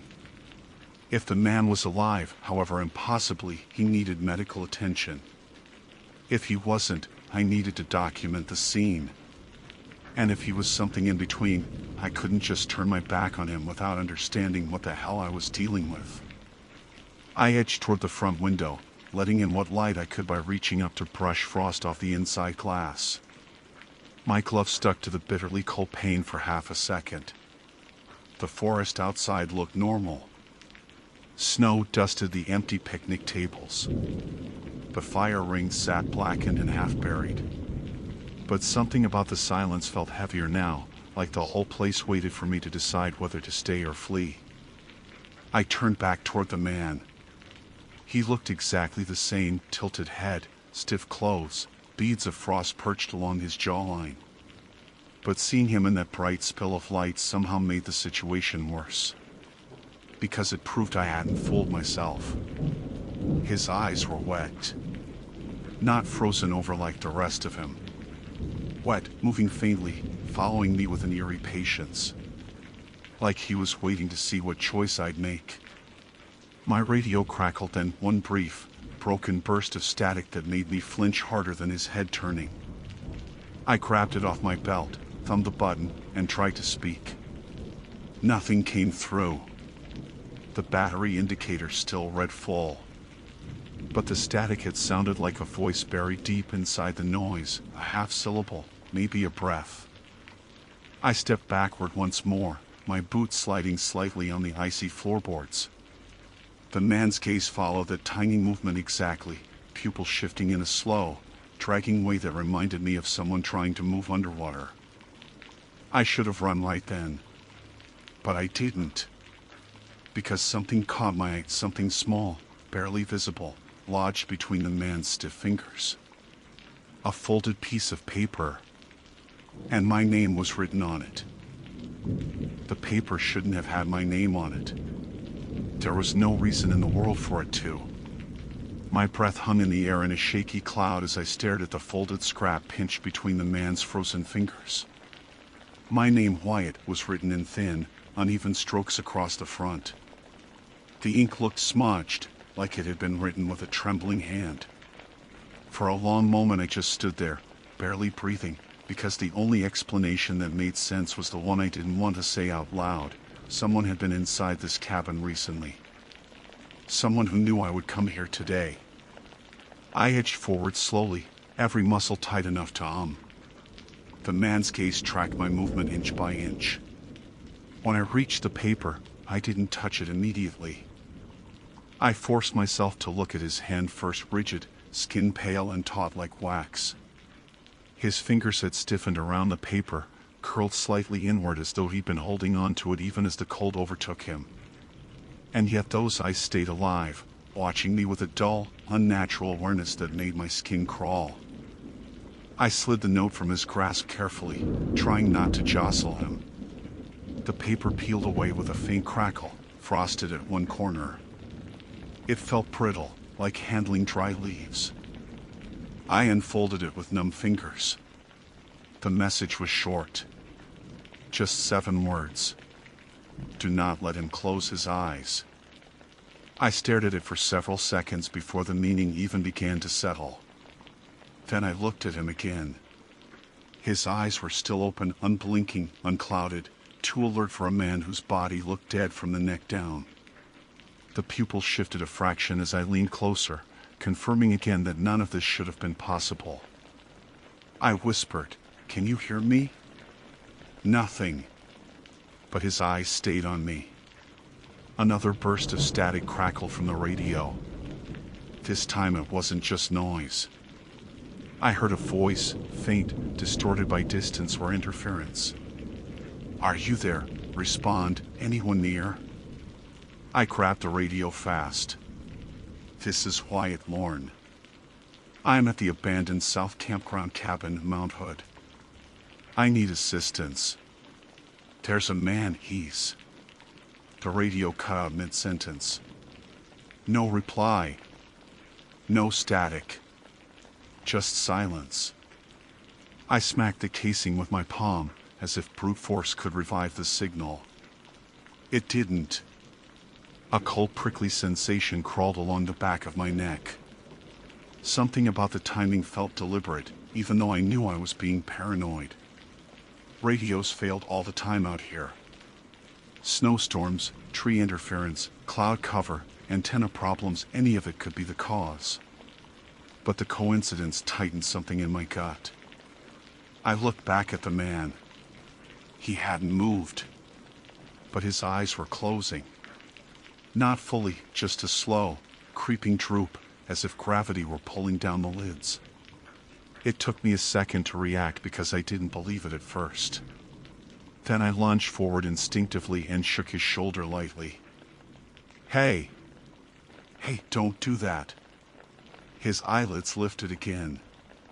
Barely. But enough that I knew I hadn't imagined it. My pulse thudded painfully in my throat. The note trembled in my hand. Do not let him close his eyes. Who wrote that? How did they know I'd be here? And why would it matter whether this frozen man slept or blinked or shut his eyes? None of it fit within the realm of anything that made sense, anything rational. I didn't want to stay in that cabin another second. The air felt colder, the kind of cold that works its way inside your bones. My toes tingled painfully from standing too still. I shoved the note into my jacket pocket and backed toward the doorway. I needed to call someone from higher ground, somewhere the radio might pick up a signal. Maybe then I could get someone else out here. Someone with medical equipment. Someone with answers. But before I stepped outside, I hesitated. The man's head was no longer tilted. It was upright. Straight. Facing the doorway where I stood. I hadn't seen it happen. I would have sworn on anything that I'd been watching him the whole time. And yet somehow the angle had changed. His chin was level now, eyes fixed directly on me like a spotlight. My mouth went dry. Okay. I'm not leaving you. I just need to get help. He didn't blink. Didn't move. But something in his stare felt heavier now, more urgent. I couldn't interpret it, couldn't tell if he understood, or if it meant anything at all. But I couldn't shake the feeling that if I left him alone, if I let those eyes close while I was gone, something would happen that I wouldn't be able to undo. Outside, the wind picked up, threading through the dying branches. I stepped out onto the porch, boots crunching. Snowflakes drifted lazily from a sky gone gray. The campground looked emptier than before, as if everything had shifted slightly out of alignment. I raised the radio again. Lorne to dispatch, do you copy? Anyone? Nothing. I tried a second channel. Then a third. All dead.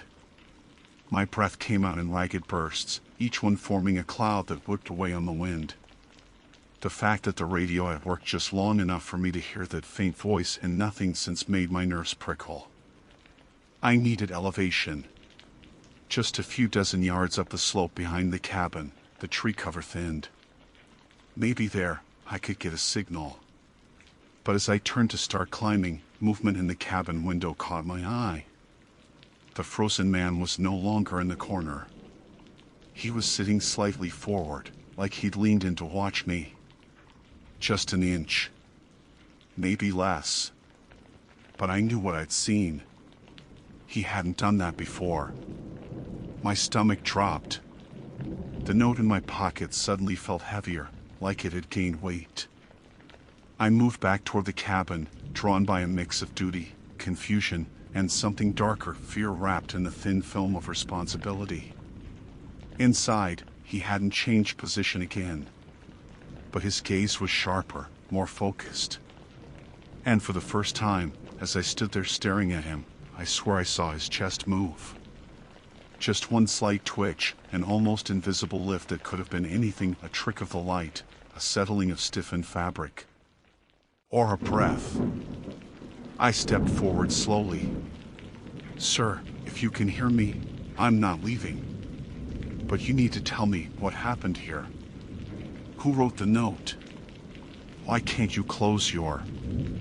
His eyelids dipped suddenly, slipping down like a curtain falling. I lunged, reaching out instinctively, grabbing his jaw and lifting it so the lids rose again. "Hey! No! Stay awake. Don't do that." A tiny crack sounded from his neck as I steadied his head. His pupils slid to meet mine, with a clarity that froze me harder than the cold ever could. And then, in a voice barely louder than broken breath, he whispered, "Too late." When he whispered those two words, "too late," my entire body locked up. The sound barely carried, more like air escaping frozen lungs, but it wasn't imagined. I wasn't hearing things. His lips had moved, cracked slightly at the edges from the cold. Frost fell from his beard when he spoke. There was no denying it. I staggered back a step, my hand still tingling from where I'd held his jaw upright. I wanted to tell myself the voice had been a hallucination, a mix of stress and cold exposure, but the moment felt too real. His pupils stayed locked on mine with a terrible, resigned clarity, like he'd been waiting all this time for someone to hear him say that one phrase. I shook myself out of it and grabbed his shoulder. "What do you mean?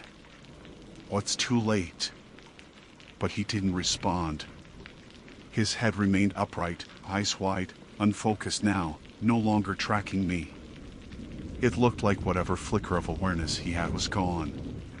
And that scared me more than the whisper, because it meant something had changed. I backed away slowly, breathing hard. The cabin floor creaked beneath my boots like it was groaning under the pressure of the cold. The door hung open, letting in a draft that swept through the room and stirred flakes of frost from the rafters. I needed to call this in. I needed help. But every attempt at the radio had failed. My heart hammered as I remembered the note in my pocket. I pulled it out again. Do not let him close his eyes. He had, even if only for a moment. And afterward, he'd spoken. Or something inside him had spoken. I couldn't shake that thought. I pressed a hand to the wall to steady myself and felt the cold seep through my glove. My breath came quick and harsh. I closed my eyes for just a second, and when I opened them, I froze. He had shifted. Not far. Not dramatically. But his back, which had been flush against the corner, was now a couple inches forward. His posture leaned toward me again. Slightly. Barely. But definitely. I stepped closer to verify I wasn't losing it. That's when I noticed something else, something smaller, but just as wrong. A thin trail of melted frost trickled down from his collarbone, as if something warm had pulsed beneath the ice. It reminded me of condensation sliding down a freezer door after you open it. A thought pressed at the edge of my mind, unwelcome but insistent. He's thawing. I backed away again, faster this time. My boot caught on the edge of a cracked floorboard, and I steadied myself against the table. The lantern there flickered from the vibration, casting the cabin in twitchy shadows. I looked at the man again. His expression hadn't changed, but I couldn't shake the feeling that if I left him alone another second, he'd move again. And maybe I wouldn't see it happen. I forced myself toward the door. I needed to get higher up the ridge. The radio had half worked once, maybe it would again. I stepped onto the porch, gripping the radio tight. Snowflakes drifted thicker now, brushing my cheeks like cold ash. The pine trees swayed with a low groan. I'd made it only a dozen steps when I heard the sound behind me. A crack. Then another. Then a long, low creak of wood. I turned around slowly, stomach sinking. The cabin door, which I'd left wide open, was inching closed. Not slammed. Not blown by the wind. It moved slowly, steadily, like someone inside was pushing it shut. I ran back toward it, heart pounding. As I reached the porch, the door stopped moving. Half open. Hanging there as if waiting. I grabbed the edge and pulled it fully open again, breath shaking as I stepped inside. He hadn't moved. At least, not in the way I expected. He was still sitting in the same place, but now his eyes were shut. Completely. The lids rested over his pupils with a sickly stillness that felt final. His entire body seemed heavier somehow, like it had sunk into itself. I stumbled forward, hands shaking. Hey! Wake up. Come on, wake up. Nothing. I touched his jaw again, lifting slightly. The skin was so cold it burned. His eyelids didn't twitch. Didn't flutter. Didn't move. The radio crackled in my belt loud, sudden, a burst of noise that made me jump. Then a voice spilled through the static, clearer than before. Repeat, do not leave him unattended, do not, if he closes, Wyatt. Do you copy? I fumbled for the radio. This is Lorne, I'm here. The man, he closed his eyes. I couldn't stop it. What happens now? Static washed over the next few seconds, thick and loud. Then a different voice came through. Not the Ranger dispatch. Something lower. Rougher. Strained. Don't let him dream. My knees went weak. Who is this? Who's on this channel? The static swallowed the voice instantly. I dropped the radio, panic rising sharp in my throat. I looked back at the man's face. Still, silent, eyes closed as if resting. But the cabin suddenly felt colder, the air tighter. My breath fogged faster. My fingers stung from the cold, even inside my gloves. Then I saw his chest move again. A slow rise. Then a deeper fall. Then another inhale, longer, more deliberate, like something pulling air down into lungs that hadn't worked in a long time. Sir, I whispered, though the word broke halfway out of me, you need to wake up. No response. Another inhale. This one sharper. Then his eyelids flickered. I stumbled back, tripping over the broken plank I'd stepped over earlier. My palms hit the floor hard, pain shooting up my wrists. But I barely felt it. I couldn't look away from him. His eyes opened slowly, too slowly, like someone waking from a deep coma. But the gaze that emerged wasn't the half-lucid, frightened look from earlier. It was focused, direct, and empty. Not lifeless. Just empty in a way that felt wrong to look at, like staring at something that wore a human face but didn't understand what it meant. He blinked once. A slow, dry blink that scraped faintly as frost cracked around his lashes. Then he shifted. Not much. Just enough that his weight leaned forward, and his hands flexed tiny movements, stiff and trembling, but unmistakably intentional. I scrambled backward toward the door. My breath hitched. My heartbeat hammered loud enough that I felt it in my teeth. Stay right there, I stammered, voice unsteady. Just stay, don't move. Help is coming. He leaned further, his torso straining against joints that sounded like cracking ice. And then, in a voice deeper than before, colder, like wind scraping through a hollow log, he whispered, "You shouldn't have touched me." I bolted out the door, snow spraying under my boots. Behind me, inside the cabin, wood creaked under shifting weight. Not stiff. Not frozen. Walking. And getting closer.